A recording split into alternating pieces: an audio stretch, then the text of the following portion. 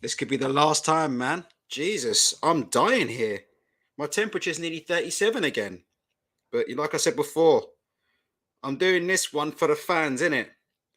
In the words of Frank Warren, it's all for the fans. It's all for the fans, innit? Jesus, I mean, I am struggling.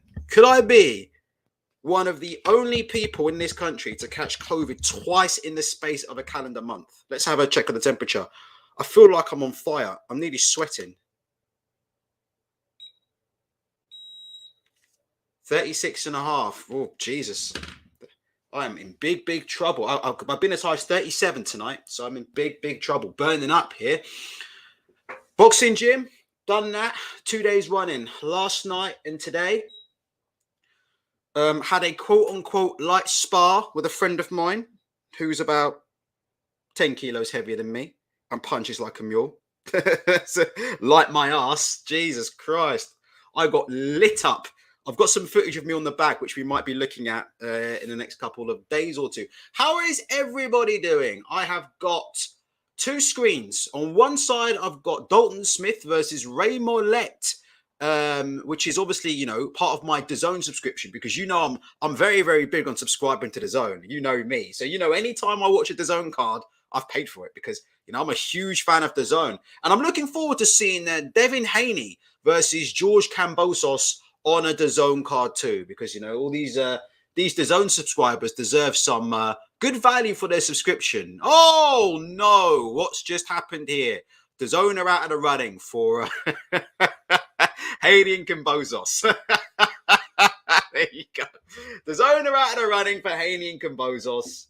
So it is what it is. So if Haney takes the fight, then the fight will be on ESPN. So Haney can either not take the fight or fight on ESPN. He's a free agent apparently, so I don't know how much of a problem that will be. But yeah, that's another quote unquote big fight.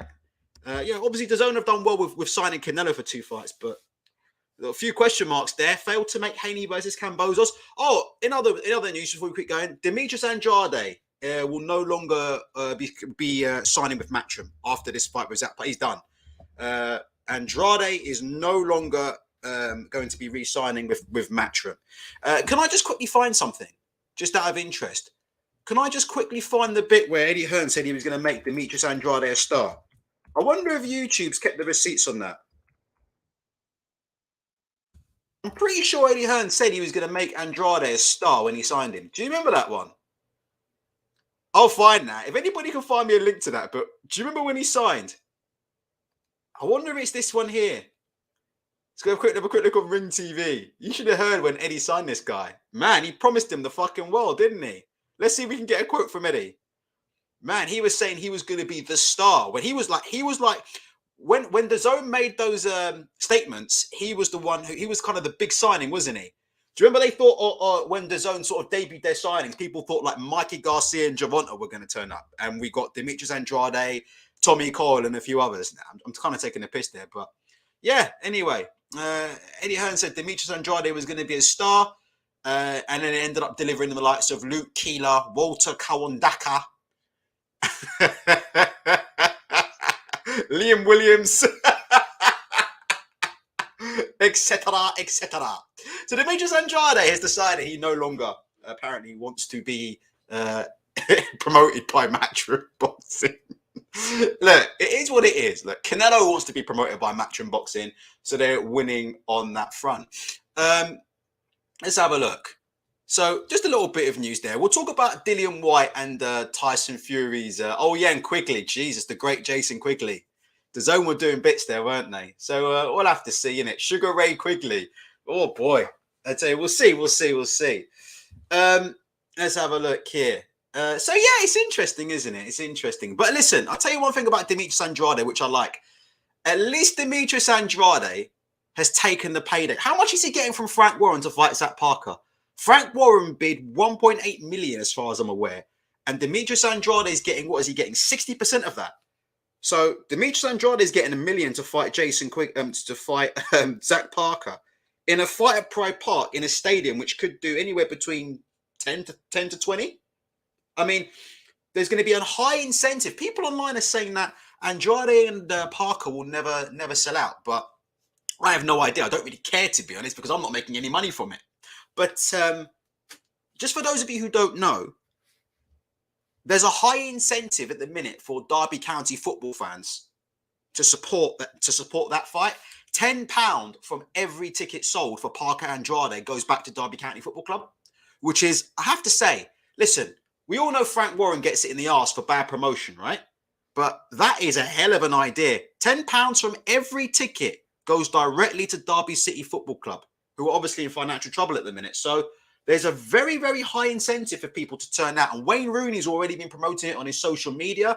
So you might see a big, big turnout. They booked Pride Park for a reason. So don't be surprised if you see a big, big turnout at Pride Park. Do not be surprised at all. So, yeah, it's good to see Andrade has taken the money. He's going to get £1 million to fight in a stadium in a fight where he is prohibitive favourite. So it's good that he hasn't listened to you-know-who, yeah? Because you-know-who probably would have tried to talk him out of taking that fight. It is what it is. Let's have a look. Mark Stanton says, hasn't Eddie announced another show on the same night as Andrade's show? Possibly. I haven't really been keeping up too much. We're going to talk about Dillian Whyte's lawyer in it. I was supposed to have Riku on this show yesterday, right? So I completely screwed Riku over. Plan was to get Riku on. The plan was to get Riku on and come and talk to you about Dillian Whyte and his lawyer. And then I sort of did a bait and switch on Riku because at the last minute, I told Riku, actually, Riku, I'm going to go to the boxing gym, so we're not going to do this episode tonight. I'm absolutely torn to pieces, mate. Trust me, torn to pieces. Just for those of you who don't know, and I'm sure you all know, but I'll just say it one more time. I don't really have much strength. I've lost a lot of weight in a very, very short space of time due to the very, very well-known illness that is doing the rounds at the minute. In November, the last time I went to the gym in November, I was about 78 kilos, okay? So I was about 7 kilos over. After my session today, I went yesterday and I also went today, right? So after today's session, I got on the scales. I was 71.4 kilos. So this month alone, I've lost 5 kilos this month. I mean, obviously 71.4 is a bit of a fake weight because I need to eat. Do you know what I mean? I wasn't that dry, but obviously I need to eat. So it's a bit of a fake weight, but I hit 71.4 on the scales. At the beginning of this month, I was 76.7. So I've lost 5 kilos in 26 days. With that, I've lost. So we need to start building some muscle up because right now we're fucked, So it is what it is. So Riku was supposed to come on and talk about it, and I completely screwed Riku over. So here it is. We'll talk about this very, very quickly. What did you guys think about this back and forth last night between Demetrius Andrade, between Dillian Whyte's lawyer, Jeff Bentz, and Frank Warren? What did you think of it? Now, there's some very, very interesting opinions going around online about the moment, about who's in the right and who's in the wrong, etc., etc. To be honest, I'm going to give you my honest opinion. I thought that Dillian Whyte's lawyer came across as quite amateurish. Now, there's a very, very good counter opinion to my opinion, okay? Which I received on Twitter over the last couple of days from somebody who knows a lot more about legal matters than I do. So I'll give you the counter opinion. In just a second. But my honest opinion is the following about Dillian Whyte and his lawyer Jeffrey Benz, right? And I'm pretty confident because Simon Jordan, whatever you think about Simon Jordan, if he ever gets into boxing, is no Eddie Hearn, right? If you look up Simon Jordan's background, that guy is a self-made multi-millionaire. And like a lot of entrepreneurs, he lost all of his money. But if you look at the history of entrepreneurs, even if you look at some of the guys on Dragon's Den, guys like Peter Jones from Dragon's Den, who you all know, was a millionaire from a multi-millionaire from a very, very early age. And then he lost all of his money. And then he rebuilt himself, and he's now worth about 400 million. So it's more common than you think. Entrepreneurs making millions, losing it, and then getting it back. It's actually more common than you think. Simon Jordan's one of the best entrepreneurs this country's ever seen, and I've got a lot of time for Simon Jordan. So the fact that Simon Jordan has said what he said about it does give me some confidence, because obviously Simon Jordan has a huge track record, yeah, in the world of business. Those of you who remember Phones for You, I don't know if you remember back in the day, before the days of the internet, or before, you know, there was any Amazon. Phones for You, where we used to go and buy our phones and stuff, huge in the UK. I believe Phones for You, all built from scratch by Simon Jordan, owned Crystal Palace Football Club, one of the most prolific businessmen this country's ever seen. As far as I'm concerned, here are the takeaways. Every single point that Jeff Benz raised, yeah, his grievances with Frank Warren, not one of them was in the contract. Now, there was a very good counterpoint. I'm going to give you the counter argument in just a second, right? But that's the first thing I took away. Yeah, and that's why Simon Jordan was asking Alex Bellotti, is it in the contract? No. What I was interested in was, has Frank Warren broken any contractual obligations? As far as I'm aware, Jeff Benz was unable to prove that Frank Warren had broken any contractual obligations. Quite simply because all the stuff he was moaning about was not in the contract. Number of tickets that Dillian Whyte and his team were supposed to receive, not in the contract. Money going into an escrow account for Dillian Whyte, not in the contract. What was the other stuff?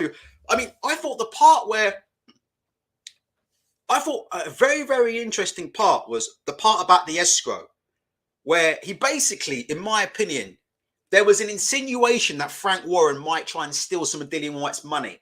If you listen to the interview, there was a reference to, oh, we all know what Frank's done in the past. We all know Frank's track record with previous fighters. Why won't Frank put the money in an escrow account for Dillian Whyte? Yeah. My first thought about that was, and Simon Jordan picked up on this in about 3 seconds flat, was it in the contract? Did you put it in the contract? Did you put it in the contract that the money had to be in an escrow account? If it was that important, get it in the written contract. And he didn't do it. Didn't get it in the written contract. Now, we'll talk about it in a second. I know that according to Jeffrey Benz, and we'll talk about a very good point, a very good counterpoint that was made to me, RE Swiss Law. We'll talk about it in just a second, okay? Because what's being said to me, the counterpoint that's being said to me here is, Ultra, it's not just about what's written in the contract per se. Someone said to me, and this is a point that Jeffrey Benz was trying to make, they said something like, under Swiss law, any verbal agreements can be contractual, or there's certain conditions where verbal agreements can be contractual. And Jeffrey Benz has said in the contract, it clearly states that points X, Y, Z are to be discussed at a later date, right? And I believe those verbal agreements, or any verbal agreements that come off the back of those contractual discussions to take place after the contract was signed, could be legally binding. I've done a terrible job of that, but I'm not a lawyer, right? And I think that's what Jeffrey Benz was trying to argue. He was basically trying to argue that it doesn't matter that the escrow is not in the contract, right? What was in the contract was that there were going to be X, Y, and Z up for discussion after the contract. And under Swiss law, any sort of agreements or any sort of verbal agreements could be binding. I've done a terrible explanation of that, and I really apologize. But there is a very good counterpoint. But as far as I'm concerned, right, and this is my argument to the guy, right? My argument was, look, I don't need to know Swiss law, and I don't need to be a lawyer to learn one thing. If it's that important, don't sign the agreement. Get it in the contract. Listen, I'm not joking. I'm talking to a professional boxer right now, okay? And the professional boxer is weighing up where he's going to sign. And he won't sign a damn thing until every single thing, or the most important things, are written in writing, all right? So as far as I'm concerned, I really don't have much sympathy, to be honest, for Jeffrey Benz and for Dillian Whyte. Because if it was that important, then it needs to be in the contract. And that's why Frank turned around and said, why did you sign the agreement? To be fair, and I'll get called a Frank Warren hater. I'll get called a Frank Warren dickling. Laura Woods looking like fire tonight yet again. Laura Woods, the Maya Jama killer, ran Maya Jama out of the zone because she was just, on a different planet. I'll show you some pictures of that in a minute. But yeah, vinyl pugilist. Libel was so hard to prove. This is why I said in retreat, I said, look, people were hitting to me. People were trying to sort of bring in, listen, there may be verbal agreements, right, between Team Whyte and Team Fury about escrow accounts, and those could be legally binding. My point was, I don't care about those. I don't have any text messages. I don't have any emails. So I can't make a decision on if those verbal agreements have been broken. That's just he said, she said. None of us can see the text. All we've got is Frank Warren's word against against Jeffrey Ben's word on TalkSport. So I'm not interested in that. What I'm interested in is is anybody in breach of contract? And we'll get on that in a second. But listen, for me, the bottom line is Dillian Whyte, Jeff Benz, if it was that important, it needs to be in the contract. I don't see why that's so hard to understand. Am I right or am I wrong? Is there something obvious I'm missing out there? If it's that fucking important, it needs to be in a written contract. And if it's that fucking important and you can't get it into the written contract, don't fucking sign the contract. I have to say, I'm not a lawyer. And there are people who understand these things a lot more than me. But for a lot of people, lay people like me, it came across like Dillian Whyte hasn't been represented in the best way. Because people like me, the first question we ask is, why on earth would you get your client to sign a contract, to sign a written contract, without anything written about where the fighter's purse will be held? I mean, we know they were pushed for time. We know there was a time limit on the contract. So that's part of the reason why Team Dillian, and I believe, and again, in the essence of trying to stay a little bit impartial, Frank Warren did fuck things up, because apparently Frank Warren, during the contract negotiations, the original contract he sent over wasn't correct, or there was something wrong with the original contract he sent over. So basically, time was lost, okay? And as a result, Dillian Whyte's team ran out of time to sign the agreement. They had to sign it or not sign it. And in the end, what they've done is they've signed it, but they said, look, we still need to discuss points A, B, and Z. And that's the contract that's been signed. But for me, I don't give a shit. As far as I'm concerned, if it's that important, it needs to be in a written contract. If it's not in a written contract, don't fucking sign it. What do you guys think? Do you think I'm right or wrong? If I was concerned that a promoter was going to steal my purse, I want it in writing that the money is going to be held in some kind of neutral account, like an escrow account where nobody else can get to it, blah, blah, blah, whatever. That's what I want, right? If I can't get that, if it's that important to me, then I'm going to consider not signing that contract. That's all I'm saying. I'll go through your comments in just a sec. Sorry about that. Richard is saying, hold on, let me go through the bottom. Mark Stanton, always assumed the contract would be a very, very basic WBC copy and paste job and fill in the blanks for mandatories. Shadow Projects Limited, Swiss law, is it a Swiss contract? Well, I speak to someone who's very, very knowledgeable, and it does apply. And Jeffrey Benz knows what he's talking about from that respect. So I believe it does apply. Richard says it was only agreed to be discussed. It's legally binding to discuss, not legally binding to have all those clauses added. Shall I tell you one person who has apparently breached this contract? As it stands, I believe Dillian Whyte's in breach of the contract, because according to Frank Warren, clause 11 of the contract that Dillian Whyte signed says that Dillian Whyte must reasonably promote this fight on social media. Now, Jeffrey Benz, in my opinion, was very, very dishonest, because he then tried to say, oh, well, Frank, it's up for a court to decide what's reasonable. There's a lot of leeway. What is reasonable? There's a lot of leeway in what's reasonable. But Dillian Whyte hasn't promoted this fight at all on social media. Am I right or am I wrong? Has anybody seen Dillian Whyte promote this fight on social media? I haven't seen Dillian Whyte promote this fight on social media. So the ironic thing that came out of that discussion was this. As it stands, the only person who we know for 100% sure that is currently in breach of the contract, as far as I'm aware, is Dillian Whyte. Because clause 11 of the contract, according to Frank Warren, and that was not disputed by Dillian Whyte's lawyer, was that Dillian Whyte should reasonably promote the fight on social media. I could be completely wrong. I haven't seen a single piece of promotion thus far from Dillian Whyte. Now, that may change in the run-up to the fight. That may change in the run-up to the fight. But as it stands, I've seen no promotion of the fight from Dillian Whyte. Thus, I don't see how you can say no promotion of the fight is reasonable. I'm not sure how that would stand up in court. So as it stands, as far as I'm aware, the only person that's breached anything that we know for sure is Dillian Whyte. It's Dillian Whyte. Let me ask you another question and then we'll get on to the boxing talk. Jeffrey Benz and Dillian Whyte didn't want Frank Warren to use his image. Yeah, I'm going to say this now. Jeffrey Benz and Dillian Whyte didn't want Frank Warren to use Dillian Whyte's image on the poster. I'm not going to play the interviews. I don't want to get done for copyright by Talk Sport. What did Jeff Benz say?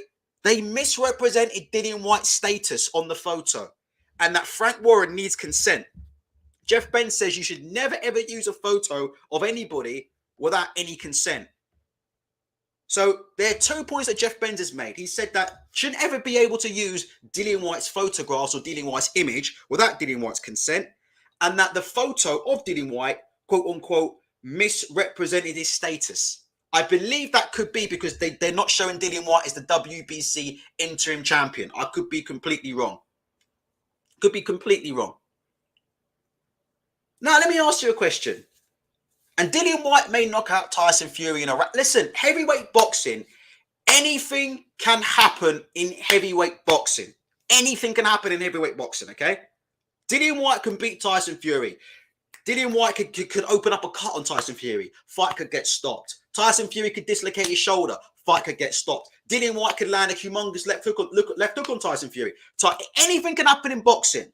But I want to say something. And I want to say something about that goes back to what I said about Amir Khan and Kell Brook last month. Do you believe you can win? Do you believe you're going to win? Because when you believe you're going to win, do you go to these lengths? Do you go to these lengths? We're 4 weeks out from this fight. And there's arguments about not being able to use Dillian Whyte's photographs, Dillian Whyte being misrepresented in photographs, a whole bunch of shit that's not in the fucking contract. We're 4 weeks away from this fight. Now, I'm sure Dillian Whyte is training hard. And maybe Dillian Whyte's been shielded by a lot of this. Let me tell you something. I saw Dean Whyte, and I haven't watched the interview yet, but I saw Dean Whyte. I'll quickly get it up on it. I saw Dean Whyte make a cut or headline for Dean Whyte on IFL TV. I couldn't believe what I was seeing. Listen to this. But I can say this because I've been to the boxing gym today. I've been to the boxing gym and I was talking to some of the guys. Obviously, I'm a very old man. I'm an old man, but I was in the boxing gym. I got beat up a little bit, and then I spoke to some of the younger people in the gym, including one guy who's never won a fight. He's had 2 amateur fights and 3 white collars, and he's never won one.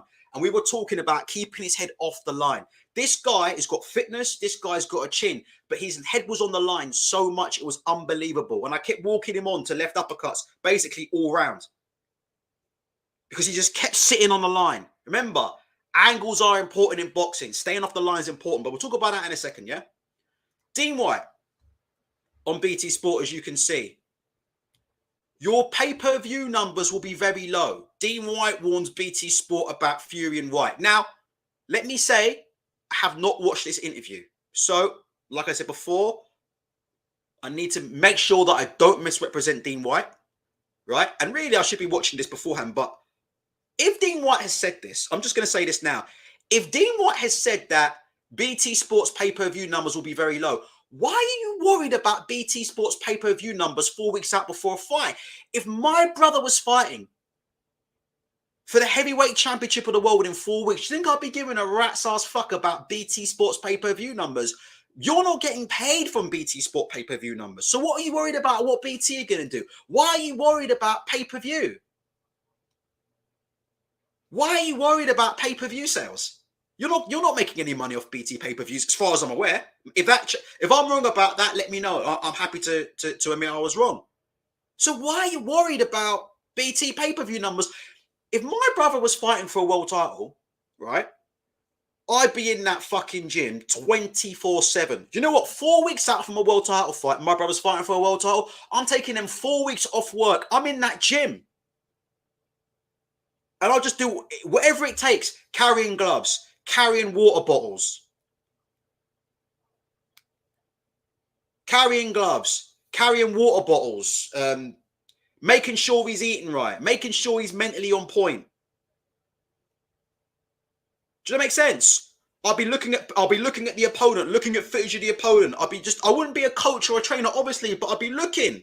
I'd be overseeing that entire camp because that's my brother who's going to go in the ring and risk his life. I'd be overseeing everything, the diet, the nutrition, who he's sparring. I'll be looking at footage of the opponent. I'll be doing all the donkey work, running up and down, bringing water bottles, making sure he's got enough nutritious food, making sure the fridges are full. Dillian Whyte, 4 weeks out from his brother fighting, he's fucking around talking about BT Sport pay-per-view numbers. Why does that matter? It's bizarre, isn't it? Like, isn't it time to focus on a fight? I hope these dudes... It's bizarre. And maybe it is all mind games. But I don't know. I don't know. It's bizarre, isn't it? I just think it's like, do you believe you can win? Do you believe you're going to win? Because when you believe you're going to win, there's a certain way you behave. Confidence, real confidence, is not talking big. We've seen that now a million times, haven't we? We've seen this now a million times on from Khan to Brook and all these fights. How many guys have we seen come on and talk a brilliant game? I'm going to knock you out. I'm going to destroy you. I can hear it in your voice. I can see it in your eyes. All this fucking nonsense, right? Didn't we see Blair Cobbs recently out in the States calling out Jaron Ennis and stuff and telling everybody he was the next big thing in welterweight boxing or whatever, and nobody wanted to fight him? And then next minute, you know, that guy got absolutely battered in his fight, got wiped out. Real confidence doesn't come from chatting. Real confidence comes from, have I put the work in camp? Have I absolutely pushed myself to my limit in camp? Have I left pretty much no stone unturned? Once you've done that, then you know, look, it is what it is. What's going to be is what's going to be. I've left no stone unturned. What's going to be is what's going to be. What I say, do, and who can use my photograph and all this shit doesn't matter. You know, I worried about it. When I saw Amir Khan, 1 day out from the fight, Amir Khan, he's talking about, oh, you know what, Kel? Kel Brook, you know, we know all about Kel. Kel's gay and all this stuff. Remember what Amir Khan was saying about Kel Brook 1 day out? I was thinking, what? It's 1 day out from the fight and you guys are in the middle of a weight cut. Why the fuck are you worried about that now? 24 hours away from fighting and you guys are on a weight cut. Why are you going to all this thing to bring up all this stuff about Kell Brook's background and Kell Brook? And why are you bringing that up? And I said, the reason why he's bringing it up is because he's not confident. You're not confident. You're not confident. He's not confident. Didn't believe in himself. That's why he was trying to still. That's why 24 hours away from the fight, he's still trying to get an edge because he doesn't believe in himself. And you saw that when he walked out to the ring. He looked like a man going to death row. Amir Khan. I like Amir Khan. But Amir Khan looked like a man on death row going to the ring against Kell Brook. He knew. He knew. So, like I said, I don't know, man. I don't know. Maybe it's all bullshit, but I hope Dillian's like training, you know. I'm sure he is. I hope he's shielded from this as much as possible. Because, you know, you don't want to be around all this shit. It's not helpful, is it? Lawyers and this and that and pictures, and now they're arguing about how many tickets they get in. None of this is in the contract. Look, it's very, very simple. If you go out there and you knock out Tyson Fury, you're the man in the heavyweight division, and then you get, how much money does he get? Forgot. 10 million? And you're the man in the heavyweight division. So that's my opinion. I thought the whole thing was very, very bizarre. Very, very bizarre. Alex Belotti says, Riku made a good point. Whyte hasn't boxed for 1 year. Fury will fight, then Whyte will request an interim too. Silly games. Dan says, Dillian shouldn't use this lawyer if he ever gets divorced from Dean. We were taking a piss out of his lawyer the other day. We were calling Dillian Whyte's lawyer Lionel Hutz. Try and get my Twitter page up. That's all we were doing. Calling Dillian Whyte's lawyer Lionel Hutz for The Simpsons. I just thought it was absolutely bizarre what was going on. Dillian Whyte, Jeffrey Benz, a.k.a. Lionel Hutz. There you go. Dillian Whyte's lawyer. I mean, we'll see what's going on. Like I said, none of this will matter. None of this will matter if Dillian Whyte knocks Tyson Fury out, okay? Everybody will forget about all of this. But I tell you what.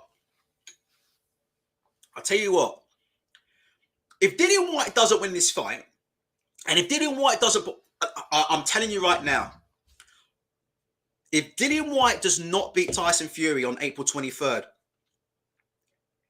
maybe not now, but 5 years, 10 years, 15 years down the line, I think he's going to realise he's made one of the biggest mistakes in his career, you know? Because here's my opinion on Whyte promoting the fight. In my opinion, the smart play is this. The smart play is actually to promote the fight, because if you believe you're going to win, even if he's turning up to the press conference, yeah, it's ice cream. I'm eating Haagen-Dazs. But Shevin, to be fair, I've got a 37-degree temperature. So I'm literally dying here. Let's just check the thing. I'm literally 36.9. I'm literally dying here. So I'm in big trouble. I don't know if I'll be able to do the show. I'm in 37 degrees. I mean, I'm burning up like crazy, but it is what it is. It's a shame. I think, you know, it is what it is. But so I'm trying to eat ice cream to cool down. But yeah, I think Dillian will look back on it,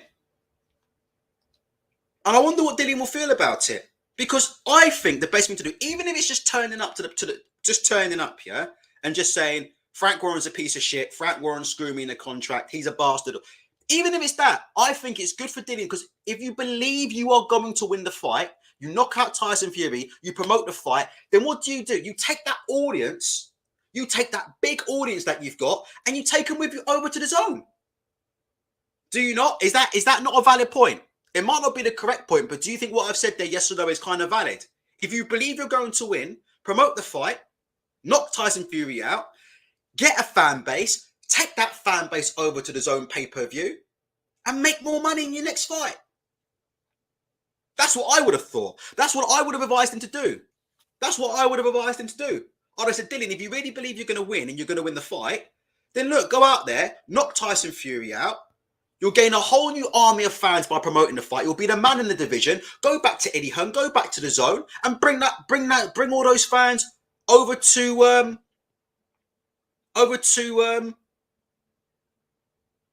the zone, or bring them over to wherever you're going. Right? I could be wrong on that. You know when do you know when Floyd fought? I'm probably talking bollocks here. Do you know when Floyd Mayweather fought Oscar De La Hoya? Do you know there was a lot of things in that contract that were completely against Floyd? Floyd had to wear Cleo Reyes gloves, which was bad for Floyd, because, you know, Floyd had hand problems his whole career. That's why Floyd Mayweather Jr. used to wear winning gloves for a lot of his pro career. I know he switched to Grant later on, but Floyd used to wear winnings in some of his fights. Oh my gosh, this temperature's out of control. It's now 37.1. I might take a COVID test in a minute, because it's not good. But you know Floyd, he took that fight with De La Hoya, yeah? He had to wear Cleo Reyes gloves, because they thought those gloves would break his hands. I think the ring, there was something about the ring as well. There was a smaller ring for De La Hoya as well. He had to give all kinds of stuff up in the contract. But what did he do? He said, no, I'll take the fight, I'll beat De La Hoya, and then I'll become the pay-per-view king. And that's actually what happened.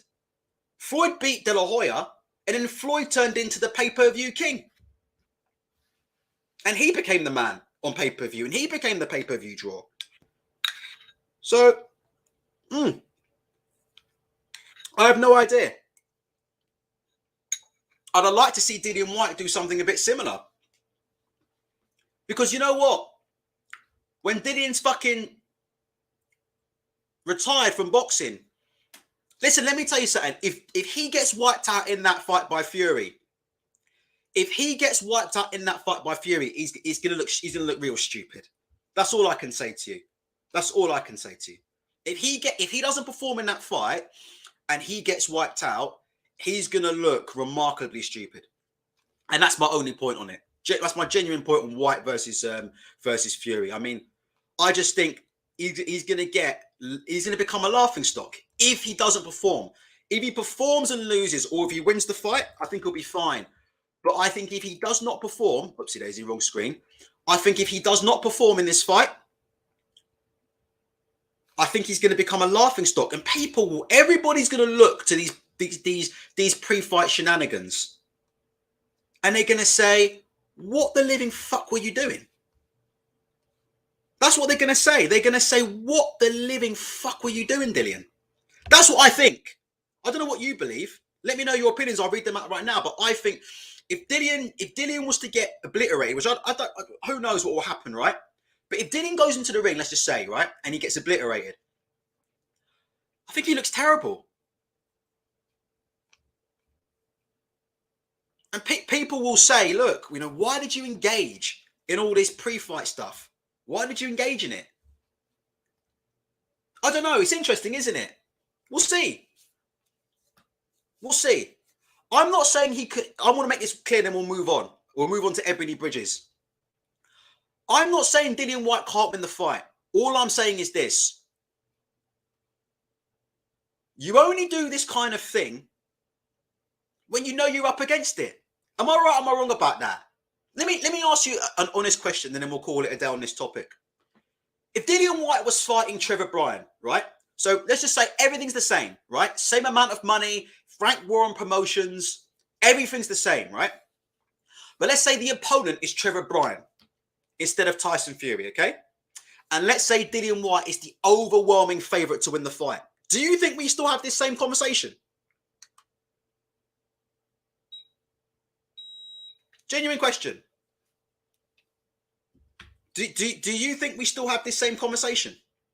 With lawyers on the phone on Talk Sport. Imagine, same money, everything's the same. Just swap out the fighters. Trevor Bryan instead of Tyson Fury. Dillian Whyte, the overwhelming favourite to win the fight. Do you think Dillian Whyte kicks up a fuss about his photo being used? Do you think Dillian Whyte's lawyer goes on the phone to Frank Warren arguing about escrow accounts? Do you think we see that? I don't. I don't. So why is it? Why is that? Why are you behaving in this way? Well, you're behaving in this way because you know you're up against it. Simple. You know you're up against it. That's why you're doing this stuff. That's why you're doing all this. That's why you're worried about who's using your photo. Do you know he was even complaining about he didn't want BT to film him. If he turned up to the press conference or something, he didn't want BT's. He even wanted something where he didn't want to give BT's cameras permission to film him. I don't know. I'm just saying, like I said, I could be completely wrong. All I'm saying is this. If I was in a fight with somebody that I believe had ducked me for many years, right? If I was in a fight with somebody that I believed had spent 2 years avoiding me, and I really believed, yeah, that I was going to win that fight, I wouldn't behave like that. Do you know what I mean? I wouldn't behave like that. I wouldn't need to behave like that. So it's interesting. We'll see. Does he really believe he can win? We'll find out. We'll find out. Do you know the best thing for Dillian Whyte to do is, and I'm sure he's doing it, best thing for Dillian Whyte to do is stay out of all this and train hard. But you know what? We'll see what happens. Will the mind games work? You know, Eddie Hearn's pretty big on mind games, isn't he? What do you guys think about that? Do you think Eddie Hearn's quite big on mind games? Have you noticed that? Like, he's a bit obsessed with mind games. Like, I think he thinks mind games win boxing matches. Like, I think Eddie Hearn genuinely believes that mind games win boxing matches. That's what I genuinely believe. He thinks mind game. It's like when he used to tell people Fury beat Klitschko at the press conference because he turned up as Batman and he got in Klitschko's head. I've said for the last fucking 10 years. Do you know how stupid that is? Fury beat Vladimir Klitschko because he turned up at the press conference as Batman and he got in his head. But Eddie Hearn actually believes, I think the Matchroom side, they really believe in this shit. They really believe in it. Like they think this stuff wins boxing matches. Well, your opponent has like a 6-inch reach advantage over you. But don't worry, if you turn up as Batman at a press conference and say a few things and get in his head, they're fucking nuts, aren't they? Like they are fucking crazy, aren't they? Like they actually fucking believe like this is what wins boxing matches. Boxing matches are won by the following. Who's the fittest? who's the quickest, who's the strongest, and who punches the hardest. And then after that, who's the smarter fighter? But a lot of the time, boxing's won by those first 4 things. It's won by the most physical person. Who's the hardest? Who's the harder puncher? Who's quicker? Who's in better shape?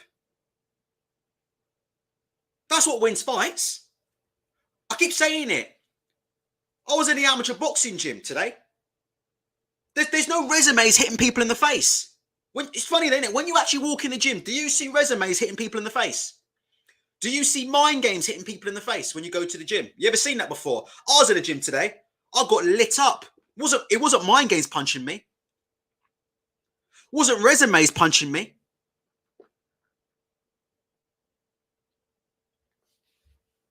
I might try that. Do you know what I mean? But I genuinely believe that they actually think that this stuff wins fights. So I wonder, I could be wrong.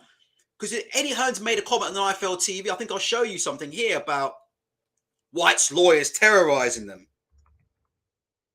I'll show you now. I haven't watched it, but look. I think there's something about Eddie Hearn saying Whyte's lawyers terrorizing them. Let me tell you what you need to be worried about. You need to be worried about the reach advantage. Let's have a look. Shall I tell you what you need to be worried about in that fight? And again, I'm not saying that Dillian Whyte can't win. Do you understand? Because people are so stupid. You know what I mean? They're always trying to misrepresent what Ultra's saying. Dillian's got no chance. I am not saying that. What I'm saying is this. Let me show you something. If I was Dillian Whyte's brother, shall I tell you what I'd be worried about? Here's what I'd be worried about if I was Dillian Whyte's brother. You can see it on the screen, right? If I was Dillian Whyte's brother, I'd be worried a lot less, yeah, about BT Sport pay-per-view numbers. And I'd start worrying about my opponent having an 85-inch reach. According to this, his brother's opponent's going to have a 7-inch reach advantage going into this fight.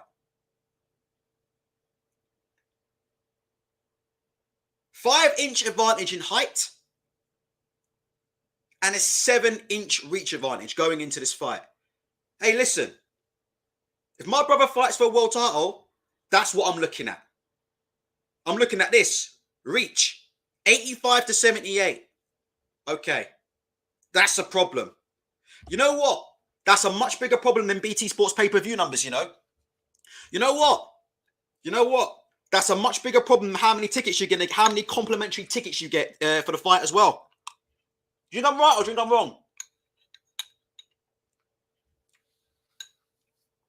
Worry about that. Don't worry about mind games. Oh, Dillian's lawyers terrorizing these guys, man. He's playing mind games. He's got Warren on strings. Listen, if I was in Team Dillian Whyte, I'd be saying, look, fuck these mind games. We've got 7-inch reach advantage to overcome here. We've got a 7-inch reach advantage to overcome here. Forget worrying about the mind games. What are you worried about the mind games for? Oh my God. I won't worry about resumes either. Because it ain't the resume that's going to be punching you in the face. It's going to be a guy with a 7-inch reach advantage who's 5 inches taller than you. That's what you worry about. But I was in the gym yesterday with probably the best amateur boxer I've seen, yeah? And I was in the gym with him talking, and we were talking about fight. He got a fight in a couple of days, actually. He's trying to make weight. We're talking about technical stuff, you know, shutting down the jab and getting into the fight and getting into a rhythm and slowing the pace of the fight. We're talking about all these kind of things. Do you know what? You know when we were talking about fighting, you know he was fighting in a couple of days. Do you know we never talked about resume? Do you know that? That never came up in discussion, you know? You know, I never asked him like, oh, you know your opponent, yeah? How many top 10s has he beat? Oh yeah, you know when you get in the ring on your opponent, yeah? Do me a favor. Just find out how many top 10 opponents he's beaten.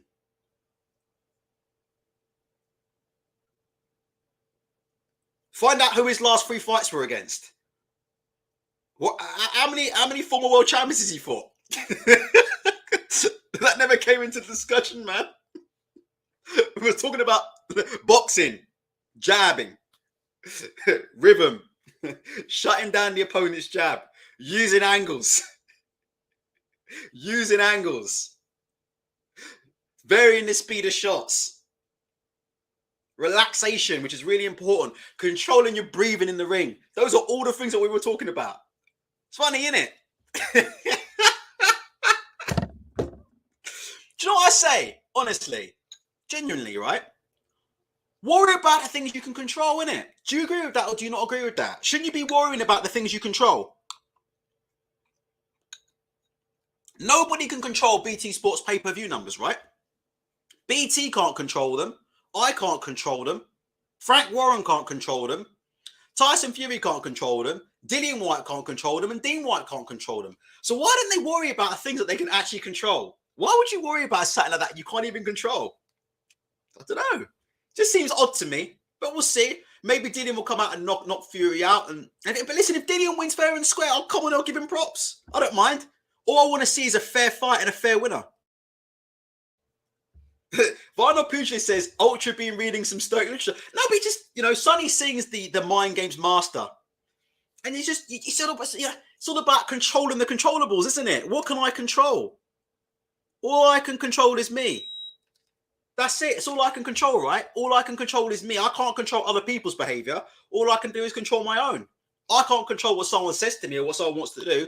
All I can do is control what I do and how I respond. You can control the controllables, man. We'll see. We'll see. Let me go through some comments and then we'll move on. Let's go up. Sorry, I'm a bit late on the comments. I apologize. Jack Simpson says, it's annoying hearing Eddie talk mind games, but if it stops him doing tactical break, well, again, Eddie Hearn, this guy doesn't even spar people. This guy is an absolute piece of work, isn't he? Look. I mean, would this guy just spar somebody his own size? It's bad enough that it's only body sparring, so he can't take a shot to the head. So, Eddie Hearn, yeah? This shows you what kind of guy he is. How he lowers the deck in his favour. He gets his mate in the ring. How tall is Frank Smith? Let's have a look at the video from 2 years ago. What's Frank Smith? Frank Smith here looks about 5'10", 5'11". And Eddie Hearn looks about 6'5". So let's see what he's got in his favour. He's got weight in his favour. He's got height in his favour. He got reach in his favour. Oh, and by the way, just in case, it's only body sparring, so you can't hit him to the head. And then he goes and uploads it. When you walk into boxing gym, yeah, these guys you see and they're filming themselves and their mates filming them doing pads, which is, look, some good fighters do that, but you know what I mean? You ever seen that? Have you ever seen it before where you've seen a guy and you know he can't box, he's got no skill, but he's learned a couple of pad routines and he's got his mate in there filming him doing pads? But when he's walking into every single shot on the book, all of a sudden his mate ain't filming him no more. We've all seen it in the gym, innit? Mates in the gym filming him doing pad routines. Mates in the gym filming him doing pad routines. When he's getting picked off from every shot in the book, all of a sudden his mate ain't filming no more. I mean, this guy just completely loading the deck in his favour, isn't he? Look at it, completely loading the deck in his favour. It's proper embarrassing. Yo, Eddie, listen. Why don't you actually have a spar with someone who can actually box as your own size? I'm just asking, and upload that. What about we see that? Because you've had amateur fights as well, Eddie. You're a boxer, right? You're an amateur boxer. So why don't you actually put a head guard on and actually have a spar with someone who's your own size instead of picking on people like like Frank Smith. He's telling Frank Smith, yeah, by the way, Frank, you can't punch to the head. Just in case Frank Smith lands a lucky shot. To make sure Frank Smith can't punch to the head. Just in case Frank Smith gets lucky. We'll take that away from him as well. He took everything away from Frank. Everything was taken away from him. Frank, only to the body. Oh, well, great. If I body spar, do you know how many people I look good against body sparring? Give me a fucking break. Clown show. Do you know how good I would look in the ring body sparring? When you can just walk around covering your fucking ribs. And you know what? Let me say one more thing and we'll move on to tonight's card. They're not even body sparring properly. So I'll show you how proper body sparring is done. Proper body sparring. Proper body sparring, right?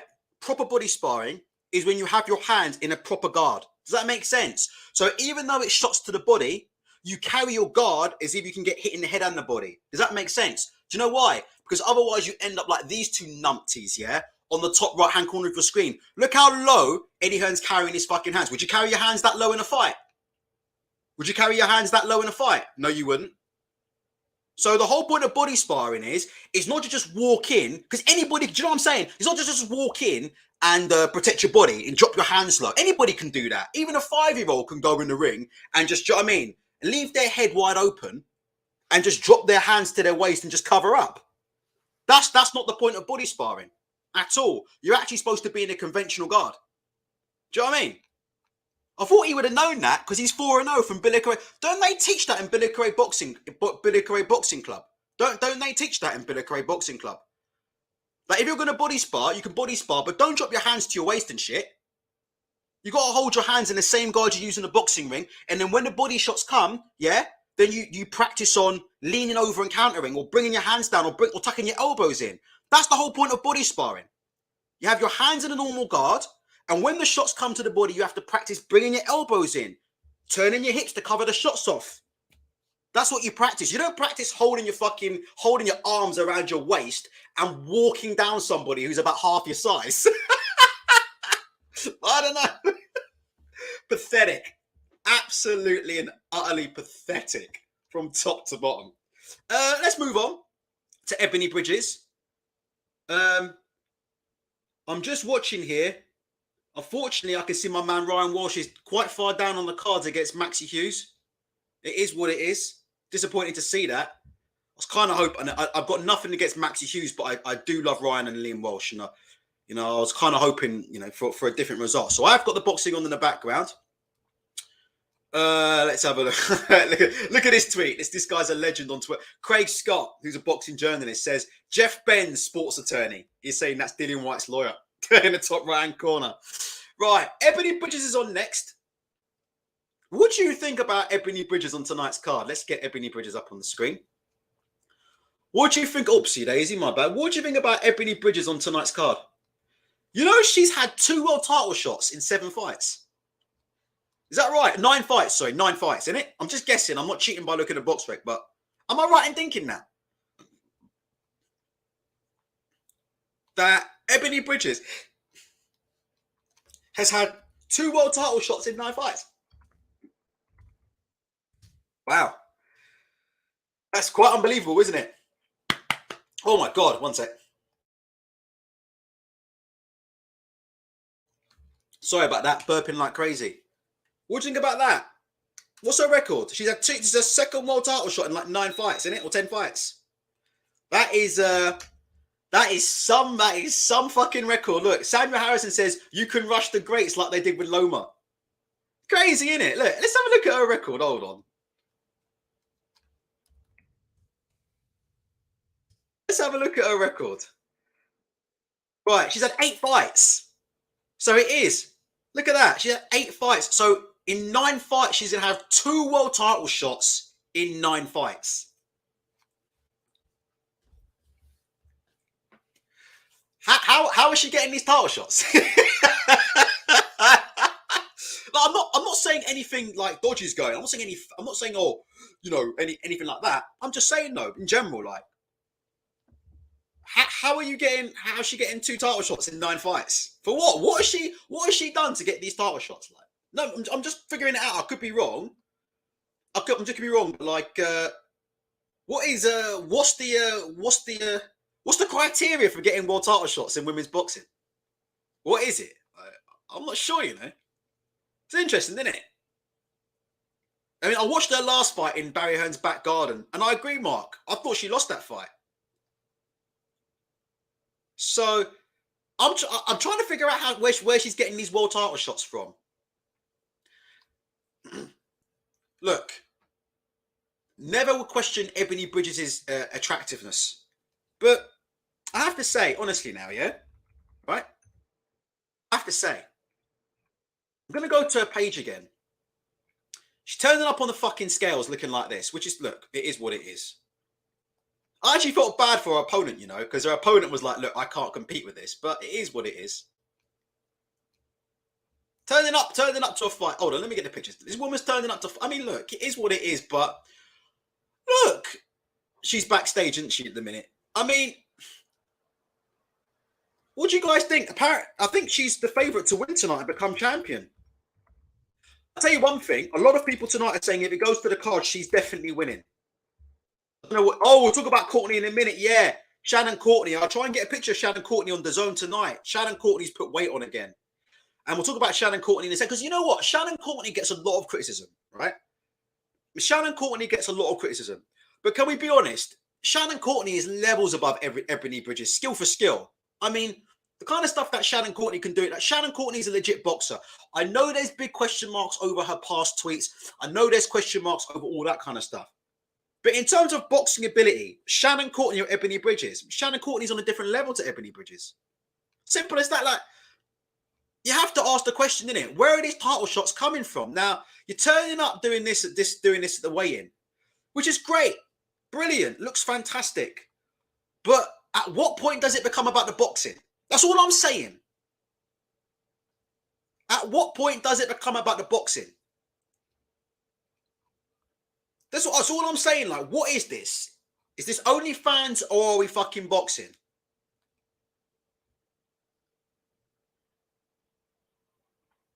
Oh, Jesus. M.A. Khan says that was someone's maths teacher. Jesus. But if anybody gives a shit, Fraser Clark's currently on Sky with Johnny Nelson. I tell you, after Fraser Clark's last opponent, do you know Men in Black? Do you know Men in Black where they get that fucking device and it just wipes your memories away? The Men in Black, they got that memory wiper. Yeah, let me get it up. The memory eraser. Here we go. This is what I had to do to myself after watching Fraser Clark last opponent. This brother's on Sky giving his punditry advice. You feel me? I had to do this to myself after seeing Fraser Clark performance. Anytime anybody asks me now about Fraser Clark, I'll be like, nah, I ain't got a clue. Who's Fraser Clark? I had to get the Men in Black memory eraser to wipe my mind out. Wipe that performance out of my head. When they pulled somebody out of a crowd and said, Joe, do you want free tickets? Come and fight Spencer. Come and fight Fraser Clark. Wow. Yeah, that's it, kids. But yeah, the guy he got out of the shopping crowd. Yo, Ben Shalom pulling opponents out of the crowd and said, I always say, be careful when you go to these boxer shows. Because if you say the wrong thing, they'll pull you out of the crowd. They actually might shove you in one of the boxers. So it is what it is, isn't it? Anyway, yeah.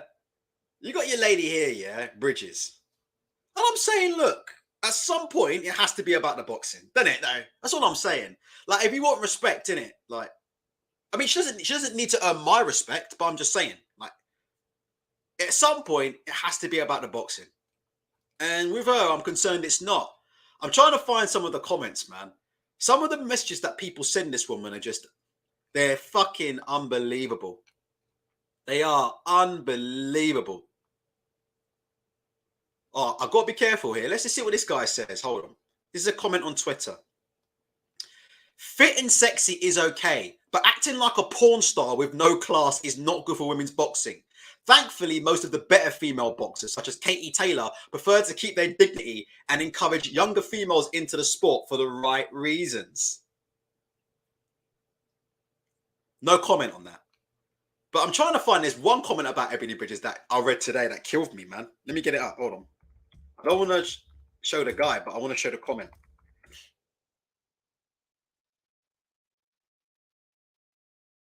Oh my God, here we go. Let me get this up. Look. This is the Ebony Bridges. It's the one at the top. It was kind of sad to hear her say she feels she needs this belt for people to take her serious. She has shown heart, correct. Sacrifice, correct. Determination, correct. The belt would be the cherry on the top, yes, but she has nothing to prove to anyone. I don't know about that. I don't know. That's up for debate, in my opinion. But there's a lot of she's got a lot of fans in it, Ebony Bridges. Can I ask you a question? Genuine question before we crack on.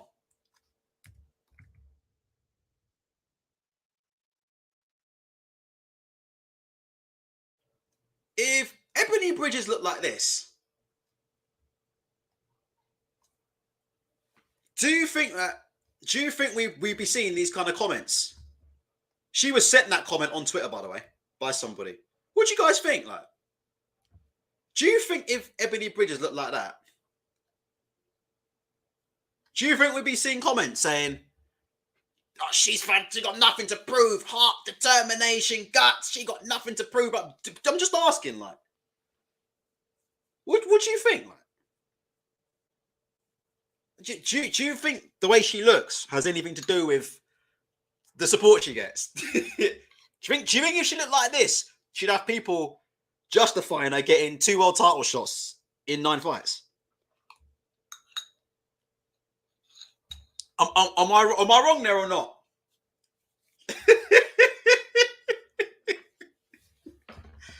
Weird, isn't it? It's weird, isn't it? It's almost like people's opinions and the fandom over her, a lot of it's down to the way they look. Do you know when blokes say, these blokes who've got female friends, yeah? These blokes and they got female friends. Oh, she's just a friend. Have you ever noticed that these blokes are never friends with women that they don't find attractive? You ever noticed that before? Have you ever seen that before? All these guys. Oh, what? Why are you going out with that girl? She's not your girlfriend. Why are you going for coffee with that girl? She's not your girlfriend. Why are you doing this favor for this girl? She's not your girlfriend. Why are you doing? Oh, she's just a friend. Okay. Have you noticed that when men have friends, it's always the girls that they find attractive? They never have friends that they don't find attractive, innit? You ever noticed that? They never have friends that they wouldn't slide into if they could. You feel me? Yoking knows about that shit. I don't play that shit in this house, bro. People know that about me. I don't play that fucking stupid shit in this house. Mrs. telling me, like, Ultra, where you been at? I've been out with a female friend. What the fuck are you talking about? There ain't no... I tell Mrs. all the time. There ain't no female friends in... There ain't no female friends here. There are no female friends. What are you talking about? No friends on a damn female. I was in the gym today. And like I said before, I'm old, bald, and ugly. So there ain't no women trying to get with me. But, you know, we do get female fighters that talk to me and ask me questions like, when are you fighting? And, you know, just these kind of questions. And I answer those questions respectfully. I say, well, you know, I just like to get punched in the face. And that's it. And then I carry on with my workout. I don't get involved in them kind of chats. I talk to my boys. I talk to the guys that I've known 6-7 years, same guys that I know, or new people that will come up to me and say, yo, show me something or this and that. I'll talk to those people, but I don't get involved with any of that shit. All that friends business. But these guys do. Ebony's just a friend. Okay. Ebony's just a friend, is she? Ebony's just a friend. Ebony's a friend and I like Ebony. Why do you like Ebony for? I just like her. She's such a nice person. She's a great person. Is she? Is she? If she didn't turn up to weigh-ins in her lingerie, she'd still be a nice person. Just checking. I don't know. Let me read out some of your comments. I don't play none of them games. I'll tell you a story, but I ain't gonna say it now. But I'll tell you a story about what happened in the gym. You can't. It's so sad as well because you know what you've got. You've got so many white knights out there. I had one white knight, and he's a guy that I've known for years. I was so disappointed. I had one white knight come up to me and say something to me. Shevin, I will tell you this offline. I'll tell you this offline, but I had one white knight come up to me in the gym and started white knighting for a bunch of females that I was not even speaking to. You've seen me. I don't speak to these individuals, man. And if I do, I bring up my missus. Not because they want me or anything, but I don't try and misrepresent myself. Do you feel me? And some dude come up to me, started white knighting. I'll tell you about another day. Ultra, there's females in here. Yeah, I know that. I'm not talking to any of them. Simple as that. So let me read your comments. Crazy D3 says, not gonna lie, Ultra, why are you calling me out? Lol, I used to be like that. But then I realised it was a waste of time. Of course. What is it, man? Female friends. Yeah, let me tell you something quickly. I've said this before, innit? Look, about female friends. Let me show you about what female friends is. Hold on. This is how dumb guys are that believe in female friends, right? In that way. Let me ask you something. Actually, let me show you something. Hold on. See this. Sheva knows what I'm going to say. See this. This is a T-bone steak, right? This is a T-bone steak, right? Could you imagine, yeah, throwing this into a lion's cage? So you throw this T-bone steak into a cage with Mr. Lion here. And you say, yo, Mr. Lion, what the fuck you doing with this T-bone steak? And Mr. Lion says to you, yo, I ain't going to eat this. We're just friends. Trust me, I'm not going to eat this juicy T-bone. We just friends.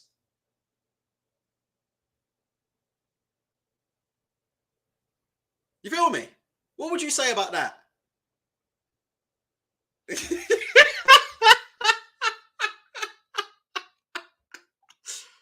Throwing a juicy T-bone steak in a cage of a hungry lion. Lion turns around and says, hey, I ain't going to eat this, you know.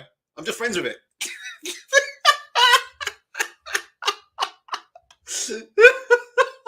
That's how these dudes are, though. That's what these dudes are. These female friend dudes. That's what they are, man. Yo, I got this juicy T-bone. I ain't gonna eat it, though. You feel me? I don't want it, really. I don't want it. And stop lying, man. Because nobody believes you, man. Stop lying. Oh my gosh, my temperature's 37.2. I'm taking a COVID test after this, 100%. 100%. 1 second. It's not looking good. Yeah, Sheva, no lions detected. Yeah, Refugio says, or a dog with a juicy bone. Dog's telling you, yeah, I ain't gonna eat this stuff. I ain't eating this. Look at him, look at this, look, hold on. Look, here he is, look, he looks innocent, look. Look at his face. This beautiful lion, so innocent looking. Can you see him? He's saying, Ultra, you know I ain't gonna eat this T-bone, right? We're just mates. You know there's nothing going on in it. Just friends, innit? Let's move on. Sorry, Joe. I don't know what we're talking about. I'm just making it up as we go along. It is what it is. Okay. Where are we with tonight's card? So yeah, Ebony Bridges. I ran a poll. Let me quickly show you the poll. 1 second. Let me just ask my wife for some ice water. I'm literally dying here. 1 second.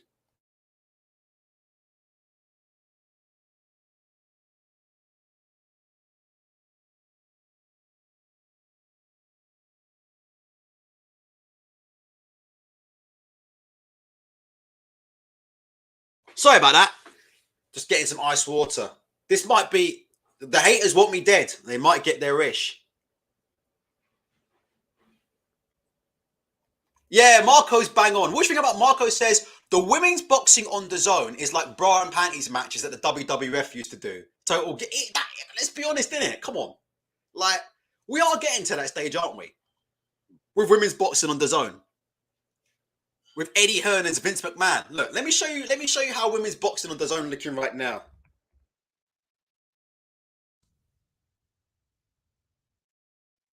You know, Vince McMahon used to run those bra and panties matches. And whoever lost had to strip or something. Vince McMahon was telling these girls they had to strip. Look, I'll show you right now, look. Get it up on the screen.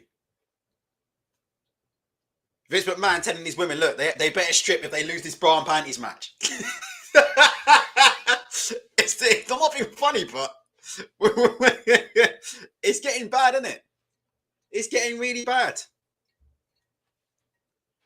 1 second. Let me just tell my missus. Don't talk. Yeah, Jake, don't talk. Yeah, okay. Stop threatening me. All right, yeah. Okay, stop. She's threatening me to stop talking about other women. She knows I'm dying here. She's still threatening to beat me up. The fuck is wrong with these people, man? These women are crazy. Yeah, let me go back. Marco. Yo, let me get this up again. Oh, let me get a better picture up. Because that's what boxing's turning into, isn't it? Hold on. Oh, let me get a better picture. Google. Get a much better picture. Hold on. Sorry about this. 1 second, guys. Should change some of these graphics. I've completely messed up the graphics at the minute. Oh, I know I haven't. No, I haven't. No, I haven't. Here we go. Sorry about that. Right. Here we go.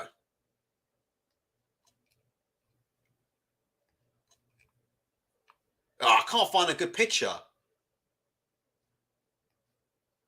I'll drag the screen over anyway. But this is what women's boxing is turning into, isn't it? It's turning into these gimmicks, isn't it? To be honest, do you know what the irony of Sable in this picture is? Look, if you look at Sable in this picture, let's be honest, she looks pretty much identical to what Ebony Bridges looked like at the weigh-in. Do you not find that funny? If you look at Sable's bra and panties match ring attire, how different is that to what Ebony Bridges wore on the fucking scales for a world title fight? That's bizarre, isn't it? Look. Hold on a minute. Marco's right. It really is WWE. Look. It really is WWE, isn't it? Look. How do we go from this? Look, that. And you look at Sable, look. We're not that far away, are we? We really aren't that far away. Jesus Christ. It's coming, isn't it? It is coming. I don't know. Superficial Observer says, business is business. No? Well, yeah, I guess. Listen, I haven't got a problem with Ebony Bridges. I have to be honest with you, though. We'll see if she performs. If she performs tonight, oh, by the way, guys, we've got 92 people here and 39 likes. If you do have it in your heart to give me a like, please hit the like button. I just give my opinion. We know what goes on elsewhere, sitting on the fence, splinters in the arse. I don't know who's going to win. Oh, I don't really have an opinion, or I can see both sides. Look, come on, yeah. So look, unless you want me to do the super chat gimmick, where you have to pay $4.99 to have a chat with me, right? Please consider happily hitting the like button if you can. It's just gone up to 47. I really appreciate that. A few more likes would be brilliant. So there you go. I don't know. It is what it is.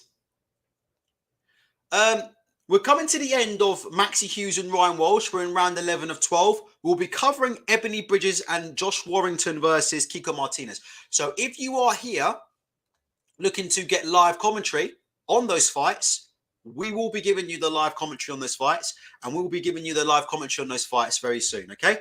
I'm hoping, I haven't checked the cards. Ryan Walsh looks like he's doing a bit better in these last couple of rounds. I'm really, really hoping Ryan Walsh can get this done. I just think he's a great guy. The Walsh brothers are a great guy.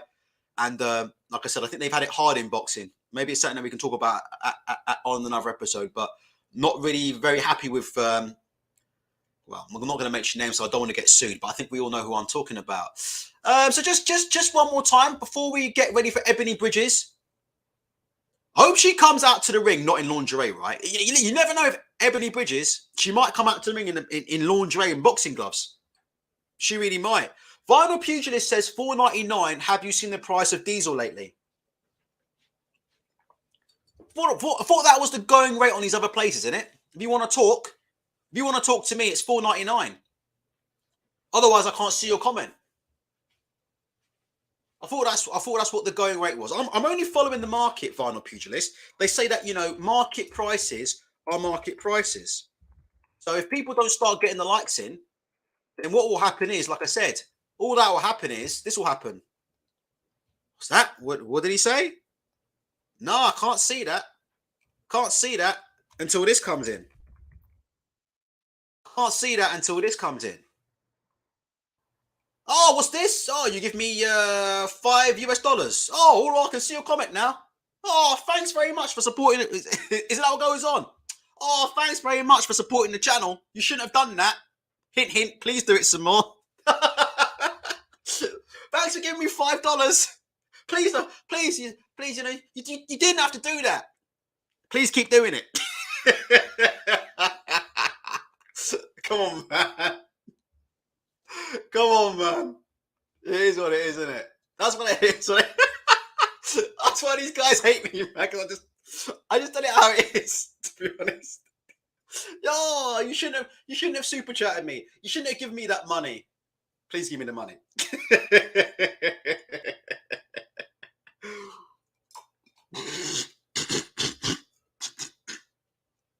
Joe says, thanks for giving £5. You didn't need to do that. We're friends. Please give me the £5. Please give me the £5.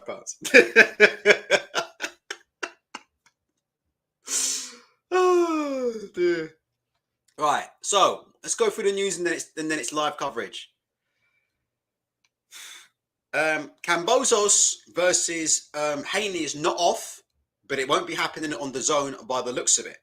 DAZN have reportedly been unable to do a deal with George Kambosos Jr.'s promoter Lou DiBella to show a potential Devin Haney fight. It's claimed that if Haney accepts DiBella's offer, it will now likely be shown on ESPN in the US instead.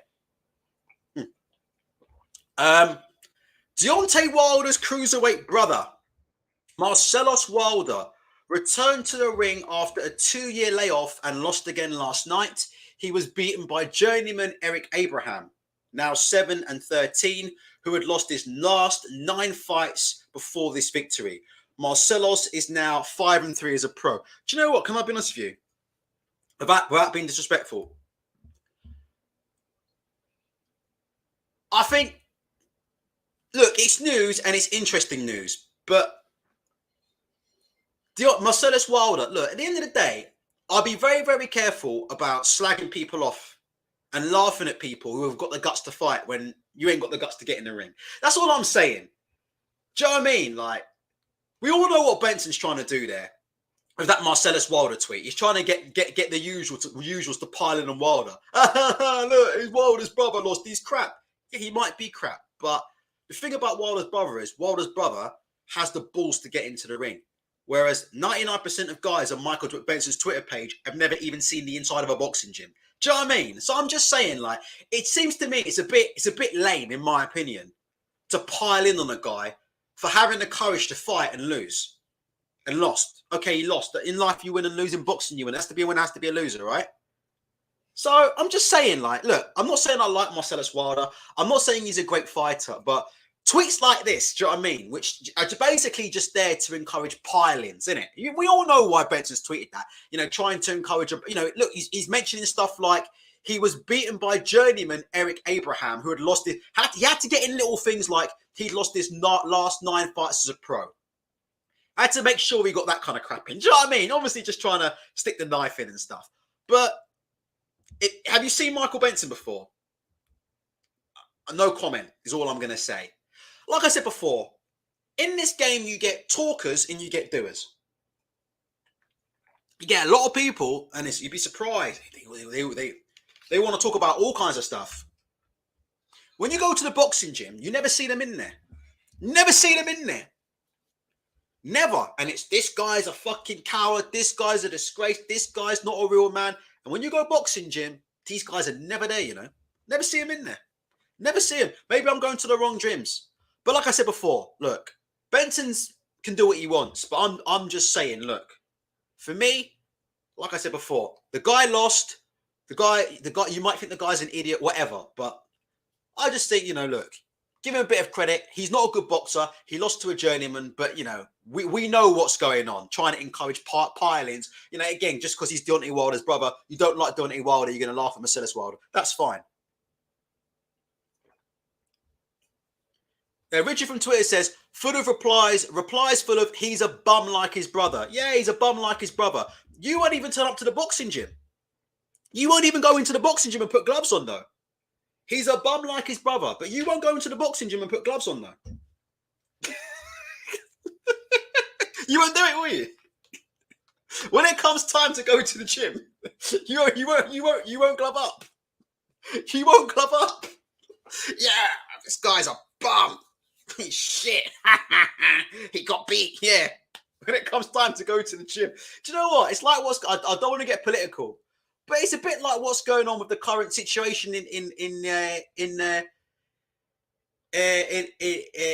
you know what, where you've got these people that are going, no quit, no surrender, don't quit, fight to the finish. And you look on Twitter and you look at these people's location. I've seen people I saw one person, location Derbyshire. And he was tweeting, no, never quit, never surrender, fight to the finish. Well, yeah, it's easy for you to say on Twitter when you're like fucking 5,000 miles away. That's how deluded social media is. I've been trying to get Sharon to use it less and less and less, which he has been doing. But I've been trying to say it's just full of delusional people. It's literally full of delusional people. Delusional fucking people. Yeah, don't quit, never surrender. Yeah, we need to get in there. Yeah, have you heard this one as well? Send the troops in. Yeah, let's get it. Send the troops in. Okay, are you going to the front line? Are your son and daughter going to the front line? You check their location, Lancashire. So they want everybody else to go to war. They want everybody else's kids to go to war. We see the same shit, don't we? They be calling for war over Twitter. They want everybody to go to war. Yeah, drop bombs on them. Yeah, send the troops in. Yeah, are you going to fight on the? Oh, me? No, I'm not doing it. No, I just talk on Twitter. No, I'm not doing anything. Just talk on Twitter. Jesus. Let me say one thing, and this is when I realised the worst one I've seen. And for those of you who don't know, Maxi Hughes has beaten Ryan Walsh on points. And Ebony Bridges will be coming out in 2 minutes and we'll start our live commentary, okay? Please hit the like button if you're interested. The worst thing I ever saw, and I said this to Shevin, I don't know if any of you guys watch the NBA, but there's a very, very good player in the NBA. He's a good player, yeah? And he's called Evan Fournier. He's a good player, and he plays for France, and he also plays for the Knicks.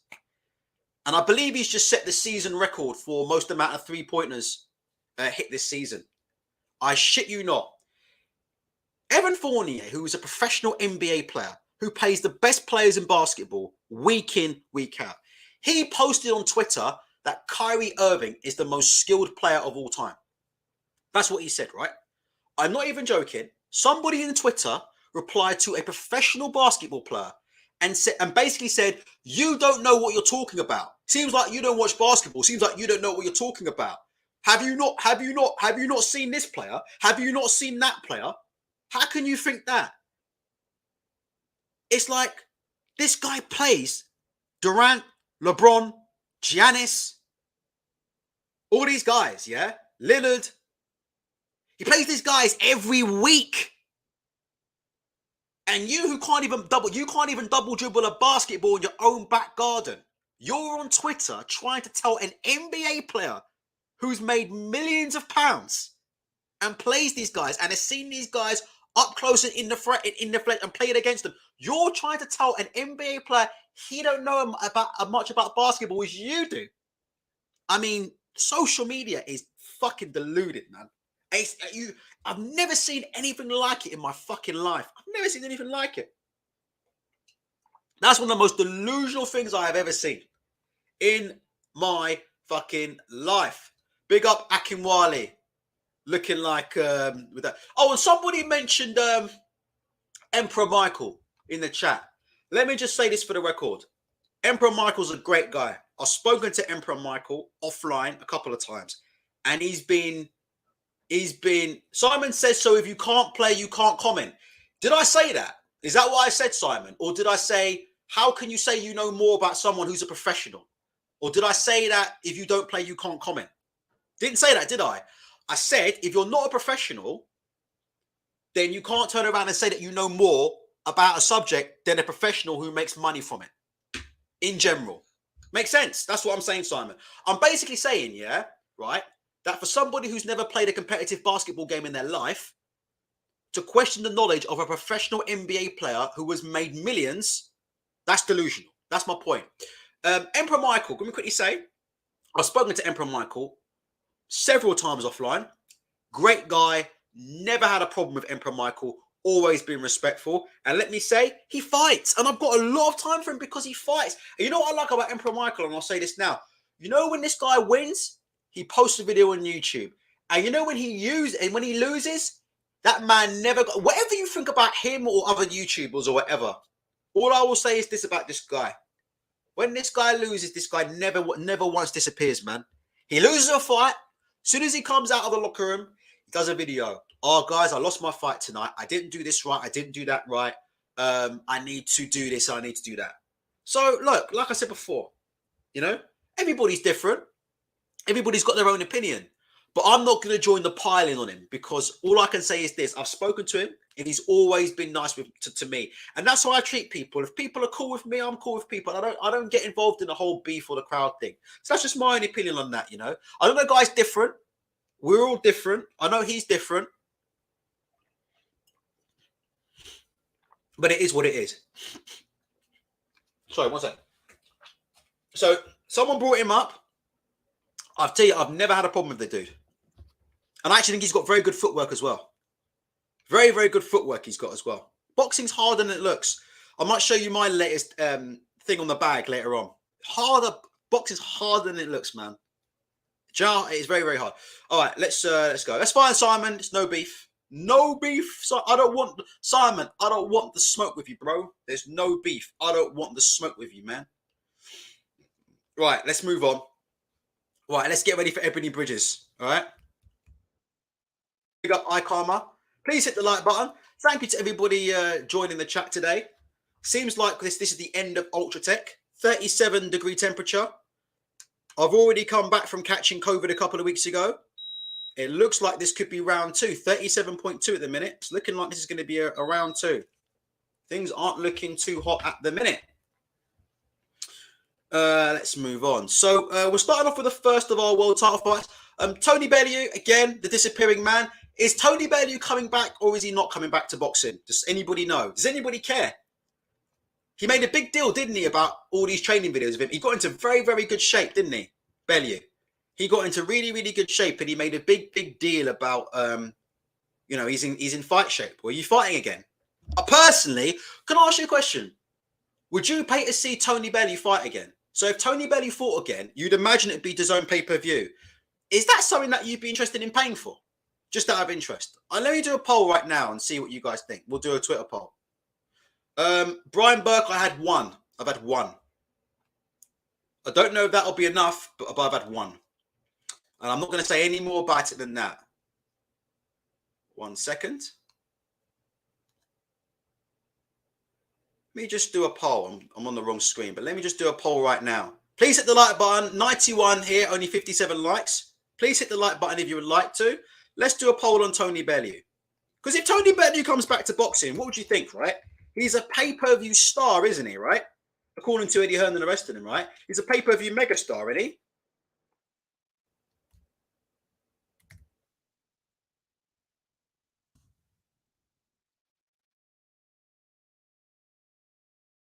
So would you pay to watch Tony Bellew come back? Would you pay to see a Tony Bellew comeback fight? Polls up here right now. Ebony Bridges will be coming out any minute. And then we'll get on to this fight, okay? So let me get this card up on the right-hand side of the screen. My bad. Let me just reorganize my screen now and get this card up. Ebony Bridges will be coming out to the ring any minute now for a world title fight. It's 2 world title fights in 9 fights for Ebony Bridges. God is certainly blessing her with world title shots at the moment. It must be that boxing ability and skill that she's shown in her last 9 fights. That must be the reason why Ebony Bridges is getting all of these world title shots. So Ebony Bridges there. She'll be coming out to the ring very, very shortly.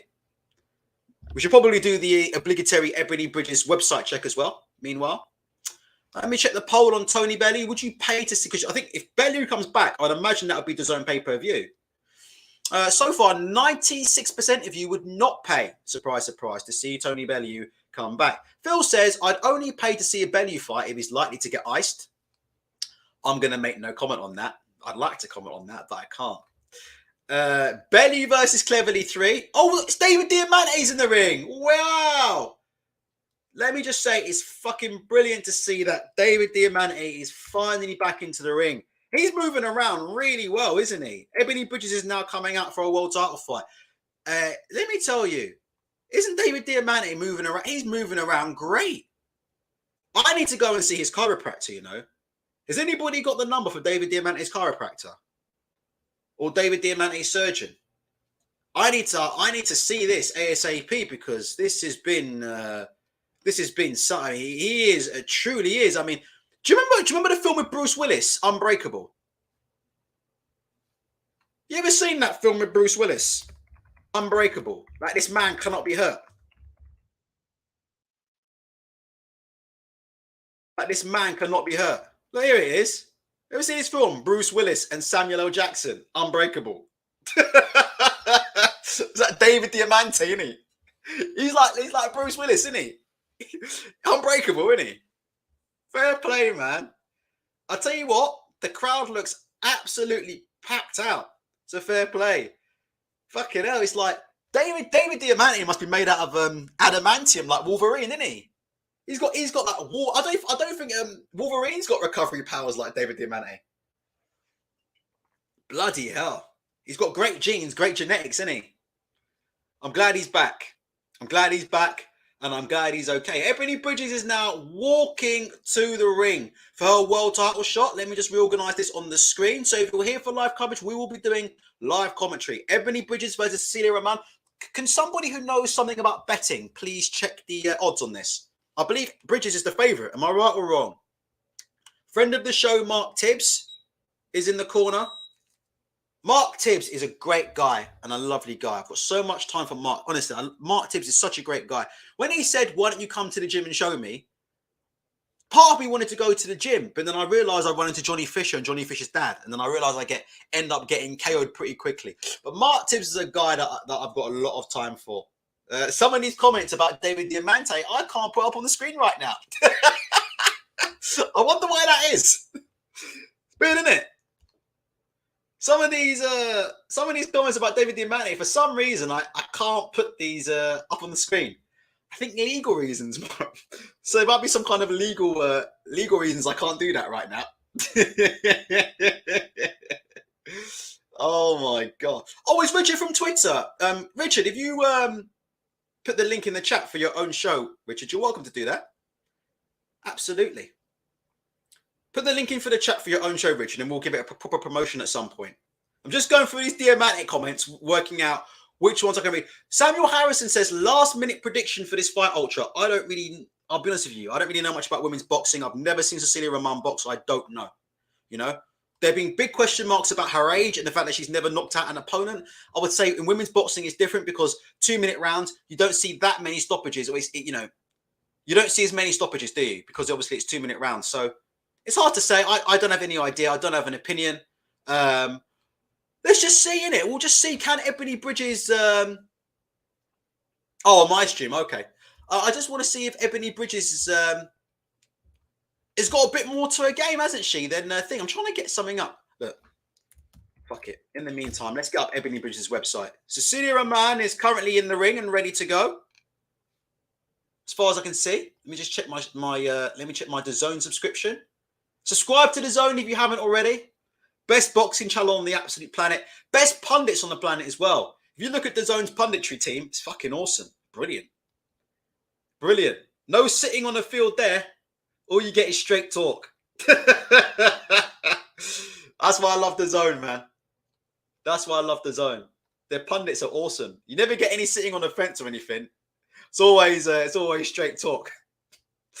Right, let's have a look. Right, don't tell me I don't understand odds. So don't tell me Fort David. I'm clueless. I don't bet. I'm literally clueless. TMT says, just tell me, David, who's the favourite? I'm dumb as fuck.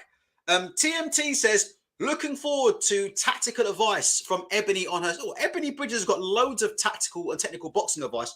Her website, for those of you who don't know, Ebony Bridges' website is all about boxing. Let's have a look. Here's a boxing glove that you can pay £175 for if you would like to. There you go. £175 for a signed Ebony Bridges boxing glove. Let's have a look at these lingerie. They are very nice, these photos. £30 for a signed photo. No, she's not doing any deals, is she? She doesn't do any specials, does she? It's a shame, innit? You would have thought, with the current credit crunch that's going on, that Ebony Bridges might just, might do us a bit of a deal on some of these photos, give us 5% off, but she's not willing to do that. Come on, Ebony. Someone needs to get in touch and figure it out. I'm sure this is a new one. White lingerie version 1. Is that a new one? A4. £30. There you go. What's the other one? Hold on. Oh, this is a nice one. White lingerie version 2. A4. £30. Very, very nice. So, yeah, plenty. Oh, look at this. Jesus Christ. Well, at least she's got boxing gloves on in this one.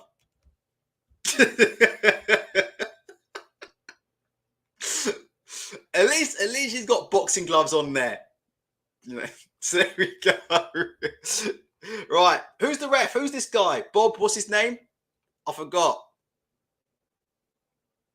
Here we go. They're just announcing Bridges. She's bouncing up and down. No pun intended. Crazy D3 says, does Ebony's website have a link to Tony Berlew's 12-week fitness plan? I think Ebony Bridges. Do you know one good thing I'll say about Ebony Bridges? I don't think she does OnlyFans, and she can make a hell of a lot of money off OnlyFans. She can make a hell of a lot of money off OnlyFans. So you got to respect her for that, haven't you? I mean, she's turning down a lot of money, isn't she? She is turning down a lot of money by doing that. So I have to say, I will give Ebony Bridges a lot of respect for that, because she is turning down a lot of money. She said that she can make more money from OnlyFans than she could from boxing, which is absolutely correct. Let me say before we cover this Ebony Bridges title fight, boxers do not make a lot of money. I know you see these guys on TV and you want to be like these guys, but these guys don't make a lot of money. And the money they do make is over a very, very short period. I'm being serious. If you just go on social media and look at the state of ex-boxers, even some of the ones who are world champions and such. It's not good, Listen, I saw, I'm not going to make any comment, but there was a boxer who boxed on tonight's card, right? And this boxer's been on several DAZN cards now. They've been on 2 or 3 DAZN cards, right? And do you know what this boxer said? This boxer who took the fight at the last minute. This boxer said, the landlord wanted the rent this month, or the landlord was asking me for the rent. So I had 2 choices. Do something or call Eddie Hearn. Do you know what kind of how bad it is to be in a situation like that, when the landlord wants his rent money for the month, and you have to make a phone call to Eddie Hearn to jump in on short notice on a card so you can afford to pay rent for the month. Don't be fooled. Don't be fooled by what you see on TV. Don't be fooled. And I'm telling you, I've been in the same gym as guys who have been Commonwealth champion, and I've been in the same gym as guys who have fought for British champion. Richard from Twitter says, a certain influential boxer was working in a supermarket near me, and another working the doors in a down division street. Not being disrespectful, but don't be fooled by these boxers. Don't be fooled. Right, we're off. It's round number 1. It's Rahman and it's Bridges for the IBF Championship of the World. And it's a very, very good start from Ebony Bridges behind that jab. She's very, very fast start from Ebony Bridges. Rahman's trying to walk her down. Again, like I said, women's boxing, 2... Oh, that was a very good right hand from Rahman. But I tell you what, straight away, you can see if Ebony Bridges keeps pumping that jab and she can keep up this pace, it's a ferocious pace. I'm not sure Bridges can... We'll see. I'm not convinced about the start from Bridges, because the pace is very high. The pace that we've just seen from Ebony Bridges in his first 30 seconds, that's the kind of pace that you see in amateur boxing. That's the kind of pace that you would see in a 3 of 2. Very, very high pace. And you can see again, Cecila Rahman, you can see the experience, because at the minute, she's just staying in the high guard, covering up. She's walking Ebony Bridges down. She's making her do a lot of work. It's a lot of work. I mean, it's definitely an Ebony Bridges round. But if you just look at Rahman, I'm just saying, just watch for that. Very experienced, just taking the shots. Good left hook there for Rahman. Good right hand in return from Bridges. This is a close quarters fight. Both of these two are sitting in a pocket, and both of these two are unloading combinations. But I have to say, even though Bridges is winning clearly at the minute, and that was a very good left hook to the body from Bridges. I mean, you can't question the heart. She's come to fight. Absolutely. I would just say, just watch out for that. Like, you see the experience level of Roman just sitting in the pocket, covering up, catching on gloves and elbows. And like I said, it's a 10-round fight. It's a 10-round fight. And I just worry it was a very good left hook from Ebony Bridges. Good body shot from Roman. I'm just trying to see. I mean, this is close quarters. I mean, you could have another potential female fight of the year on the cards here. Because you know, all these fight of the years are people getting unnecessary brain damage, sitting in the center of the ring and just whipping shots in. Let's try and get a bit more technical.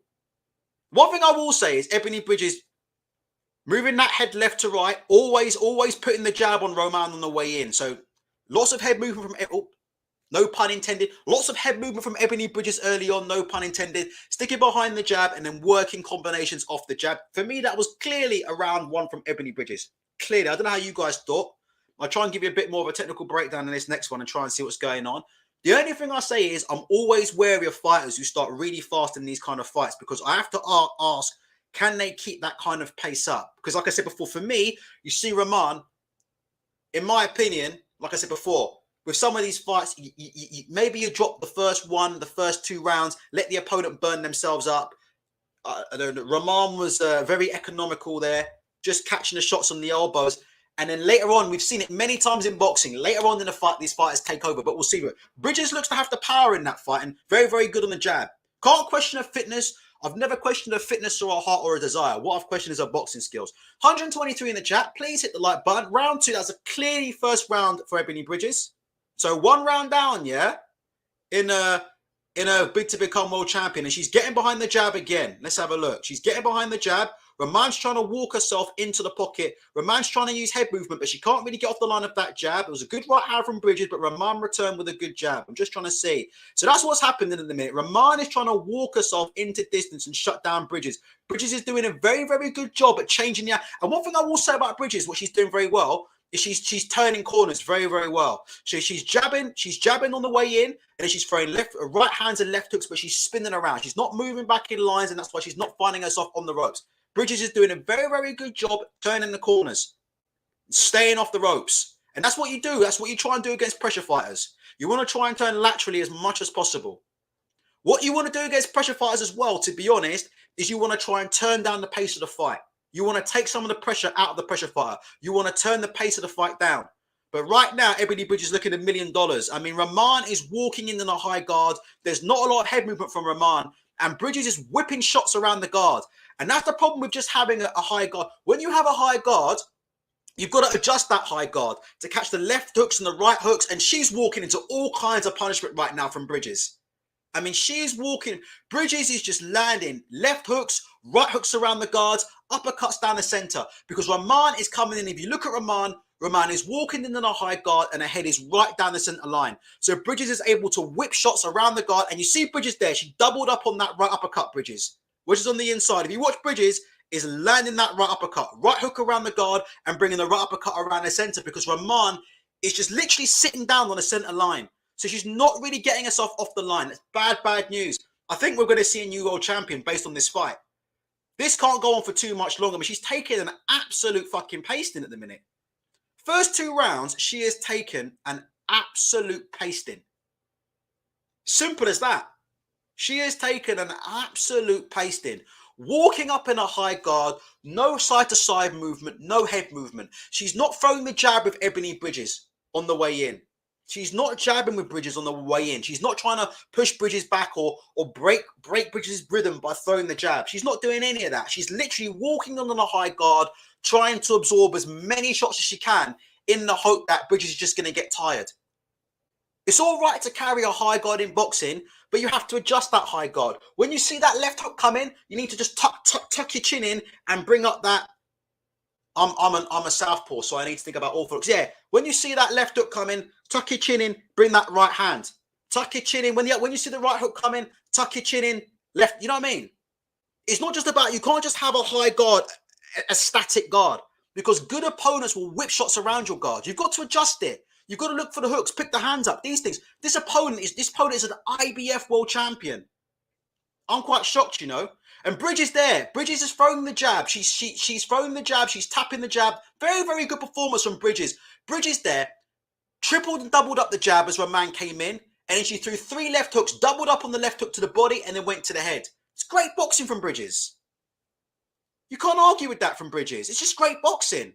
As the opponent comes in, doubles and triples up on the jab, and then doubles and triples up on the hooks. And you see all these combinations. Oh, she's hurt Roman there. It looked like a right. Oh, a right hook caught Roman right on the chin. Bridges is doubling up with left hooks to the body.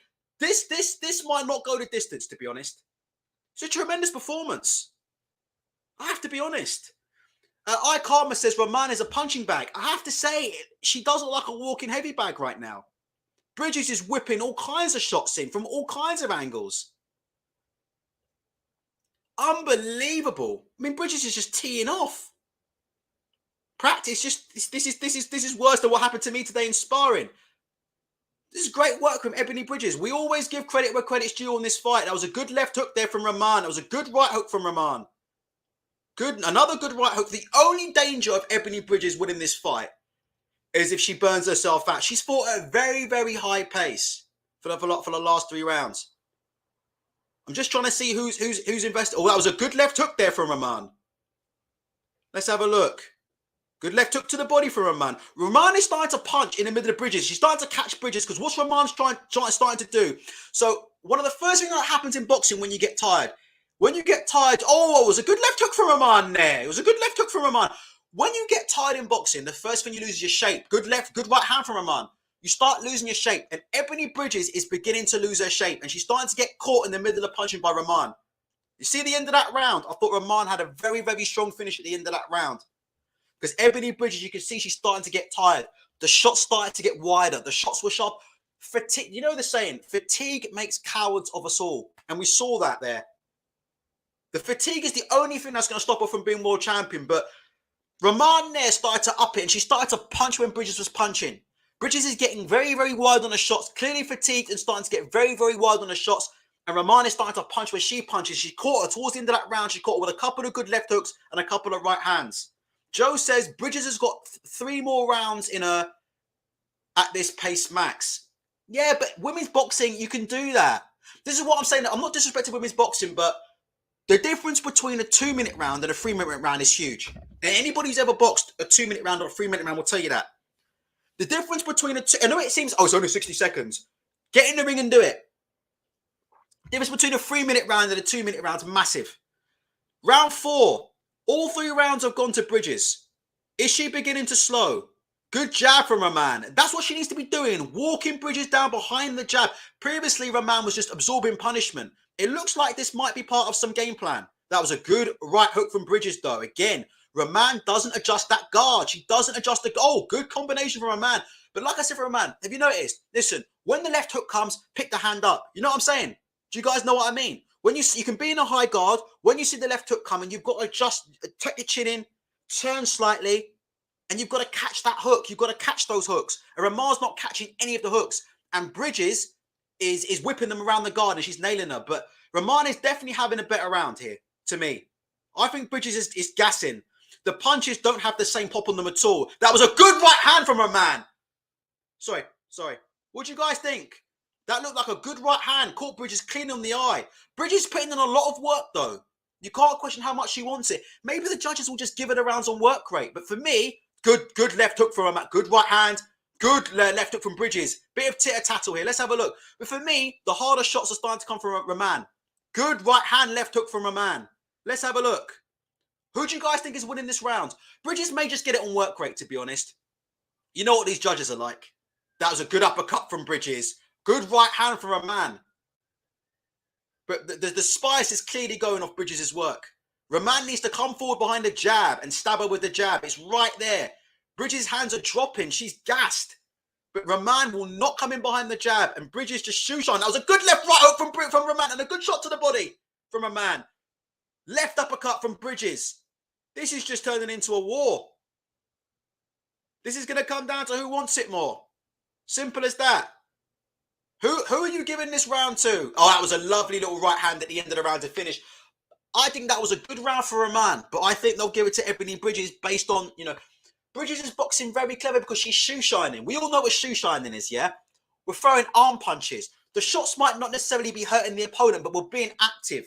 So when, you know, when she's getting Roman in them corners, she's shoe shining, letting her hands go, letting punches go, and just racking up points. So I think that round may have gone to Bridges. I would have given it to Roman. I thought Roman clearly landed the harder punches in that round for me. And they're showing them on the zone right now on the replay. You can see some heavy left hooks that are coming in there. I personally would have given that to Roman, but it wouldn't surprise me if Bridges is 4-0 up right now. 6 to go.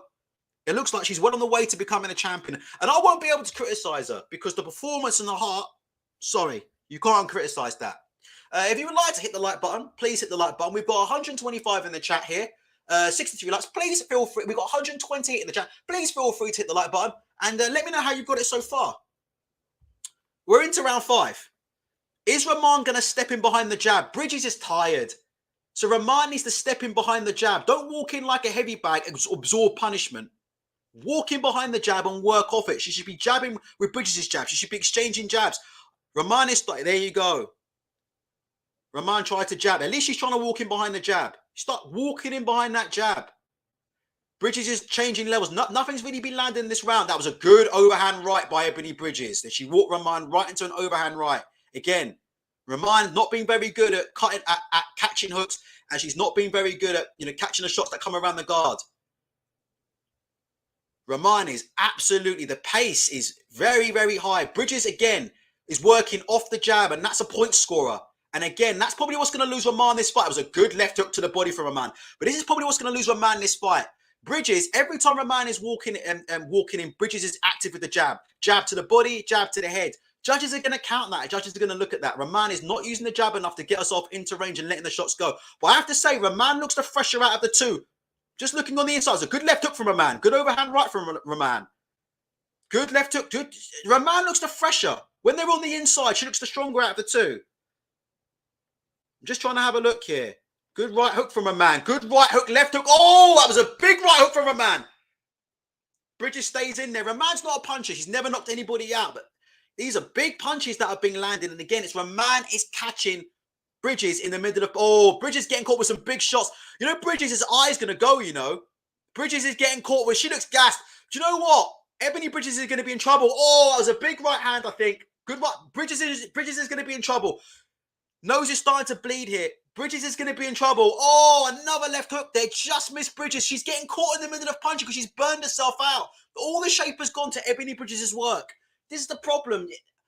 This is the difference between amateur boxing and pro boxing. And you know what I said in the first... And obviously, it's a pro fight. You understand? It's a pro fight, yeah? But there's a certain way that you have to approach a fight. For me, Ebony Bridges started this fight a bit like an amateur boxer. You know, they start fights at high pace. When it's a 10-rounder, and I have to say, I did say in the first round, I said, Roman's getting beat big. But I said, you know one thing about Roman? She's very, very economical. She's not wasting a lot of energy. She's very seasoned. You can see the experience.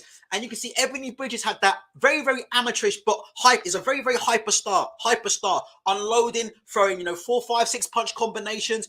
For me, she's thrown too much. And the problem that's happening now is her shape has completely gone, because when you get fatigued in boxing, you stop. When you throw punches, the punches are wider. You don't bring your hands back to your chin anymore because you're gassed. You don't have the same sharpness. You don't bring your hands back to your chin. The punches get loopier. The punches get wider. And that's what's happening with Bridges right now. And now what's happening is Roman's walking herself into distance and she's punching when Bridges punches. And Bridges is getting caught right. Oh, this is interesting.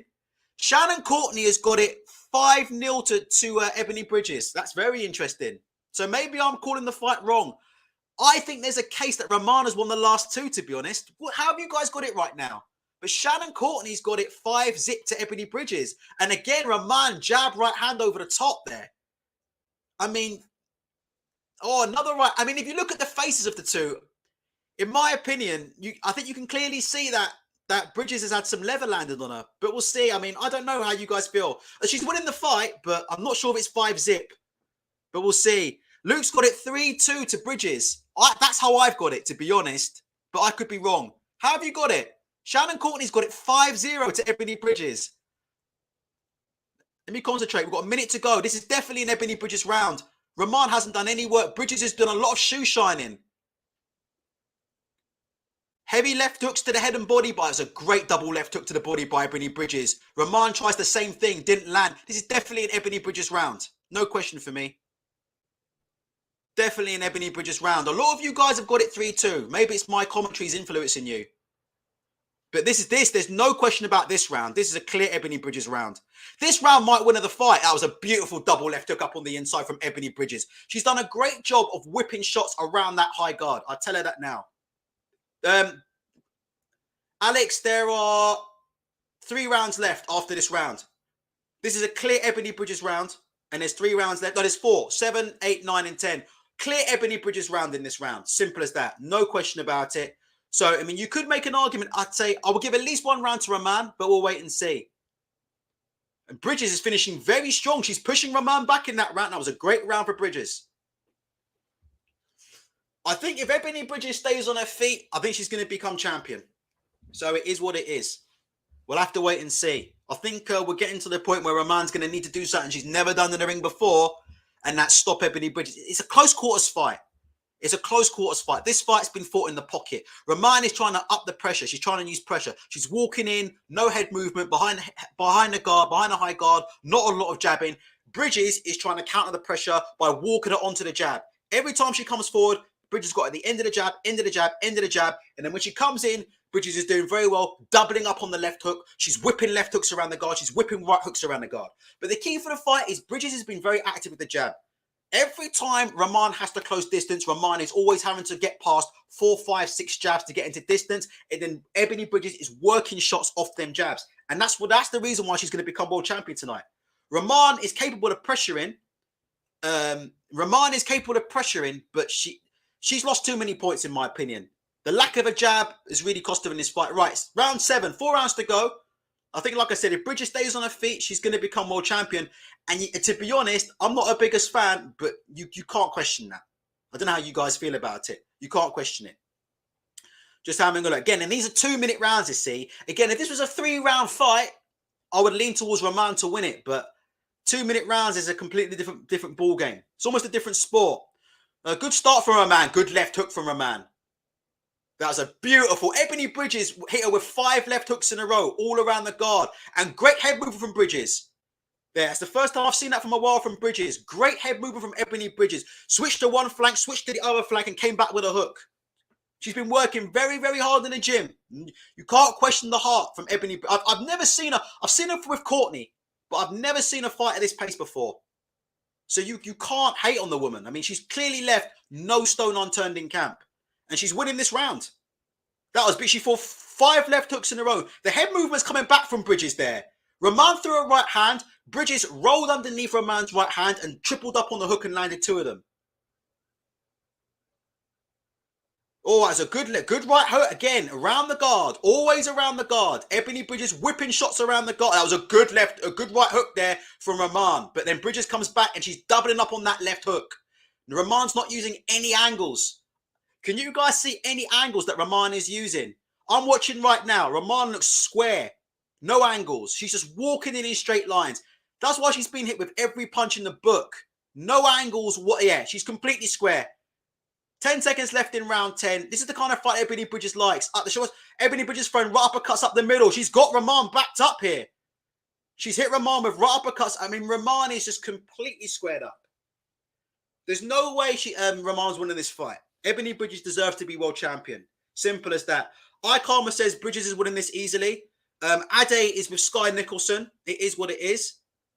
I think Sky Nicholson. If you've ever seen Sky Nicholson, and I've seen little highlights of her online, I think we know Sky Nicholson is on a completely different level, skill-wise. I mean, Sky Nicholson isn't going to walk in like a heavy bag in a straight line. Very, very disappointing in Cecila Rahman tonight. No head movement. Doesn't come in at an angle, walks in at a straight line. Like I said before, you can walk in a high guard, but you need to adjust that guard.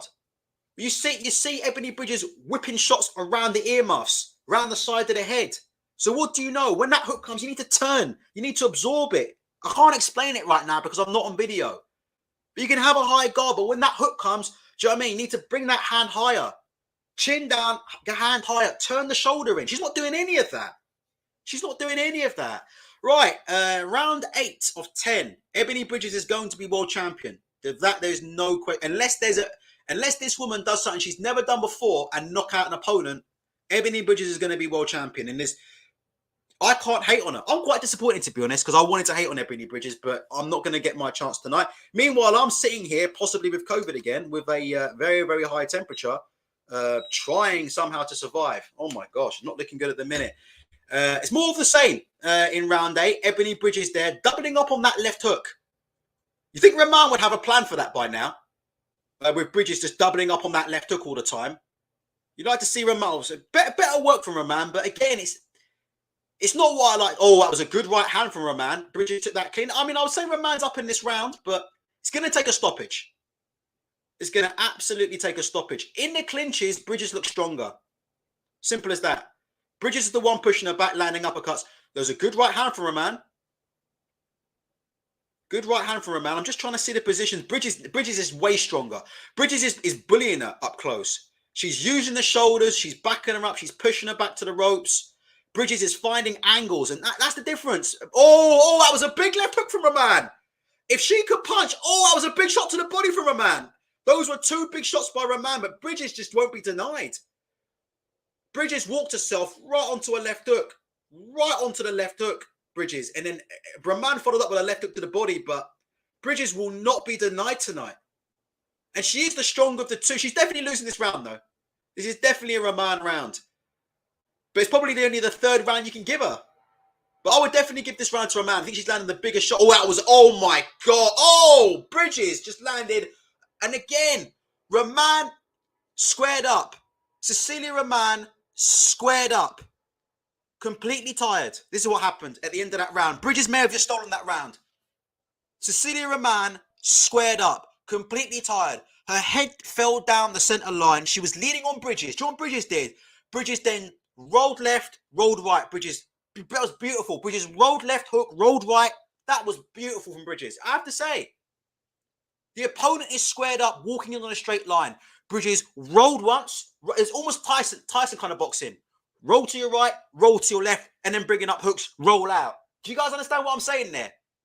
When an opponent's coming onto you, squared up, head falling down the center line, Bridges rolled out to the right through a hook, rolled back up to the left, through another shot, rolled back over to the right. Listen, she's a better boxer tonight. She's a better boxer. She's using head movement. She's using angles there. The opponent came onto her squared up. What did she do? She rolled out to the right through a hook, rolled back out to the left through a hook. She didn't just stay on the center line and leave her head on a platter. She's a better boxer. Simple as that. Can't hate on her. Round 9 out of 10. Ebony Bridges is going to be world champion. 139 in the chat. Please hit the like button and please hit the subscribe button. 136 in the chat, only 67 likes. Please hit the like button if you can. We've got Josh Warrington versus Kiko Martinez for the world title. Shannon Courtney is given the last 2 rounds to Roman. I think Bridges might have stolen that last round. Oh, that was a big right hand there from Roman. Oh, that's another big right hand from Roman. Bridges is fighting with her face in a minute. Let's just see. But I don't think Roman has the power to hurt Ebony Bridges, you know. If she did, this fight would be over. Bridges has taken a lot of... Oh, gosh. Another left hook, right hook there. Let's have a look. So I've got Roman up in this round again. It's more of the same. You know, Bridges is getting tired. When Bridges gets tired, Roman's able to catch her in the middle of punching. When Bridges gets a bit of sharpness and starts using the head movement and rolling and firing shots off jabs and rolling out right, rolling out left and throwing hooks and setting up shots off the jab, there's only one winner in this fight. The fight only becomes close when Bridges gets tired, loses her sharpness, loses her shape, starts throwing shots that are too wide. Oh, she got hit with a left hook there as well. This is a Cecila Roman round, this one. But I think it's too late. But it's definitely a Cecila Roman round. Bridges walking herself. Oh, my God. Bridges walking herself into a right hand there. Let's see. Let's see what Roman can do. Bridges is walking herself onto a lot of shots. No uppercut tonight from Cecila Roman at all. No uppercut from Cecila Roman. No uppercut. No uppercut against Bridges. She's just trying to win this fight on pure toughness. You need to be smart in the boxing ring, in my humble opinion. Bridges landed a very, very good right hook at the end of the round. They're both, this is like Gatti versus Ward, the female version with a lot less experienced fighters. Oh, I've given that one to Rahman. Well, can you 130 in the chat? Can you please give me some scores? If you can, give me some scores. What have you got? Rahman definitely for me won that round. What have you got? Give me some scores. The best I can have it right now. Do you think Rahman's got 4 rounds at the minute? Shannon Courtney thinks she's won the last 2. She's won that round. So I reckon on Shannon Courtney's card, she probably won the last 3 rounds. I think she won maybe 1 or 2 of the early ones. But again, it's a DAZN card, and Bridges is the home fighter. Last round, I think she 1 round away now. You've got to think if she stays on her feet, she's getting it.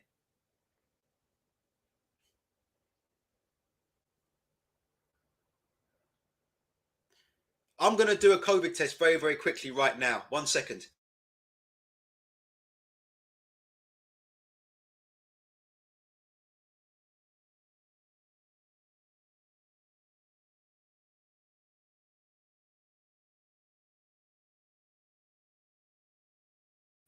Okay, sorry about that. Oh, that was a good right hook from Bridges. Last round. Sorry about that, guys. Right, Mark Stanton's got it 5-4, Bridges. Luke's got it 5-4, Bridges, maybe 6-3. I can't see how Ebony Bridges is going to lose this fight unless there's a knockdown. Thank you. That was a good right hook from Bridges. This is toe-to-toe now. This is all about heart and will. Most of the technique at the minute from Rahman, not that she has much technique at the minute, but most of the technique from Rahman has gone completely out of the window. Rahman is now on the chest of Bridges, head down the center line, and the two of them are just swinging. Right hook and left hook, trying to catch each other in the middle of punching. Bridges with a right left hook, landing clean. That was a good right hand there from Rahman. Good right hand from Rahman, right on the button.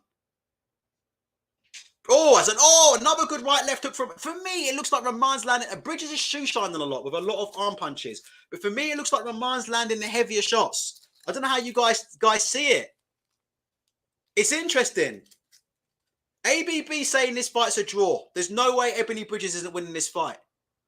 No way. I think you're going to see some wide scorecards. Good left hook, good double left hook from Ebony Bridges.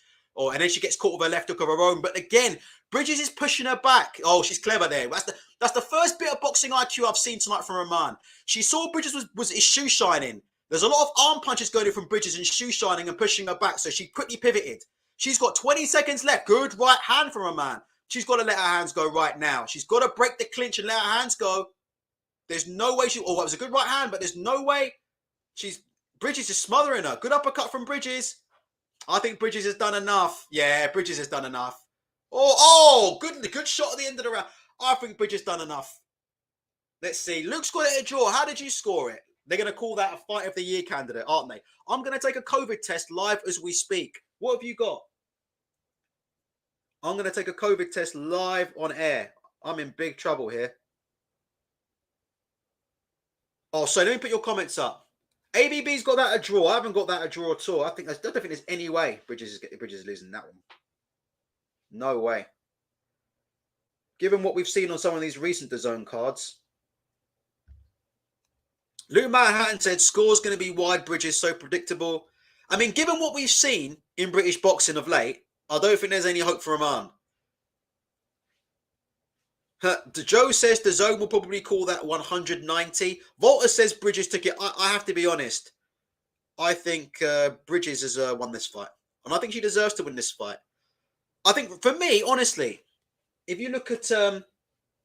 one sec. If you look at who's landed the better shots tonight, better shots, Bridges. It looked to me like the more harder concussive shots came from Rahman. I'm just looking at the faces of these two opponents. And Rahman doesn't really look marked up. I do think Rahman might have landed the heavier shots. But we'll see. But I think overall, look, boxing's all about hit and not get hit. I thought, who did that better tonight? Bridges. Bridges used a lot of angles tonight. And I thought she showed she's the better boxer. She showed she's the better boxer. Kevin's got it for Bridges by 2. I think that's about right, Kevin. Jack Simpson says, they both got hit far too much for my liking. I don't know if there are any big punches in female boxing other than Amanda Serrano and Savannah Marshall, right? But I know one thing. If Bridges gets in the ring with a puncher, she's toast. We know that. If she gets in the ring with any kind of woman who can punch, she is toast. I think I'm behind on the scorecards. Oh dear. I think I'm behind on the scorecards because Luke Manhattan's reading the scores out as we speak. And those scores aren't looking good. Right, let me put this on. I'm a little bit behind. In fact, I haven't. Right, let me read them out. Just tell me the scores. 100 to 91 for Ebony Bridges. So what do they have? Bridges winning 9 out of 10 rounds, yeah? Is Baumgartner in the same weight class as Bridges? Please tell me she's not. Please tell me she's not. I'm hearing rumours that the judges have scored it 100 to 91. Let's have a look. There you go. Bridges is world champion. She's crying in the ring. Congratulations to Ebony Bridges. She put on a great performance and she deserved to win. No question about that. She deserved to win that fight. And in my opinion, off that fight, she deserved to be world champion. It was what it was. Can you guys tell me the scores? I've got the sound down there. Is that true that one of the judges has scored that 100 to 91 in favour of Ebony Bridges? Can somebody tell me what the scores were? Trying to get them scores. Let me go on Twitter. Let me see them scores.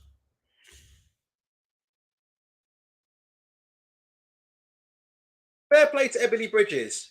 Wow, even Michael Benson's on it. Look at this, Michael Benson. Look at this. Even he's not at it. Ebony Bridges beat Cecila Roman by unanimous decision to claim the bantamweight title. Very wide scorecards. 100 to 91, utterly awful. Well, I thought Ebony Bridges won, but that was 100 to 91. Here we go. So 97 to 93, 97 to 93, and 100 to 91. 97, 93, I can see.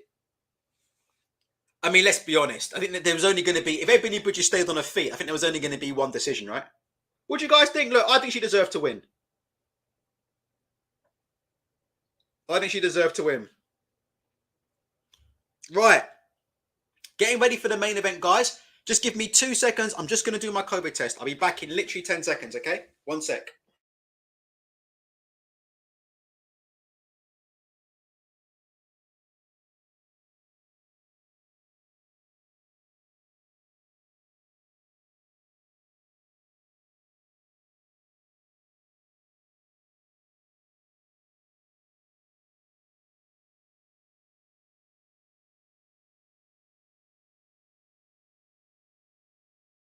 Sorry about that. Right, let's go through some comments. ABB says that was a close fight. Let me get up the Ebony Bridges is champion thing on the map because Matchroom will do that thing. Ebony Bridges is the world champion. I think she deserved to win. I'm not going to put the scorecards, that 190, but you know, it is what it is. Let's have a look. Enzo Macronelli. There you go. Let's get the official thing up. And the new Ebony Bridges is the bantamweight champion of the world. She's shown heart. She has shown heart. We always knew she had heart. We always knew she had determination. You know, it was what it was, wasn't it? It was what it was. I'd like to see her in a rematch with Shannon Courtney. Obviously, she's not going to give Shannon Courtney the rematch because, you know. But, you know, it is what it is. Joe is saying Kiko Martinez will need more than a KO tonight. Luke Manhattan is said no wonder they are giving 30 to 1 for Kiko Martinez on points. Volta says 100 to 91. Not as bad as the Marku Proden card. So let me just get some more. Oh, excuse me. I've got this all wrong. I've got my windows mixed up. Sorry about that. Let me get I've got all my windows mixed up. I'll go through your comments in a second. Corrupt says Matchroom fighters just too protected. Marco says 100 to 91. Shocking. Had Bridges winning by 2 clear. Kiko's going to get robbed, isn't he? Mark Stanton says Kiko will need to knock out Warrington and the ref to get a draw.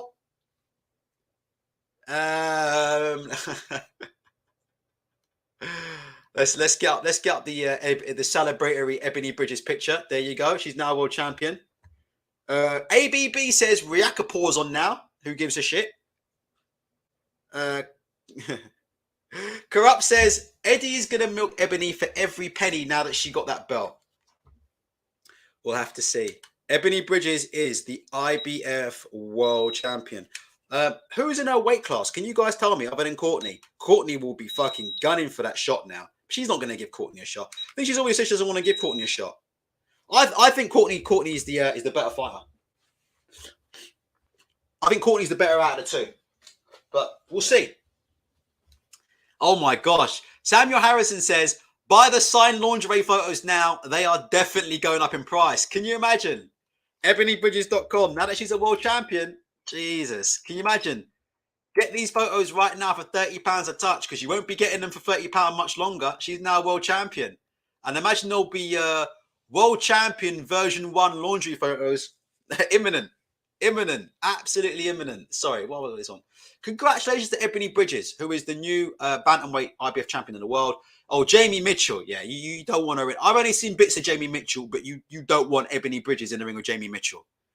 I know I've only seen bits of Jamie Mitchell, but you would you agree with that, yeah? You can't put Ebony Bridges in the ring with Jamie Mitchell, right? I mean, Jesus Christ. I mean, come on. I mean, we'll see. I mean, that defense is going to need to improve drastically. No disrespect.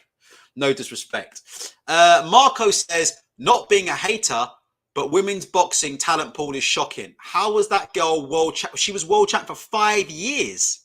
Wow. I knew she was a champion. I didn't know she was a world champion for 5 years. Wowza. That was, that's something.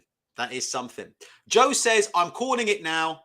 There'll be signed photos of Ebony Bridges on our website, just wearing the belt over her. Oh dear, it is what it is. Let's just have a look at some of the comments on those cards. So people aren't happy with the cards. 100 to 91. Let's go through some of these comments on Matchroom's page about the cards tonight. I think Ebony Bridges won the fight, deserved to win the fight, but these judges aren't really doing themselves any favors. I mean, 100 to 91. You have to ask yourself, did this woman ever have a hope? Everybody's asking, look, 100 to 91. A lot of people are saying, you can see it here live on air. In the top right-hand corner, you can see people are all asking questions about the 100 to 91. 100 to 91. Look, you can see them all up on the screen. Look, 100 to 91. What's the effing point in this sport? 100 to 91 is pathetic.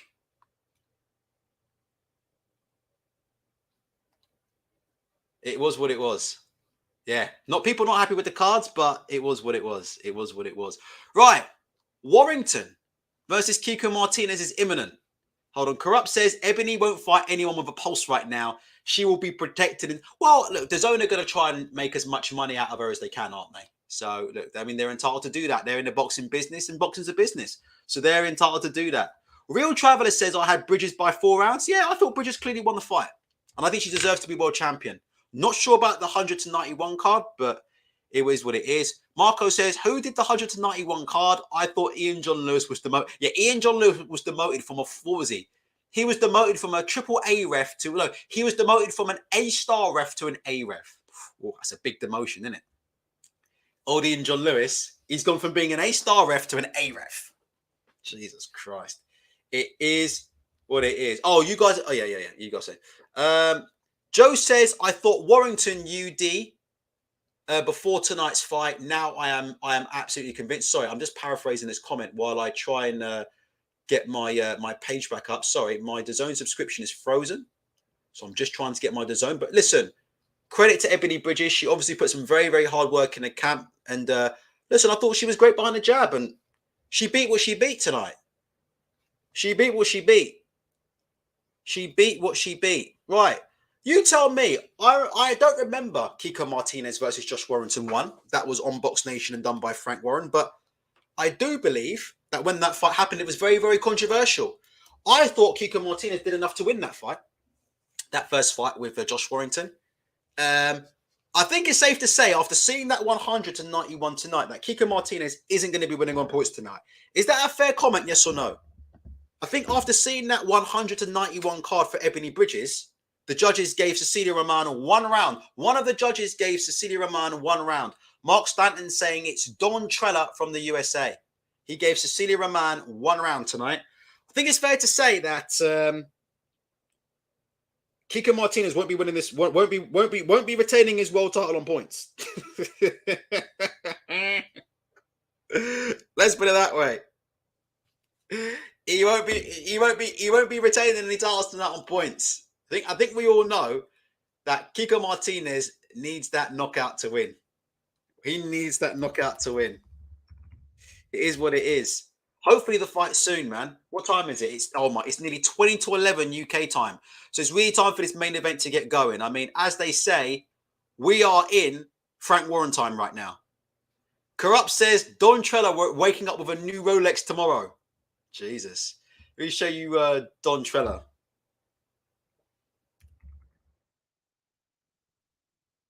Let me show you how Don Trella's Don Trella. Hold on.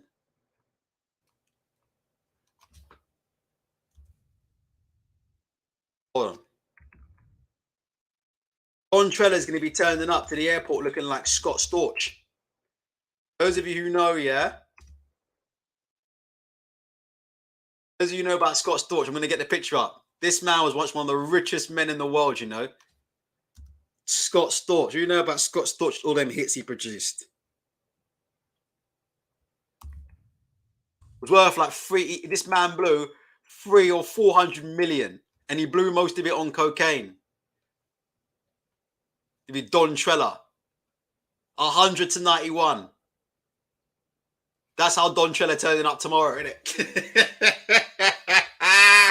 Do you see Don Trella? That's how Don Trella's turning up tomorrow. 100 to 91. There you go.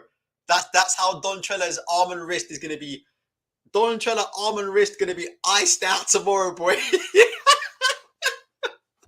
Don Trella going to be living the life like Scott Storch. You feel me? Scott Storch. He'll be living that life like Scott Storch, mate. The white Timberland. That's who Scott Storch is, the white Timberland.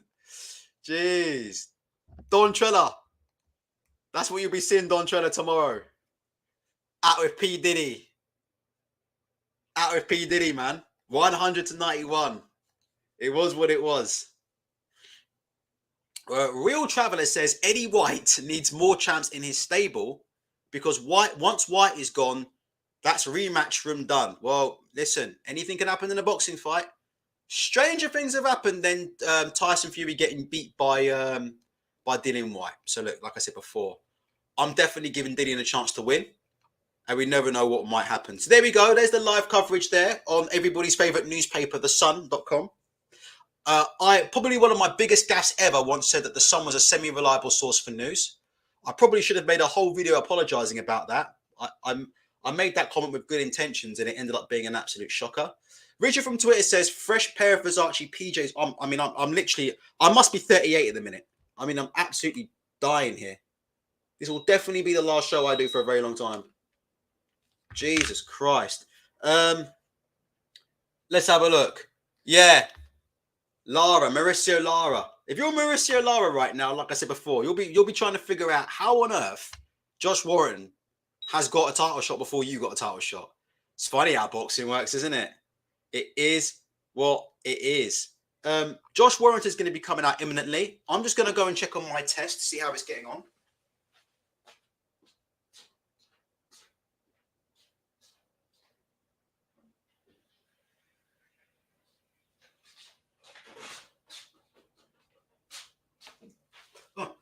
Test hasn't turned positive yet, but you've got to give it time. And if it does, even if it doesn't, you know, what do you call it? Sometimes you get ill. It takes like 3 or 4 days for it to show up on your test. But I'll let you know.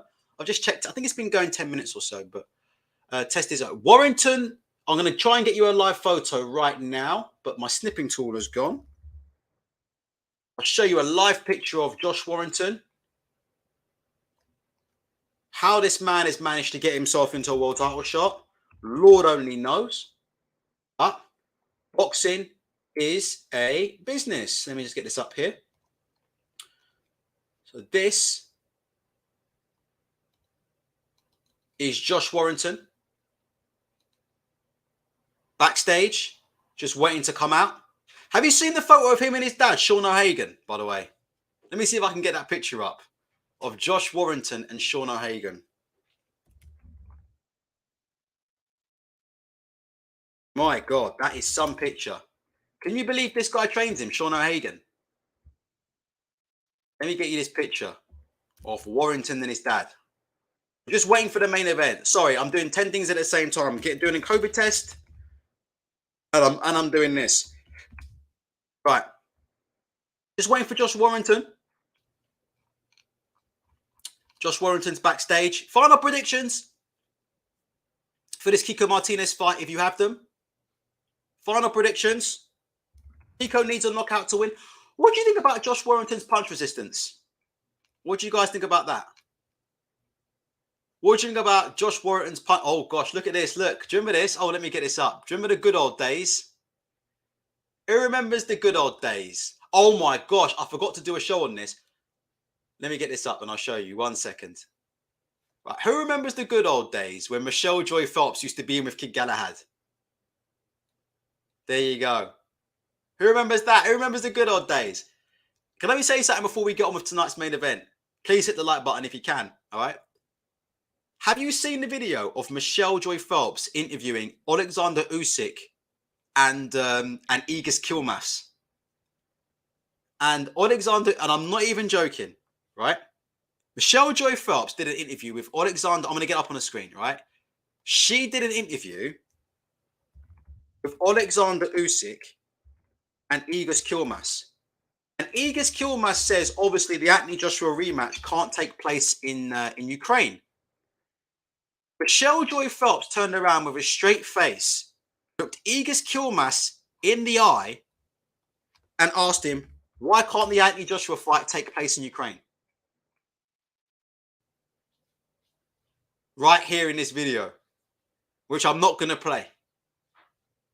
But there you go.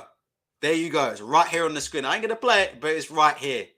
Michelle Joy Phelps, mid-February, late February, doing an interview with Alexander.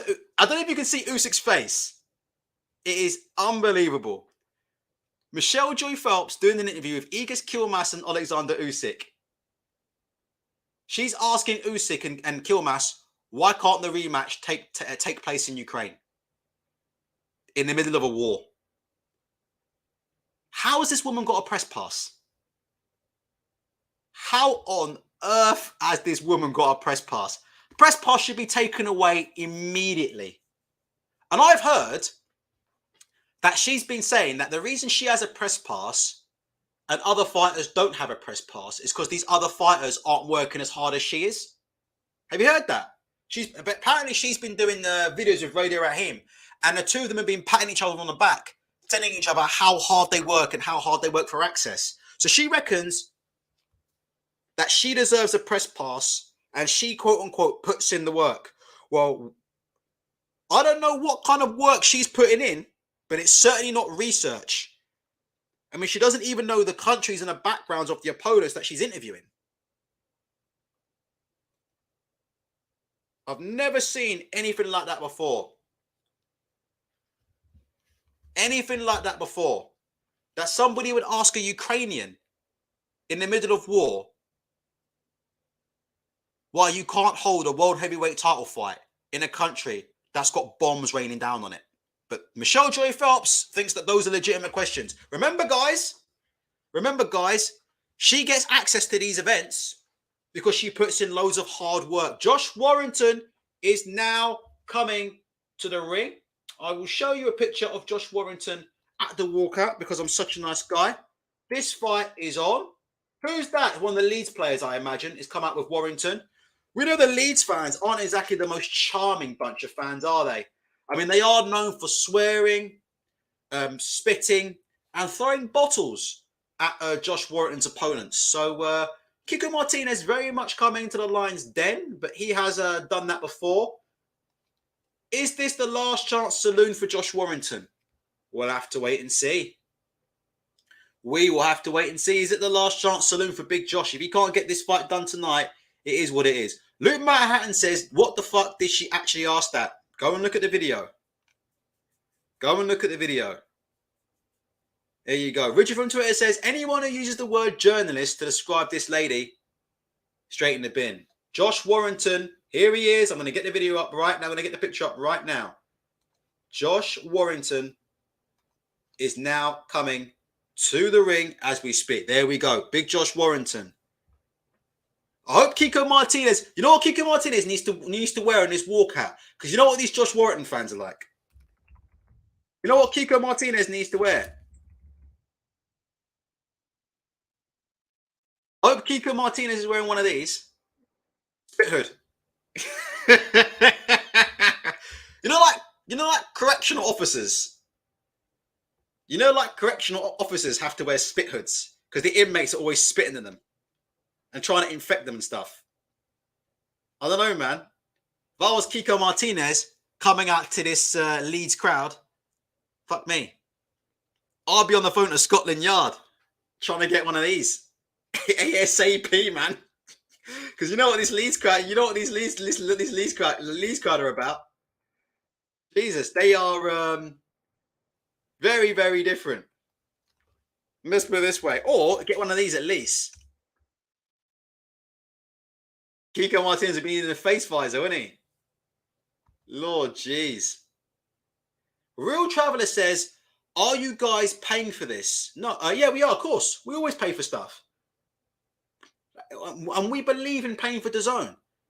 And like I said before, if you're interested in Ebony Bridges fighting for a world title, then I would say definitely subscribe to DAZN. It's only $4.99 a month. You get Canelo fighting twice this year.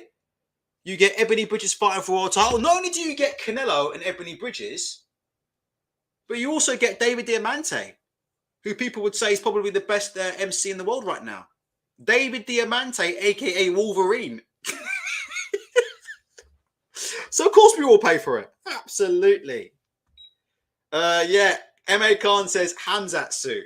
Hamzat suit for Kiko Martinez. Kiko Martinez is coming to the ring. To be fair to Kiko, I think he knows what to expect. Like, he's been here, done it before, and he's seen the cards with Warrington. So Kiko Martinez ain't fucking stupid.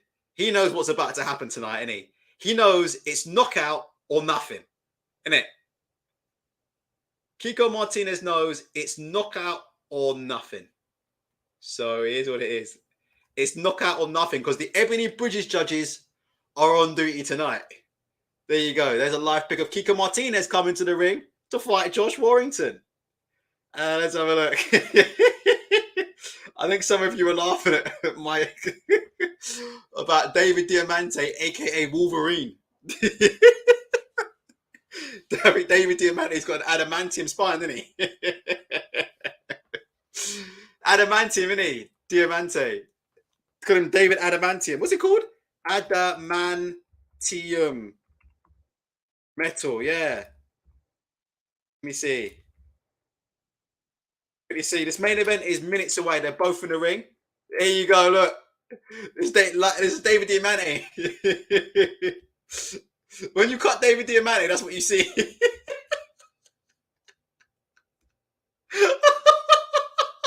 Jesus Christ! Hold on, I got a better one.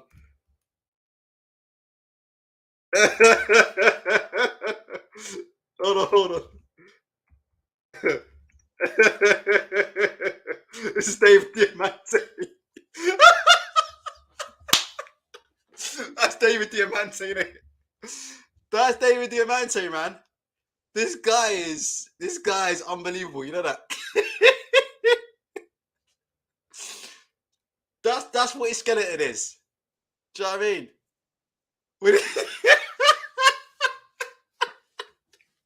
When he turned up, David Diamante is no joke, mate. They took him into hospital and I look at him under observation, and this is what they saw. They was like, man, this dude's legit. Yo, this dude legit. Let me stop this shit. All right, let me stop. Hey. Oh dear. I've got a 38-degree temperature. I shouldn't be laughing like this. Jesus Christ. Kiko Martinez is in the ring with a Spanish flag at the minute. Let me tell you something. Kiko Martinez is about to get dog walked by these judges if it gets that far. If it gets that far, this man's about to get dog walked from these judges because the judges are on duty.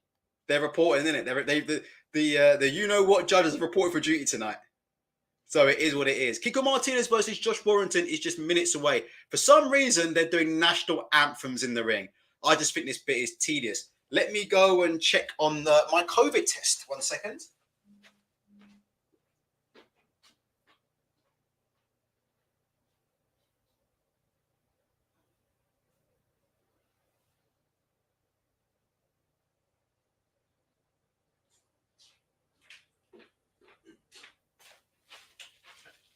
So officially at the minute, I believe I might be COVID negative at the minute. But like I said, these lateral flow tests, it does take a couple of days. I mean, I was ill before I tested positive. I was ill, and then it was a couple of days, and then I tested positive. So need to be on the lookout, but it is what it is.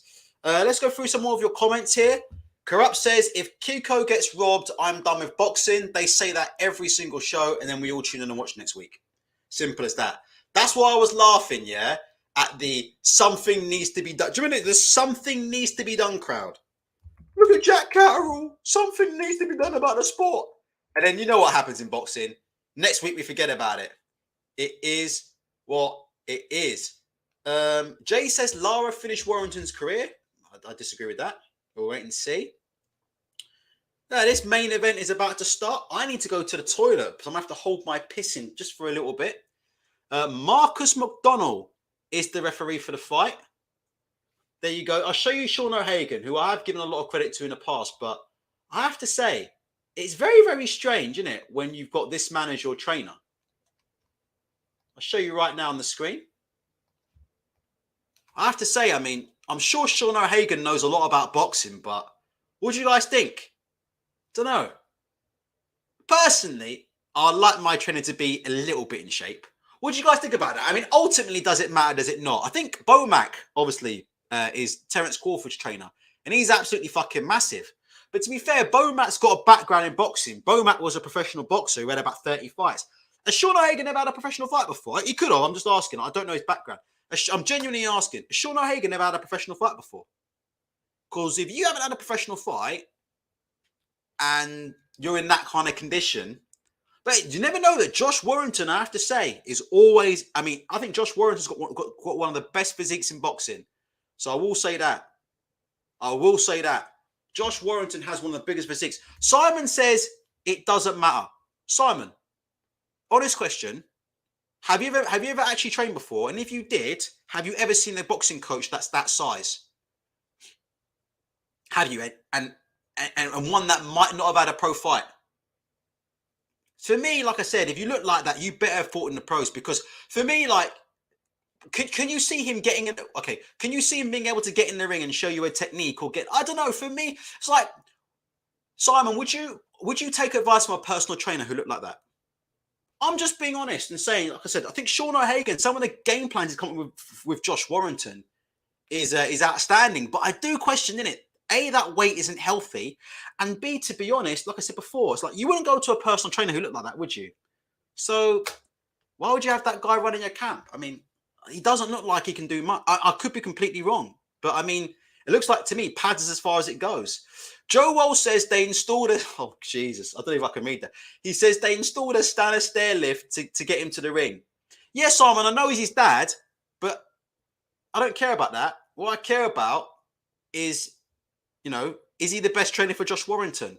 Luke Manhattan says, I wouldn't want a physical wreck as my... I personally wouldn't. That's me personally. If I was a... Don't have to be, you know, built or anything, but I personally... I would like somebody who had some form of cardio.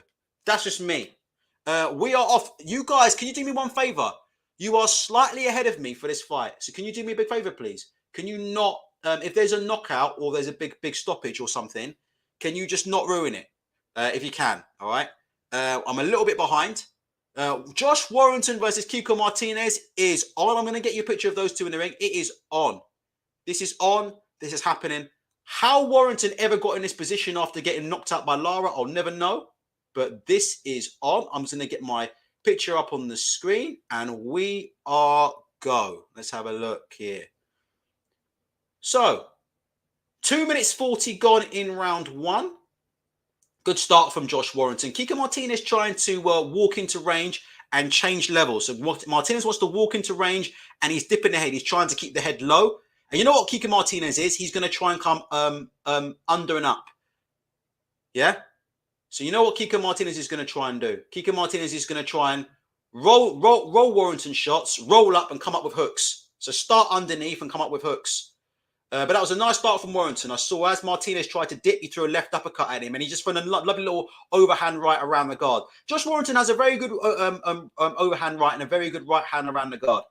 And he's been here before with Martinez, so it is what it is. And in the background there, we can see, oh, that was a very, very good left hook there from Warrington. Lovely little combo. Oh, a jab right hand from Warrington. And again, the strength there. I don't know if you saw that, but Warrington just shrugged Kiko off. Kiko tried to walk himself into range, and Warrington shrugged him off with the shoulder. And you can see the strength of Warrington. I mean, the size difference looks huge. Warrington looks like he could... Oh, Martinez took a big overhand right. I mean, this one, left hand, right hand. This was like the Josh Warrington of old.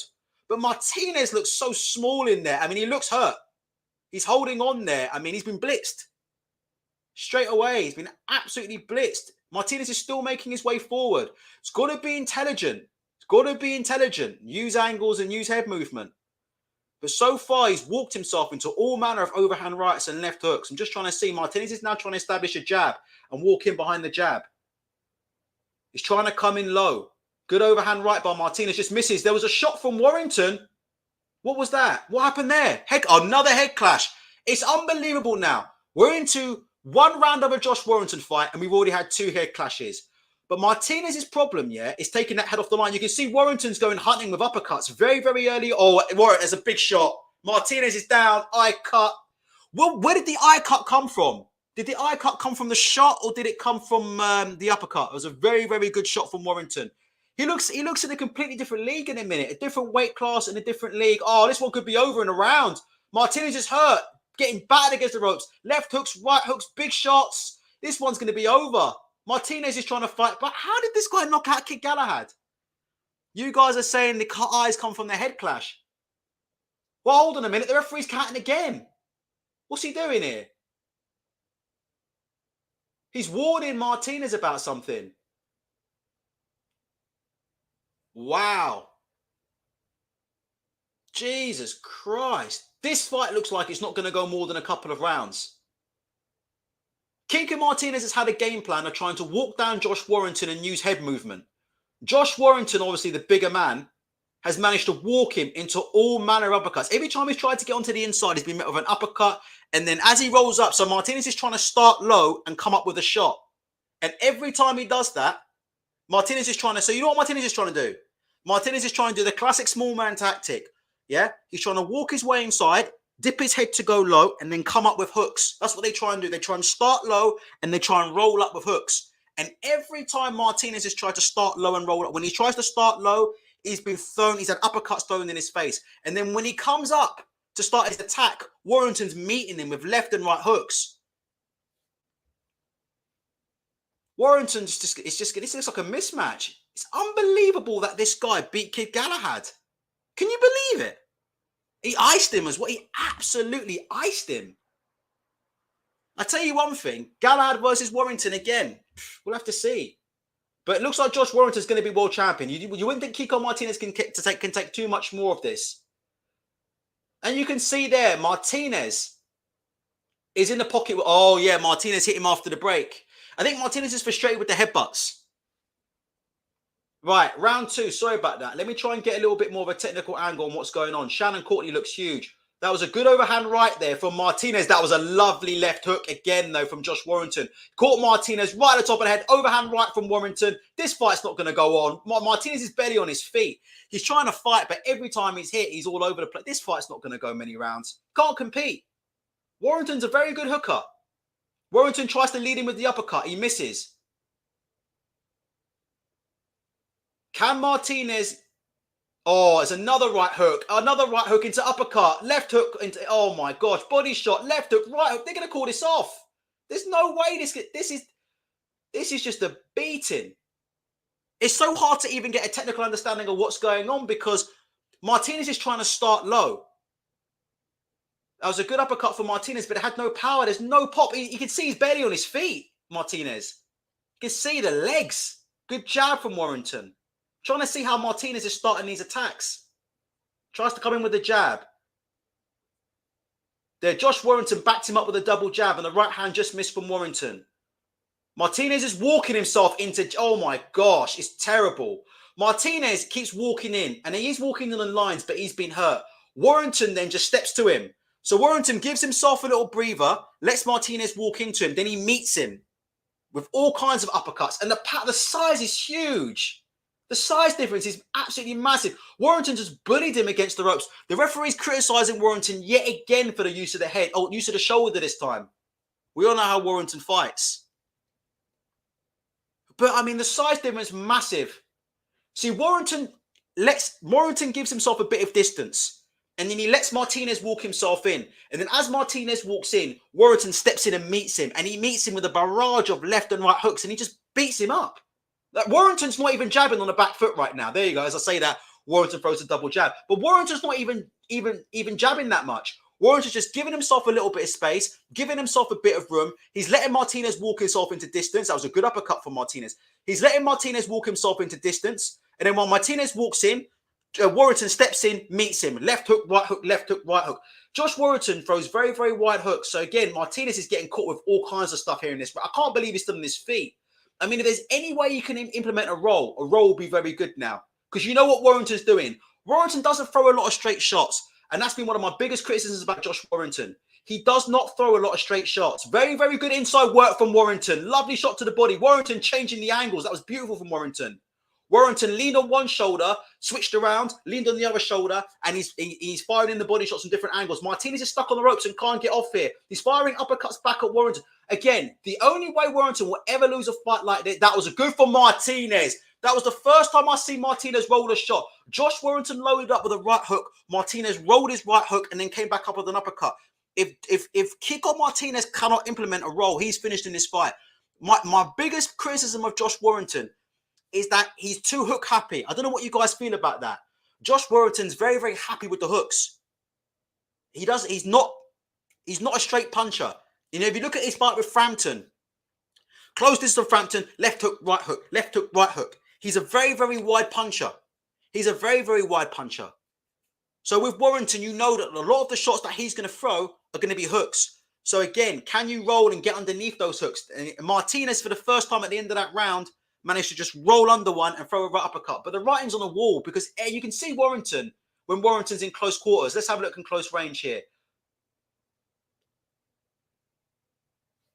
Let me see. Warrington, the headbutt king. Warrington 2-0 up. Won't get past the next round. And the size difference is huge. Warrington's not really a finisher, is he? If Kiko can ride this out, it can still go the distance. We'll see. We'll see if Kiko can implement some head movement. You know with Warrington, what's going to happen here? So Martinez is backing up Warrington. Warrington doesn't throw any jabs on the back foot. If you've seen this about Josh Warrington, no jabs on the back foot. Kiko Martinez isn't having to jab to get to the inside of Warrington. What's happening is Warrington is creating space by moving back, and then he lets him in, meets him, and he meets him with a barrage of left and right hooks. End of story. Warrington's just got no jab. Just watch Warrington on the back foot. There's no jab from Warrington. And that's what I say about Warrington. Not enough straight punches from me. A lot of hooking. He's a wide puncher. But you see Martinez. Martinez isn't having a problem getting into distance with Warrington at all. The problem is when he meets him in the center, Warrington opens up with a barrage of left and right hooks.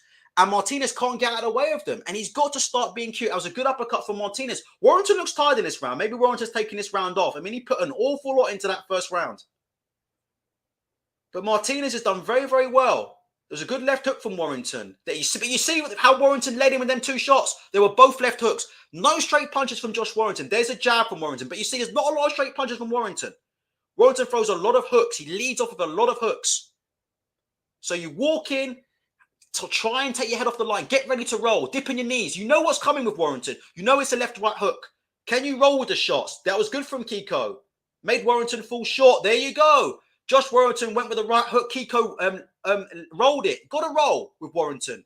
Got to have the bend in your knees. You're going to do a lot of rolling because Warrington throws a lot of hooks. That was a good right hand there from Kiko. I think Warrington's just tired. He blasted himself out in them first two rounds. So much better round from Kiko Martinez. But Kiko's against the ropes there. There was a shot that went in that looked really low from Warrington. Good right hand from Warrington as Kiko is coming off the ropes. Kiko with the jab. Kiko's starting to walk himself into the range. Not seeing a lot of head movement, but like I said before, with Warrington, there you go from Kiko. That was good. Warrington tried to throw his left hook. Kiko rolled it and threw his own right hand in return. You've got to roll with Warrington or you're going to get taken out. Got to roll. What do you think about Kiko in this round? I think Warrington's probably taken most of it off. I think it's more of a case of Warrington taking it off than Kiko really making a dent in him. But it feels that Kiko's starting to roll more of those shots. Right hand from Warrington. Kiko just rolled underneath it. Is Kiko beginning to just roll the work a bit? Good left hook to the body from Kiko. Good left hook to the body. But his legs went there. Let's see. He's got a lot of heart. Warrington's completely taken that round off. And this is what I'm saying about Warrington. If he did something like throw a jab and just dominate Kiko behind the jab, just a light jab, rangefinder, and just touch him up behind the jab. But you see, Warrington doesn't do that. He's got a pressure fighter walking him down, and he doesn't throw a jab. Can you see Warrington? He doesn't. Look then, Warrington led him with a left hook, and he missed it. He leads him with hooks too much. He leads him with too many wide shots. You know Kiko's moving into you. Use your height, use your reach, or whatever it is. You look like that much bigger man than a ring. So let's see the jab. Double up on the jab. Triple up on the jab. Make him have to work to get inside. And Kiko didn't have to do any work. Kiko walked himself into distance, waited for the hook, rolled it, and then countered. For me, that was a clear round for Kiko Martinez. What do you guys think? I'm surprised he's still in the fight, to be honest. I can't believe he's in the fight. Luke Manhattan says Warrington dirtier than Cash Ali, and my man was biting people. I've got the sound down in a minute, so I can't hear what Sean O'Hagan's saying in the commentary. If anybody can hear what the trainers are saying, can you please drop me a comment and let me know? I've got the sound down right now on my DAZN, so I can't hear what Sean O'Hagan's saying. I'd like to see Sean O'Hagan just say, look, Warrington's on the back foot there, that's fine, but just get that stick. You know what they say in the gym? Get the stick out. And Paddy Fitzpatrick used to say that in the gym all the time. Use the stick, use the stick, use the stick. What do you guys think about my analysis there about Warrington and the lack of jabs? Right or wrong? Drop me a comment, let me know. I think I'm onto something. Right, it's round 4. Martinez pushes him straight away. Good jab from Warrington. He needs to just keep jabbing. Doesn't have to be a hard jab. And you see, what was the first punch Warrington led off with? Left hook, right hook. Wasn't a jab. Good overhand right there from Martinez. Warrington, they hit him with a big overhand right of his own. I don't know if... One thing about Martinez that I think he's starting to pick up the timing on Warrington. And that's what's changing in this fight. He knows Warrington's coming with one of 3 shots. Left hook or overhand right. He's kind of figured Warrington out. Warrington's not jabbing. If you look at Martinez, he's not having to walk through any kind of jab. So he's walking into the pocket. He knows it's a left hook or an overhand right. And he seems to now start anticipating it. And he's putting a little dip in his knees. And I think he's starting to win this round. I'm just trying to see what Warrington's doing. Warrington's moving back a lot. He's creating distance. He's not jabbing. Uppercut there from Martinez. Warrington there tried to double up with the hook to the head, hook to the body. But Martinez caught both of those. Just trying to get a look on the inside. Decent right hand from Josh Warrington. Martinez needs to change an angle and get off them fucking ropes. But again, Warrington backed him up onto the ropes and he threw a right hook. And Martinez managed to roll underneath it. That's been a big change from the first round. Martinez was not able to get underneath these hooks. He seems to be able to roll underneath them, but he's getting bullied on those ropes. The referee is now talking to Josh Warrington for a 3rd time about using the shoulder. So that's 2 times for the head, and that's 3 times now for the shoulder against Josh Warrington. Referee keeps warning. No jabbers. Good right hook there from Martinez that may have gone around the guard, but it's no jab from Warrington. Can you see this now? 150 people in the chat, please hit the like button. Josh Warrington is the bigger man on the back foot, and there's just no jab. Oh, that was a big right hand over the top of Martinez. I think Warrington felt that. There's no jab. Where's your jab? Oh, that was a good shot from Warrington. Warrington, jab, uppercut, and then uppercut again. You've got to keep touching him off the fucking jab knob.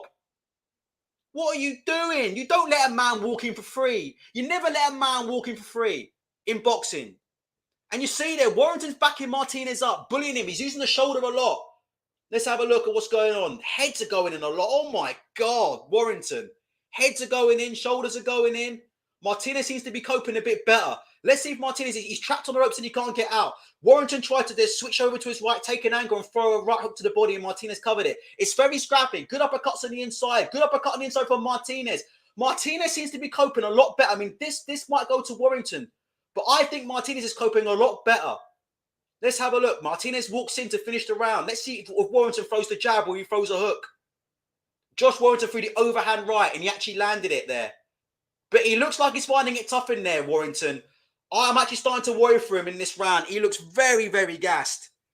Very gassed, Warrington. He had a great start, but can I ask you guys a question? Honestly, if you think I'm wrong, we've got 156 people in the chat. Please welcome. Please hit the like button if you like the commentary.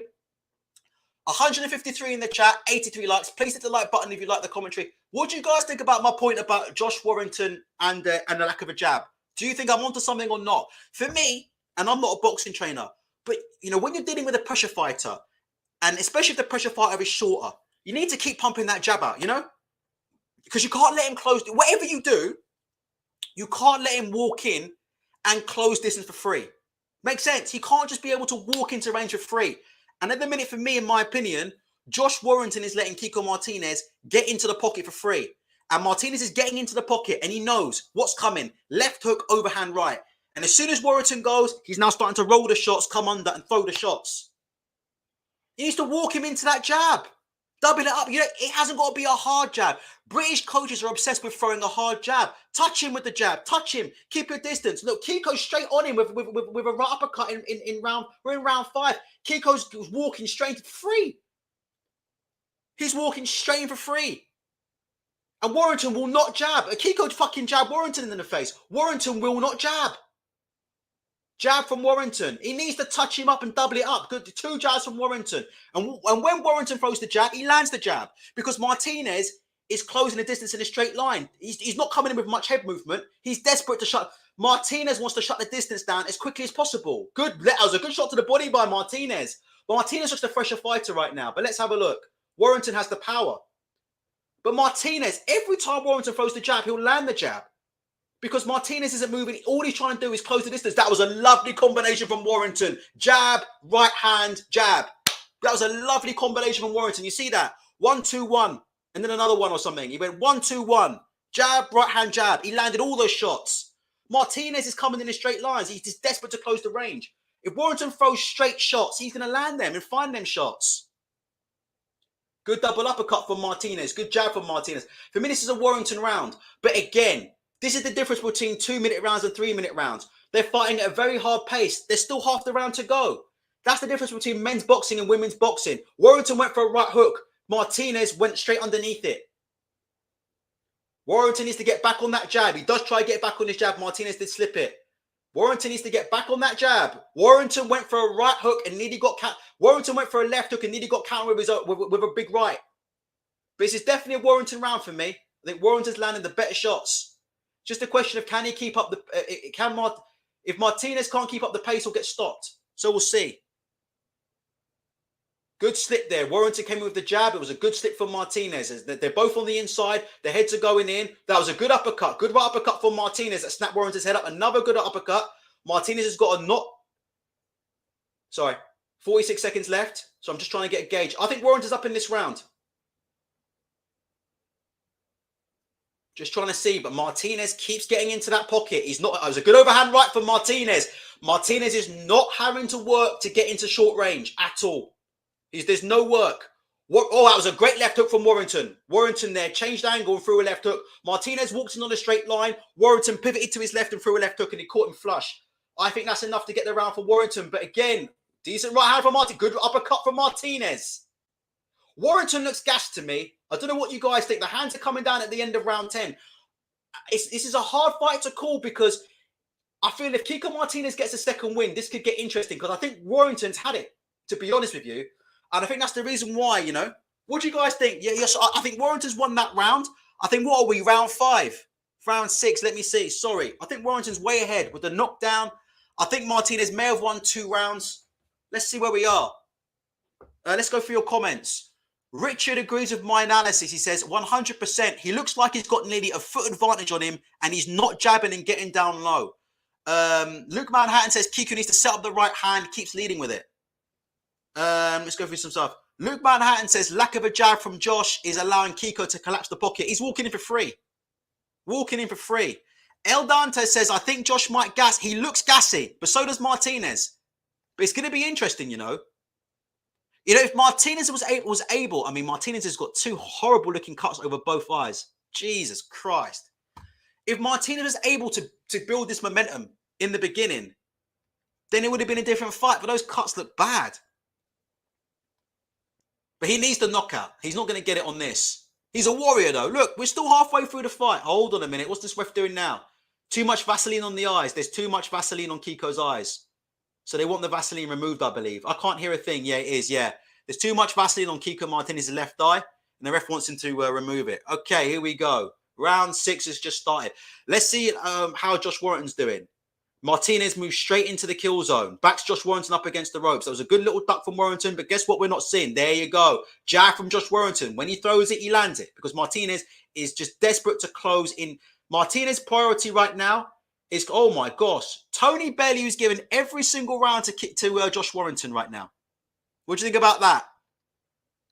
Tony Bellew is giving every single round to Warrington. He's landing some good shots, but Kiko landed a good uppercut there. What do you think about that? Every single round to Josh Warrington. Tony Bellew. I'm not sure about that, Tony. Let's have a look. Round 6. Warrington, he throws a right hook. Kiko rolls under it. Kiko was not rolling underneath them shots in the opening rounds. That was a good right hand from Josh Warrington. That one landed. He couldn't roll that one. Bellew's got every single round to Martinez. But according to the DAZN punch stats, Josh Warrington has landed double the amount of punches that Kiko Martinez has landed. They've both thrown about the same amount of punches. Warrington's landed double. So it is what it is. Good jab from Martinez. So I'm trying to, it's very scrappy at the minute. This round's still up for grabs here. Warrington, oh my God, he threw a double jab right hand. There you go. And a jab. There you go. Well done. Good work from Warrington. He actually threw a double jab right hand and he hurt Kiko Martinez there with a right hand. He's hurt him with an uppercut. Martinez is back up against the ropes again. He's got to turn and pivot off them ropes. What I like about Warrington is when Warrington gets Martinez up on the ropes, he's not letting him escape. He's doing a very good job. So when Martinez is up against the ropes with Warrington, if Warrington feels like he's trying to escape out to one side, Warrington switches over to that side to stop him escaping, if that makes sense. So when Warrington's leaning on him, if he feels like Martinez is trying to get out of one side, he moves over to that side and he traps him. And then he moves over to the other side. That was very, very good. It's definitely a Josh Warrington round, but Martinez did land a very good uppercut. Martinez is still game. Fatigue is the only thing that will stop Warrington from winning this fight. But I tell you one thing, if Josh Warrington fights Mauricio Lara again, I'm not convinced, with the power that Lara has, I'm not sure how that rematch would go, for Warrington.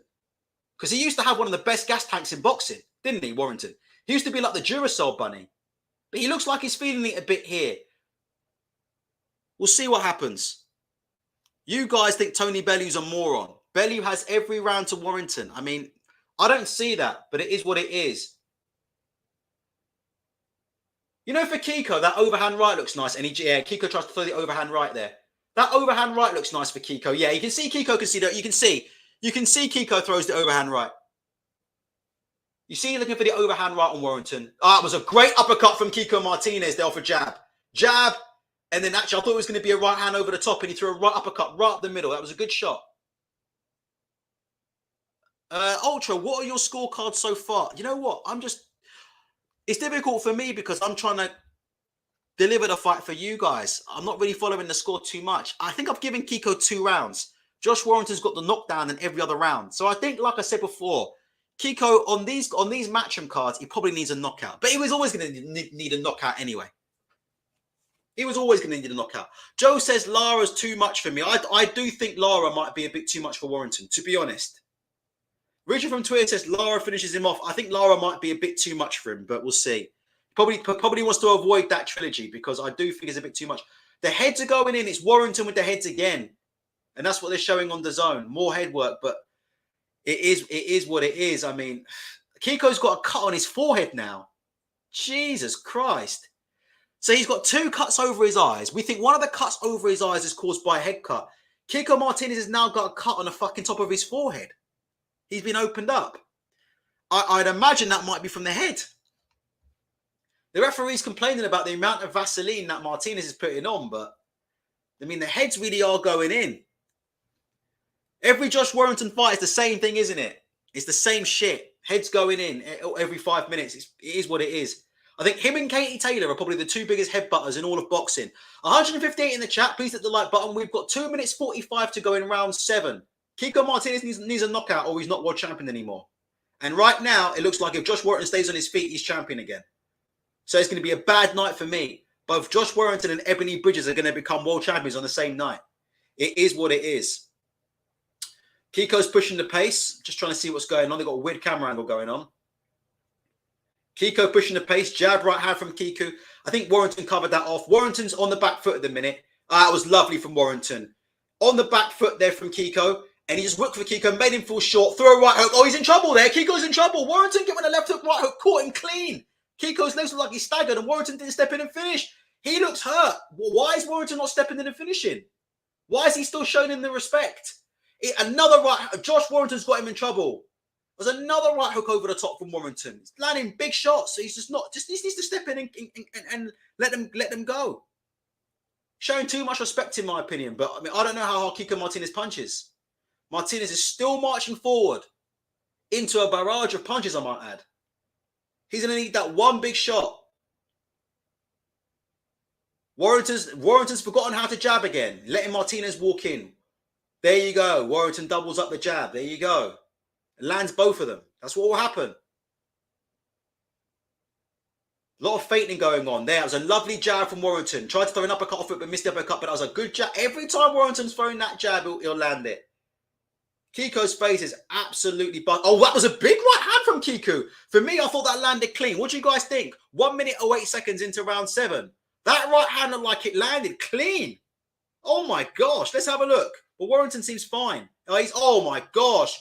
Big left right hook from Warrington. He's got to finish him. Kiko's against the ropes. The referee's going to call it. He's looking really carefully. He's going to step in. That's the end of it. Josh Warrington's champion. There you go.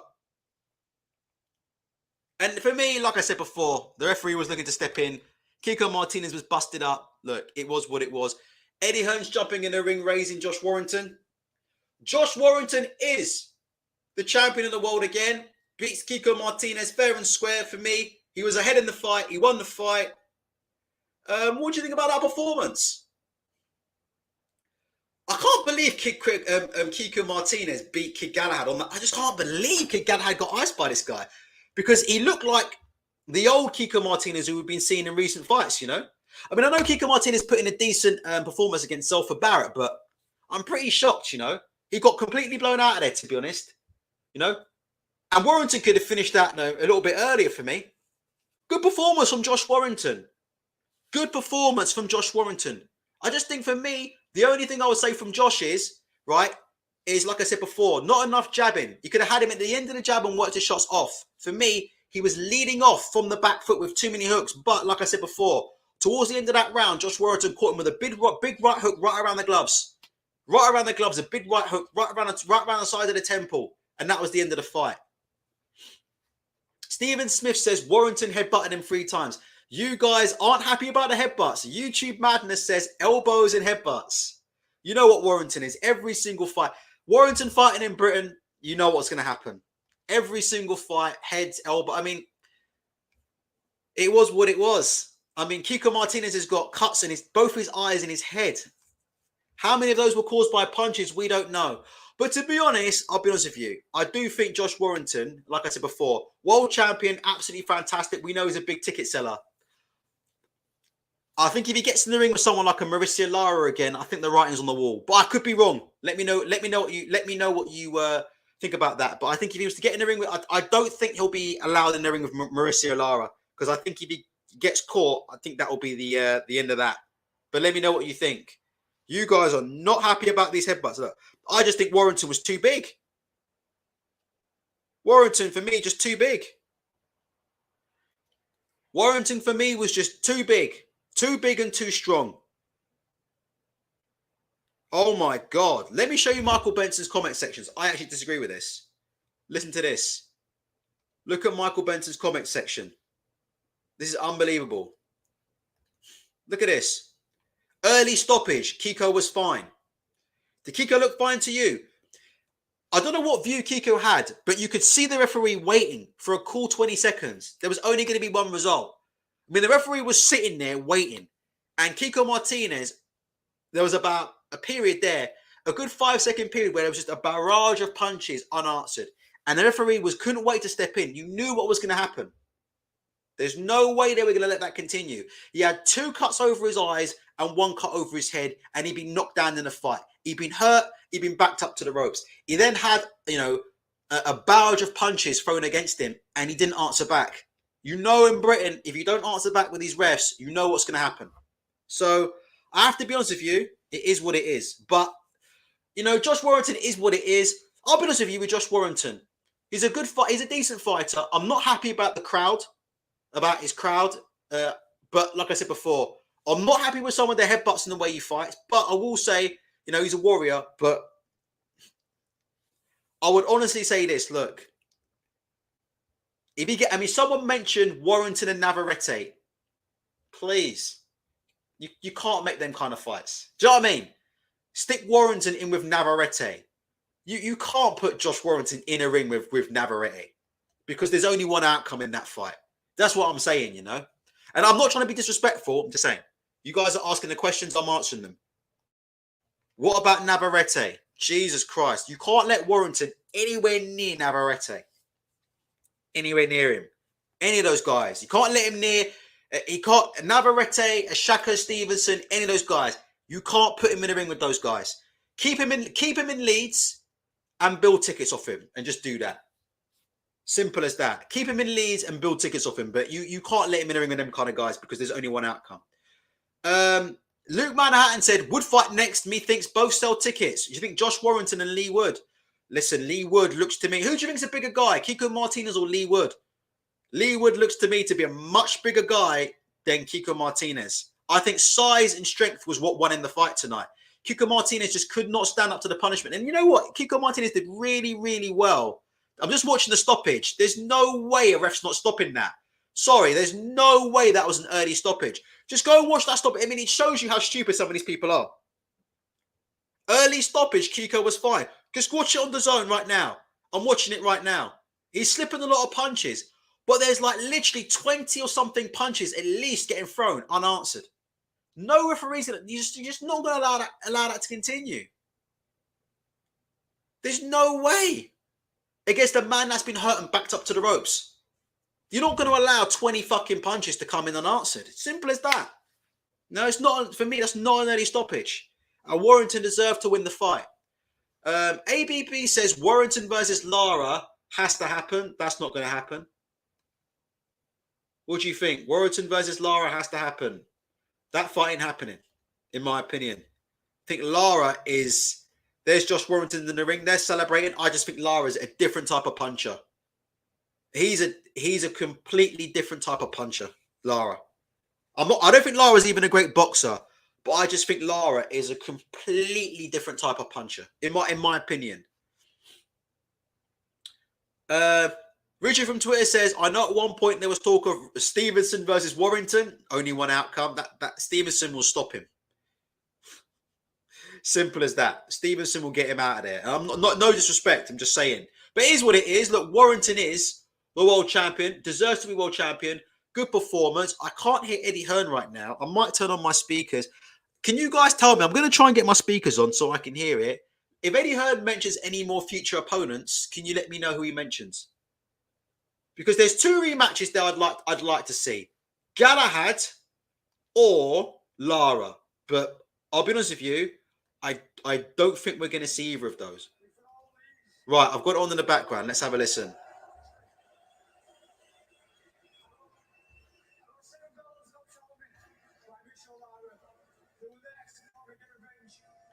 Right, there you go. So we'll see what happens. I'm just going to turn it down.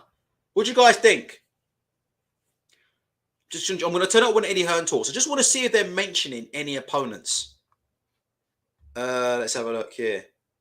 Mark Statton says, could have stopped it in round 3 for similar. I think Kiko was lucky to get as far in the fight as he did. He's a warrior, and I thought he fought very, very well. I'm very, very surprised at those comments. And I'm no fan of Warrington. He needs to fight Lara again. He ain't fighting Lara again. Come on. Headbutts his way to victory. A lot of people don't like Josh Warrington. Loves a headbutt, does Warrington. 3 cuts in 2 fights. They're not happy with Warrington on the Michael Benson page. Headbutting champion of the world. Let's have a look. Stoppage was iffy. I don't believe the stoppage was early at all. Stevenson's at 130. I saw, sorry, he's at 130. I mean, if you look at the fact that Stevenson's stopping guys like Jamal Herring, you know what would happen if he ever fought Josh Warrington. Simple as that. Sorry about that. You know I'm a bit of a casual. Let's have a look. LD Phoenix says, Tyson Fury says there are British level world champions and real world champions. Do you agree? Look, I don't want to take anything away from Josh Warrington, but I tell you what, can I be... Oh, let me hear what Eddie Hearn's saying. Eddie Hearn's now calling up his ass again.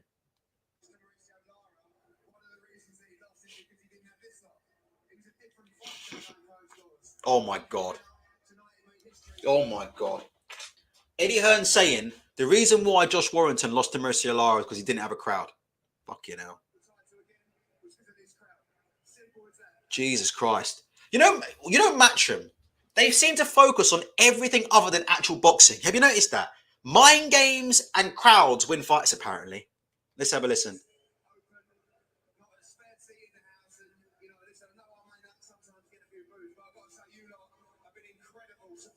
There we go. I've turned Eddie Hearn down. I didn't hear Eddie Hearn about any future opponents. I was hoping to hear something about Lara, but you see there, Joe, yeah.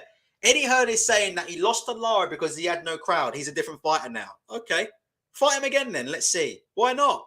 Lara should have gotten the opportunity anyway. Fight him again. We'll have to see. I'll be honest with you. I'm going to give you my honest opinion on Josh Warrington, okay? I think he's a tremendously hard-working guy. He's not a very technical or talented boxer, but he's got a lot of heart and he can whack a bit of the weight, right?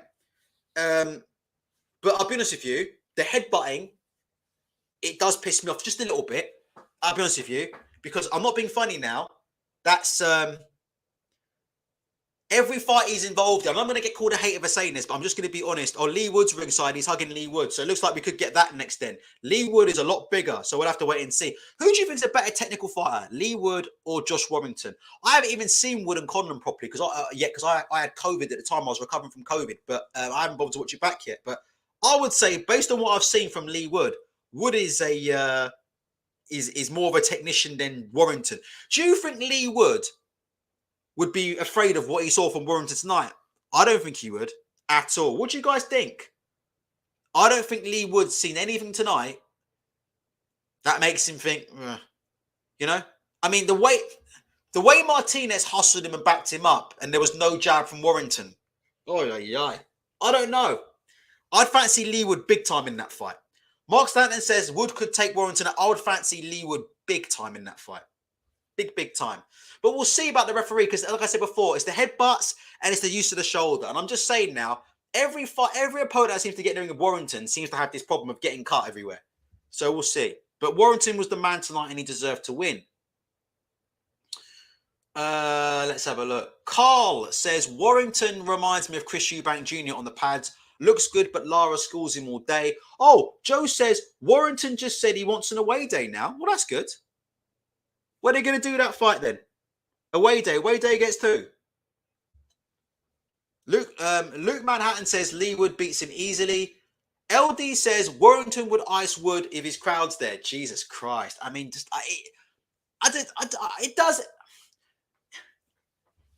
it does boggle my mind with Matchroom sometimes. How they think these fights happen. Do you know what I mean? They seem to think like crowds win. I mean, to be honest, even when Anthony Yard lost to Lyndon Arthur, and it was Anthony Yard didn't fight in front of a crowd. No, I'm not having that. That's rubbish. Fuck that.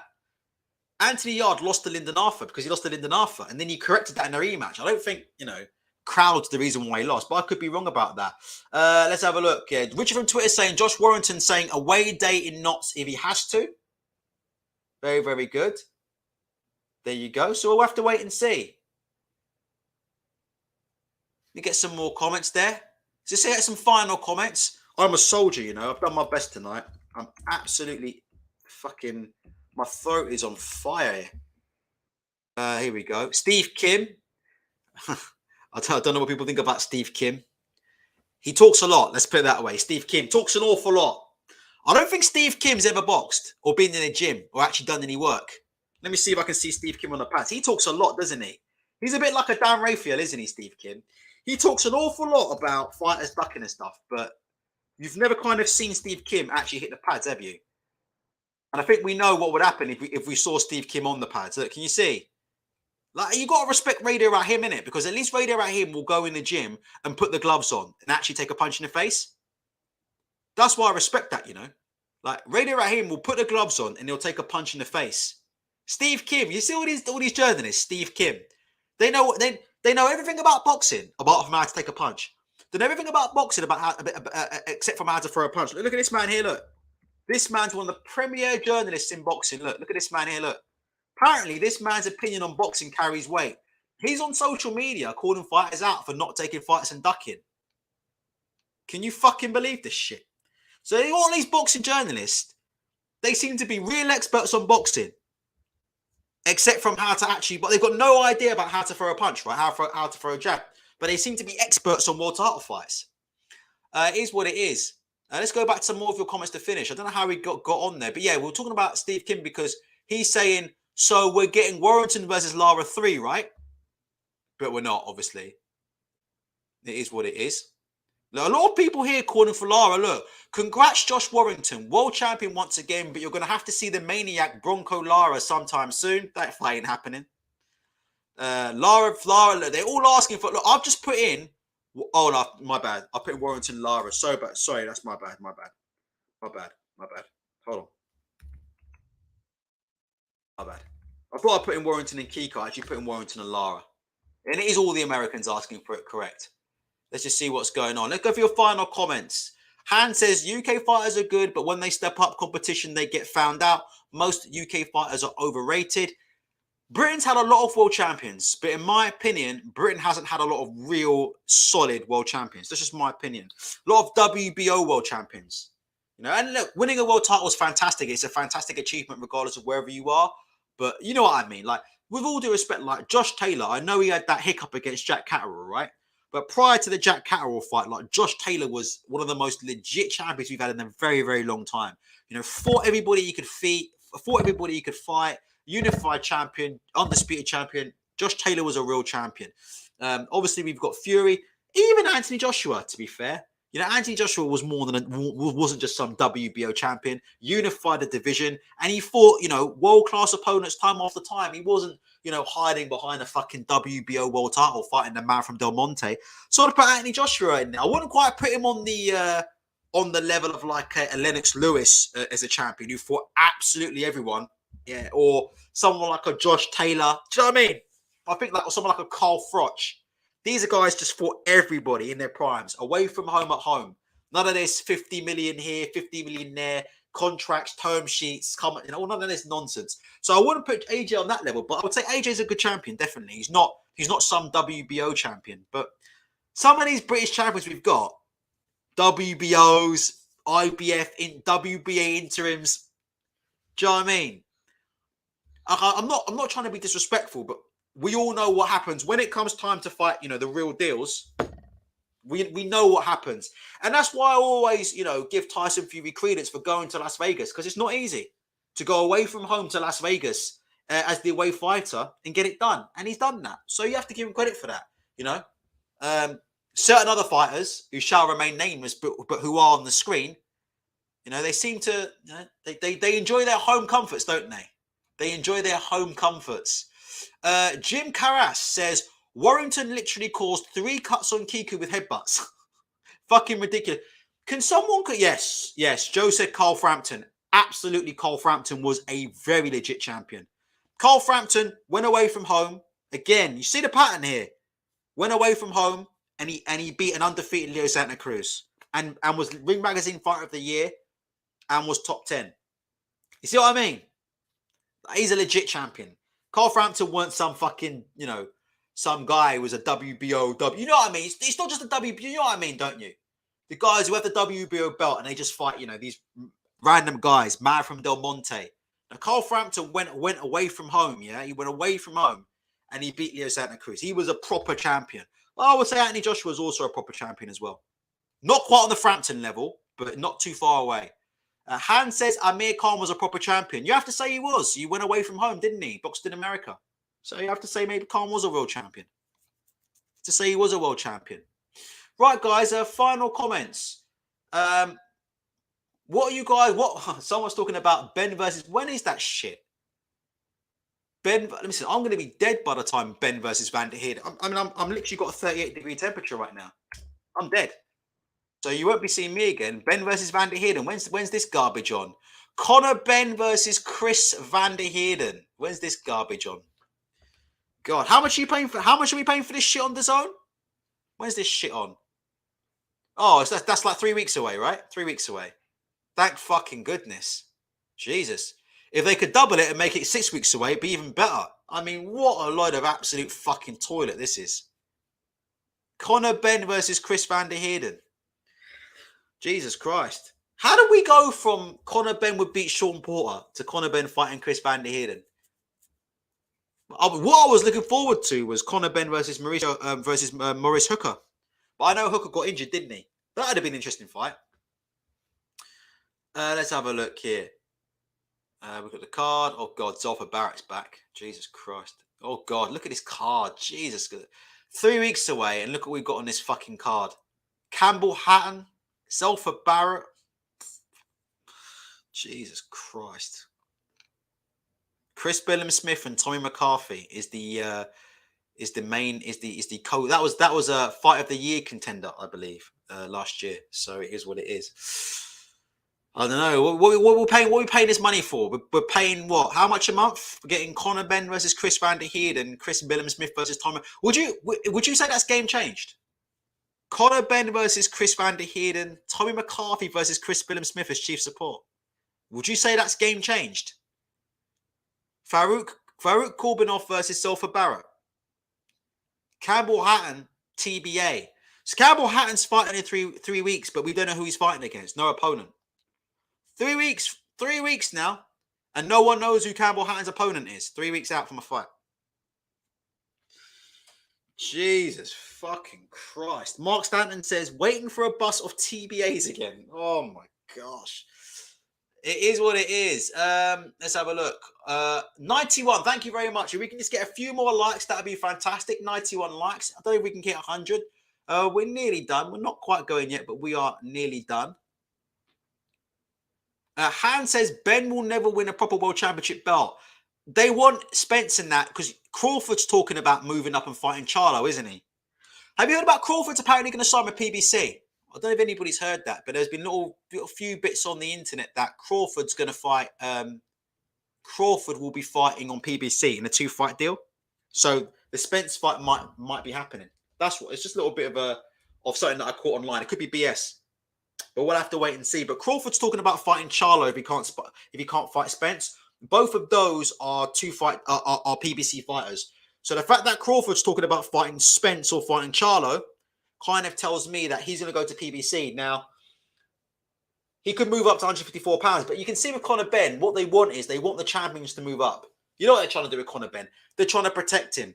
If only they gave Josh Kelly the same amount of protection they gave Conor Ben. And I think Josh Kelly's a better boxer than Conor Ben all day long, to be honest. I think Josh Kelly's a better boxer than Conor Ben all day long. But you see, Josh Kelly doesn't have a famous dad whose name we can use to sell subscriptions, and that's why. And that's why Josh Kelly wasn't protected, you see. Josh Kelly had something like 2 fights in 2 years, hadn't he? Josh Kelly. He had something like 2 fights in 2 years, and they let him get thrown in the ring with Avanesian. Whereas Conor Ben, when Conor Ben was on the same stable and they were both fighting on Matchroom cards on Sky, you see how they weren't quick to throw Conor Ben in with Avanesian. Forget all this Frank Warren shit. They were in the same network, both fighting on Sky. I don't see any reason that fight could have been made. They let Josh Kelly jump in and take the fight, but they wouldn't let Conor Ben. See what I'm saying? They wouldn't do it. So you know what's happening. Diego says Warrington didn't want to mention Lara at all. Look, I would never call these fighters cowards or duckers because they get in the ring and fight. I think these guys will fight anybody. So I don't think Warrington's scared of Lara, but I think Lara could knock him out in that fight, to be honest. Originally in the rematch, I went for Warrington, but after seeing this performance from Warrington tonight and seeing the way Kiko Martinez was able to nail him, particularly after being hurt that early in the fight, I think Lara might carry a little bit too much for Warrington, but it's a close fight. It's a close fight, but I think Lara's definitely got the power to get rid of Warrington. But I'm not one of these channels that calls fighters cowards and says they're duckers. You know what I'm saying? I think these are fighting men that at the end of the day they'll fight anybody. It's just about what's best for business. Kid says, now Warrington swerved that Lara talk. All right, well, I'll let you guys decide. I don't think these guys are scared of anybody. I think they'll fight anyone. They're fighting guys. Do you know what I mean? It is what it is. Do you think if Lara turned up in Warrington's gym tomorrow, let's just say next week, do you think if Lara turned up in Warrington's gym and said, Joe, do you want to spar? Do you think Warrington would say, oh, I'm not sparring you. I'm too scared. He'll fucking jump. He put that head guard on and jump in. You put that head guard on and jump in. That's what happens. Honestly, that's what happens, man. Don't worry about who's scared of who and stuff. That's my opinion. Diego says Navarrete. See, Diego, I'm a bit of a casual. See, I'm a bit of a casual. I don't really watch a lot. I'll explain it another time. I know some of the names. I can't say much about Maxeo. I don't really know him. But I tell you now, Navarrete would. That's a bad fight. We're not doing that fight. That's a really bad fight. That's a bad style matchup. Navarrete's terrible. We're not doing that. We're not letting Navarrete get in the ring with Warrington. There's no way we're doing that at all. I mean, I'm worried about Lara. I mean, Navarrete is just Jesus Christ. We're not doing that. There's no way. Too much pressure. That guy's different. And again, Navarrete is not a technician. Hangs his chin out to dry. He throws a lot of wide shots, but extremely powerful. And the pressure is relentless. And it's the pressure and the power. Warrington, big man Martinez tonight, didn't he? Let's be honest. I mean, the size difference was absolutely massive. Warrington, big man Martinez. He can't big man Navarrete in these guys. He can't. And unfortunately, people say Ultratech's a hater. Don't listen to Ultratech.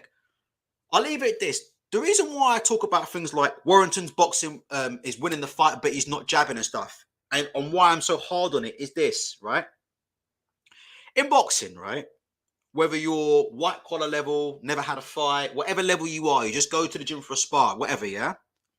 There will always be somebody who's bigger than you, hits harder than you, punches faster than you. Trust me. If you stay in the gym long enough, one day somebody will just turn up. I've seen it happen so many times. Somebody just turns up in the gym. I've never seen this guy before. Who's this guy? You know what I mean? Oh, I can't bully this guy. Like all these little guys I've been bullying and sparring. All these little guys I've been bullying. I can't bully this. I've seen it so many times, man. So what? The reason why I go on about Warrington is, yeah, like I said before, if he ever gets into a fight with somebody that he can't big man, someone like a Navarrete or somebody, what would he have to do when he's on the back foot? He'd have to use that jab a bit more. And that's why I criticised Josh Warrington very heavily tonight for not using the jab against Kiko Martinez and allowing Kiko Martinez to walk into range for free. Because Kiko Martinez looked tiny in the ring tonight against Warrington. And if you're not jabbing against a guy like that, who's a lot smaller than you, and if you can't jab on the back foot to keep him on the outside, if you can't do that against a small opponent, you ain't going to do that when you get in the ring with a bruiser. You're not going to do that when you get in the ring with like a Navarrete or a Lara. That's not going to happen. And that's what I'm talking about. And that's the reason why these guys get knocked out when they step up. Makes sense? They talk all the time about learning fights and learning, but they're not really doing any learning. They're just spouting bullshit. Do you know what I'm saying? What do you think, guys? Do you think I'm right or wrong? Diego, what do you think I am on that? Do you think I'm on point or not on point? Let me know, Diego. I think you're new to the channel. That's why I'm so hard on these guys. Ultratech's hating. No, I'm not. Because when I see Warrington getting backed up by Kiko Martinez and he's not jabbing and creating distance and he's letting Martinez walk into range and uppercut him and throw hooks, I'm already thinking ahead. And I know, yeah, Martinez is a lot smaller, but you need to start. When you're boxing, you need to think ahead. I know it sounds crazy, but you need to think ahead a lot. Like, well, look, I need to do this technique now. Makes sense? I need to do this technique now because if I'm going to become something in boxing, or if I'm going to move up to the next level, or if I'm going to move up a weight or do something, I need to start ironing out these bad habits now. And how many times have we seen it in boxing? You get these weight bullies, innit? You get these weight bullies. For me, Josh Taylor's a weight bully. Josh Taylor's a weight, but he's been getting his head knocked off and knocked around in fights and been getting hurt in his last 3, 4, 5 fights. Josh Taylor, isn't he? Other than that Compton fight, he's fought good opposition, but Josh Taylor's been walking in face first to punches for a very long time, hasn't he? And we've been saying on this channel, Josh Taylor's not slick. And the reason why we say that is because it's not because these guys are bad fighters. It's because I'm looking ahead. I'm thinking, what happens if Josh Taylor really moves up and fights Terence Crawford? He's going to get iced in a couple of rounds. Ultra, you're a hater. Ultra, you're talking bullshit. Now everybody's on the same page as me. They're like, yeah, Ultra is right. You can't let Josh Taylor anywhere near Crawford. Crawford will go down for murder.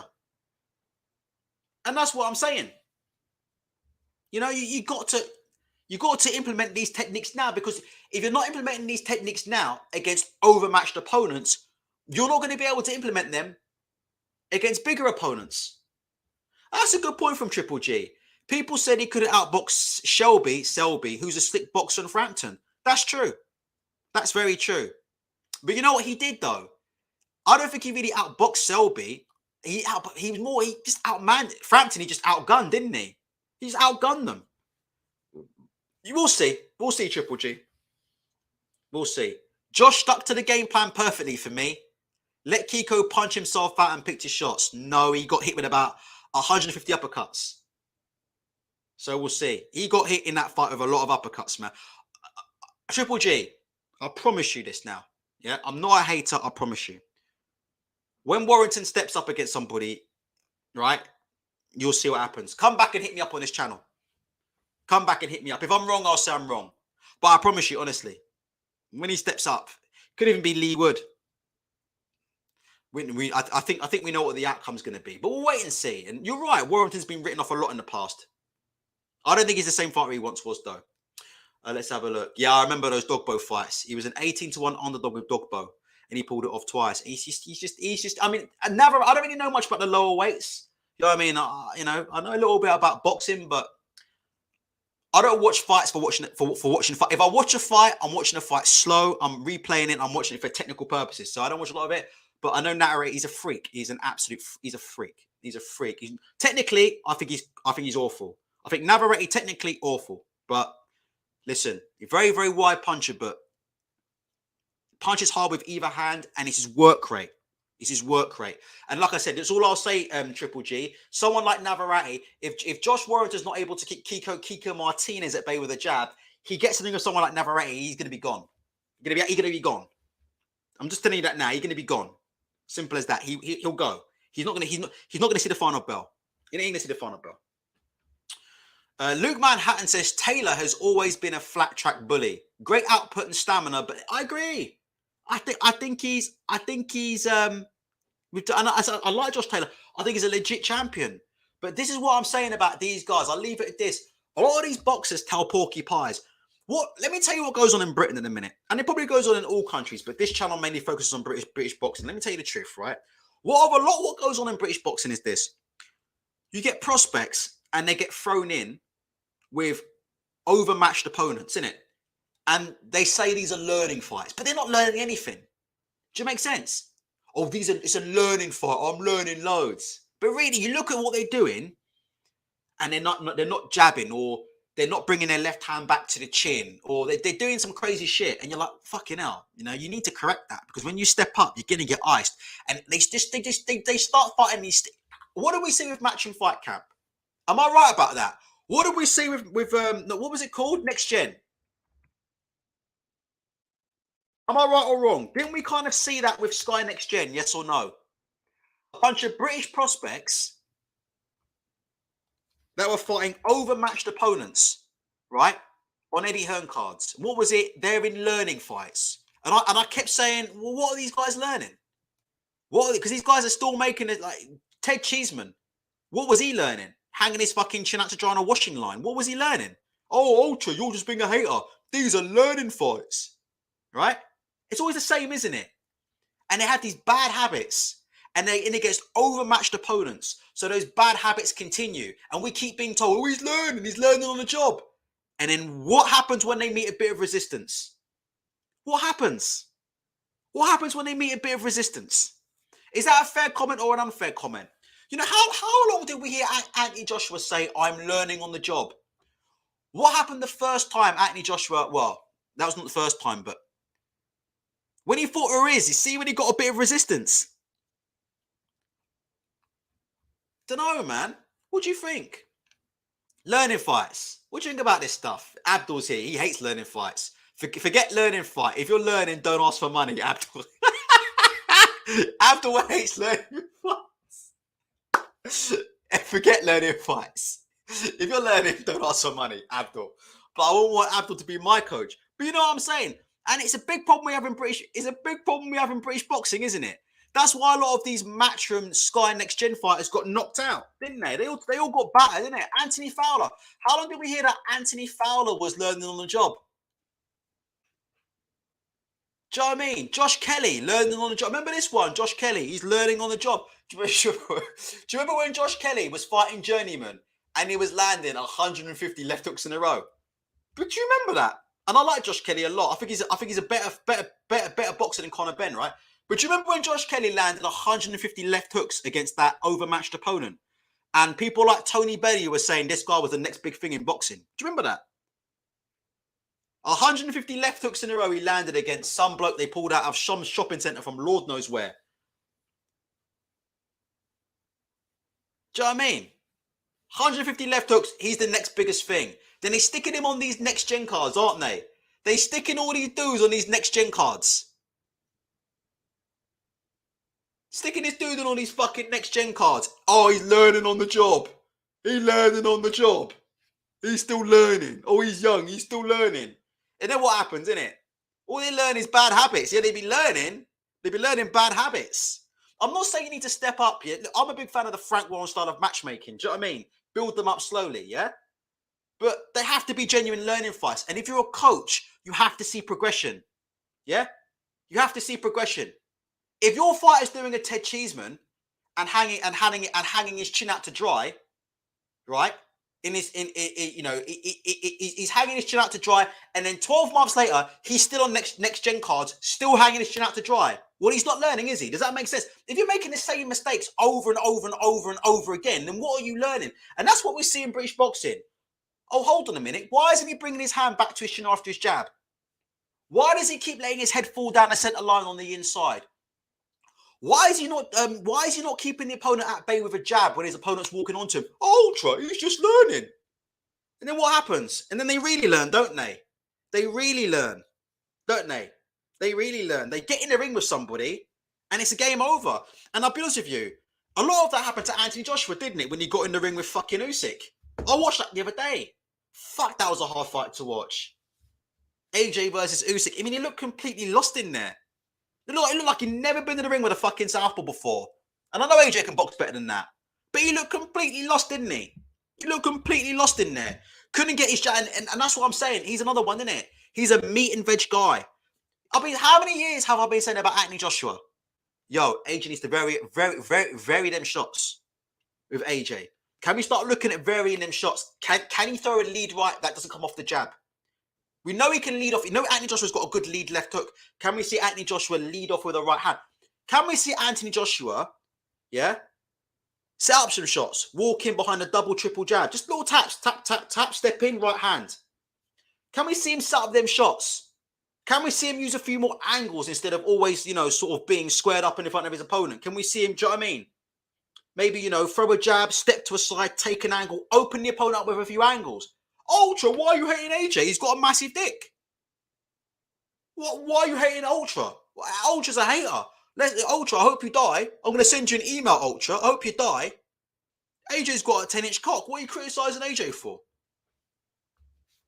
Why are you criticising AJ? You're just a hater. Do you know what I mean? And we're saying, how long have we saying about this guy? For the last fucking 5 years? Yeah, he's fighting. He's got a great resume. Brilliant. He's got a fantastic resume. He's fighting all these guys. Brilliant, great, fantastic. And as we keep saying, resumes don't punch you in the face. And I said, it's best to iron out the bad habits now, innit? Learn to set up your shots, because if you get in the ring, AJ, with somebody who shuts down your jab or stops you from jabbing, how are you going to set them shots up? Got in the ring with Usyk. Usyk loses lead hand control. He's parrying down all of AJ's jabs. He's holding his hand over. AJ can't get the jab off in that first 6 rounds. He can't even get the jab off. Usyk's parrying his jab, knocking his jab away, lead hand control, angling off to the right hand side. AJ couldn't get the jab off. What was he doing? What was the plan B? Right, you're throwing these non-committal right hands. You know why? Because he's not used to throwing a straight right hand without the jab. He's not used to throwing a straight right hand without the jab. He's not used to it. He's not used to throwing a straight right hand behind the jab. He's not used to throwing them little tippy taps and then angling off, finding angles and putting shots in. He ain't used to that. He's learning on the job. He's learning. Like Johnny Fisher. Is Johnny Fisher learning? He's a new one, Johnny Fisher. He's learning a lot about Chinese takeaway, isn't he? Him and his dad, isn't it? Fucking phoning up the local Chinese, ordering 150 spring rolls. Ordering 150 spring rolls. British boxing's a fucking clown show sometimes. It really is, man. This dude on the phone to China Garden ordering 150 spring rolls. Dude's out here telling me he's learning. Oh, Johnny Fisher's learning. I saw a video of Johnny Fisher. I spoke to Mark Tibbs. This is how stupid most boxing fans are. Johnny Fisher put a video up of himself on the heavy bag. All these dudes going, looking sharp, Johnny. The man was crossing his feet. The man was crossing his feet when he was moving, yeah, from left to right. The man was crossing his feet. The fuck? The man was crossing his feet, moving from left to right. Dudes in the chat, oh man, you're looking sharp, Johnny. I said, look, we better iron that out real quick. Yo, when you move from left to right, don't cross your feet like that, bro. The fuck? Look, show you before I go. Look, you think I'm making this shit up? Here you go. Here you go. Hey, look. Here you go, look. This guy's a great coach. Barry Robinson. One of the best coaches in the business, MMA or boxing. I love this guy. Barry Robinson. Here you go. Don't cross your feet in boxing or MMA. You think I'll make this shit up? You think I'll make this fucking shit up, yeah? There you go. Drill to avoid crossing feet while striking. That man's crossing his feet in fucking videos on Twitter. Dudes are telling him, wow, Johnny Fisher, you looking sharp. Looking sharp. Next week it's going to be, Johnny Fisher's learning on the job again. British boxing's a clown show, man. British boxing's a clown show. Right, final comments. Get them in. Hit the like button.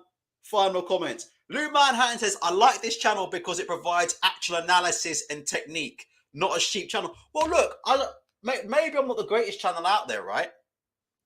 And I'm not an expert at all, right? I've never had a fight. I'm not an expert. But like I said before, I've been in a few gyms. I know the difference between spacing your feet shoulder width and crossing your feet, all right? And I went to Mark Tibbs direct with that point. So it is what it is. Well, I know the difference between what they teach you in any coaching book. They teach you feet shoulder width apart, right? That's what they teach you. Feet shoulder width apart. That's what they teach you. Feet shoulder width apart. All right? You go look at the IBA amateur boxing coaching manual. Feet shoulder width apart. I've never seen a coaching manual where they say cross your feet, but I could be wrong. I know some fighters do it. I know some fighters like Floyd Mayweather Jr., Guillermo Rigondeaux cross their feet when they're out of range, and I was sent videos of that by somebody else. But for me personally, if I'm Johnny Fisher on a heavy bag and I'm moving left to right, don't cross your feet. And if I was a coach, I'd have picked him up on that. I said, why the fuck are you crossing your feet for?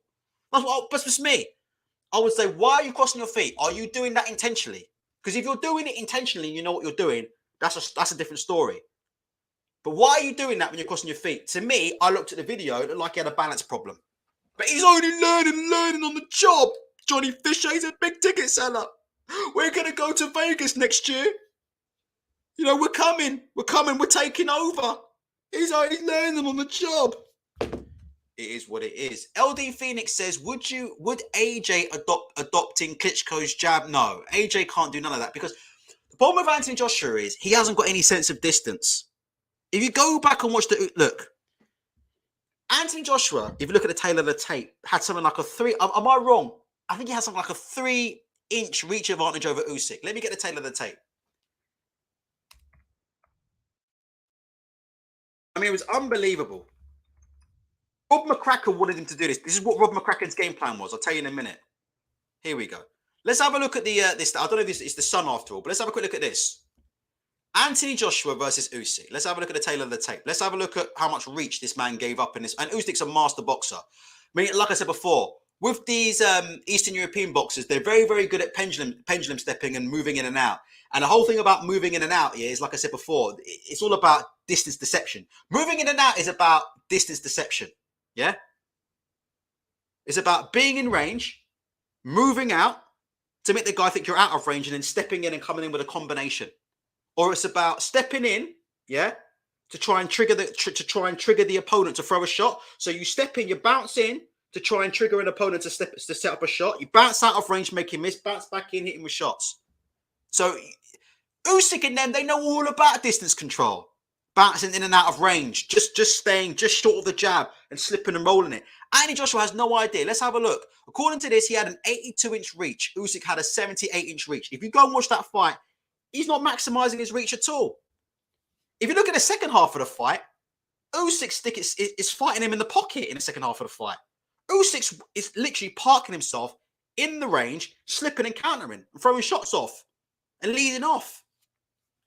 Rob McCracken, if you listen to Rob McCracken's commentary, or if you listen to what Rob McCracken was asking AJ to do, Rob McCracken was asking AJ to make Usyk fall short. That was the game plan. If you don't believe me, just go and watch the video. Rob McCracken's telling him, you need to make him fall short and then come with the shots. Because that's what most decent, I'm not saying AJ's not a good fighter, but I'm saying that's what most tall fighters will do. The bigger, taller fighter tends to fight tall. And boxing 101, and again, Usyk's one of the greatest boxers of all time. So but I'm saying is, you try and establish your reach and distance, yeah? Once you establish your reach and distance, you want your opponent to fall in and fall short. Jab, jab, jab, jab. Don't let him close up in distance. Don't let him close up in distance. Bam, bam, bam. When he comes in, take a step back, make him fall short, and throw shots off it. But AJ's got slow feet. So when Usyk's bouncing in and out, he can't. He doesn't know how to adjust it. Adjusting distance in boxing is a bit like having a fishing rod. You know when you're reading in a fish? That's what it's like. Someone takes a step to you, you got to take a step. Someone takes a step to you, you got to take a step. But Usyk's feet are so quick, and it's the way he moves in and out of range. AJ had no idea where the distance was in that fight. He had no idea. He had no idea. And a lot of the time, if you watch, he was walking himself into range as well, AJ. AJ was walking himself into range, which is not what Rob McCracken wanted him to do. Rob McCracken wants him to keep Alexander Usyk at the end of his shots so that Alexander Usyk's not in range. AJ didn't know the distance, and when he was stalking Usyk, he was walking himself right into... He can't do that. Sorry, maybe I'm talking bollocks and making it all up, but he can't do that. He can't. Not with Usyk. Usyk's footwork is too good. The in and out movement is too good. Can't play distance games with Usyk. He's going to have to bull rush Usyk and get him out of there. That's it. Simple as that. And for a lot of left hooks, we've discussed it in detail on the video. Let's have a look. Go through some final comments here. Jack Simpson says, Joshua can't box long, and I doubt he's going to be able to learn it. He boxed well against Andy Ruiz, didn't he? I mean, if you look at the footwork and movement, maybe I need to watch that fight again. If you look at the feet, I thought it was his best performance. That's the best AJ I've ever seen. He made the rematch against Ruiz. Footwork, beautiful. Controlled the distance beautifully against Andy Ruiz. But the difference is Andy Ruiz was a fucking tub of lard who was moving, and Usyk's different, you see. Andy Ruiz is not the kind of guy that's going to bounce in and out of range in the same way Usyk is, you see. And that's the problem he's going to have. Let's have a look here. So, yeah, to answer your question, Luke Manhattan, I'm not sure Klitschko will work because Vladimir Klitschko had excellent distance control. He had excellent distance control, Vladimir Klitschko. He was a master at, keeping guys right at the end of that jab. Keeping guys, I mean, like I said, some of the technique for me was a bit dodgy. Klitschko used to drop his hands a lot. He used to drop his hands an awful lot, Klitschko. He used to step in jab, step out. The opponent used to try and counter him. And he used to have his hands he used to have some very, very weird hand positions. Vladimir Klitschko. I don't think Vladimir Klitschko was a by-the-book boxer at all. Some of the stuff, the way he used to pull out, he used to step in, jab, and then back out. And some of the ways he used to block these shots in his hand position was in my opinion, that was non-classic. But the thing is, Klitschko knew his distance so well. His distance control is one of the best I've ever seen, Vladimir Klitschko. His distance control is awesome. He knew his distance. He knew his distance. I don't think Anthony Joshua knows his distance, so I don't think it works like that. And who do you think's a better in and out mover? AJ or Klitschko? What do you think? I don't think AJ's a better in and out mover than Klitschko. His feet look quite heavy in the Usyk fight. I reckon he probably comes in even bulkier next time. I'm not sure. Just met AJ at gym near Golders Green. There you go. Don't tell him you watch this channel. Right. It's midnight. Thank you very much, guys. I didn't realise it was midnight. Hope you've enjoyed tonight's boxing. Joshua got rid of Bashir. What the fuck's going on here? Don't make up bullshit, because obviously Bashir is a very close friend of our friend Ingram. Before I go, can someone tell me, is that true, or is someone making up bullshit?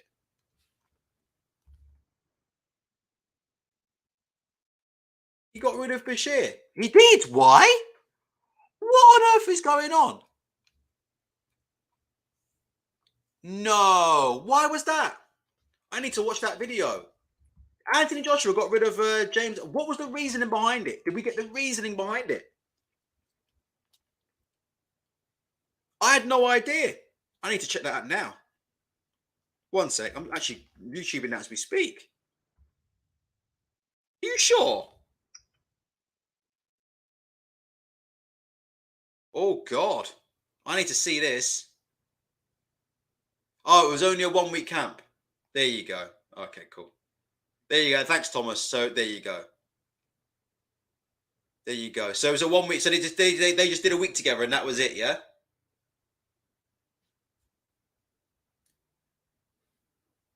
There you go. Okay. Apparently everyone's left, including... Okay, I'll have a watch of the video. All right, guys, listen. If you like to subscribe. It is what it is. Please hit the like button. And I appreciate all the support tonight. I hope you found it entertaining. Peace out.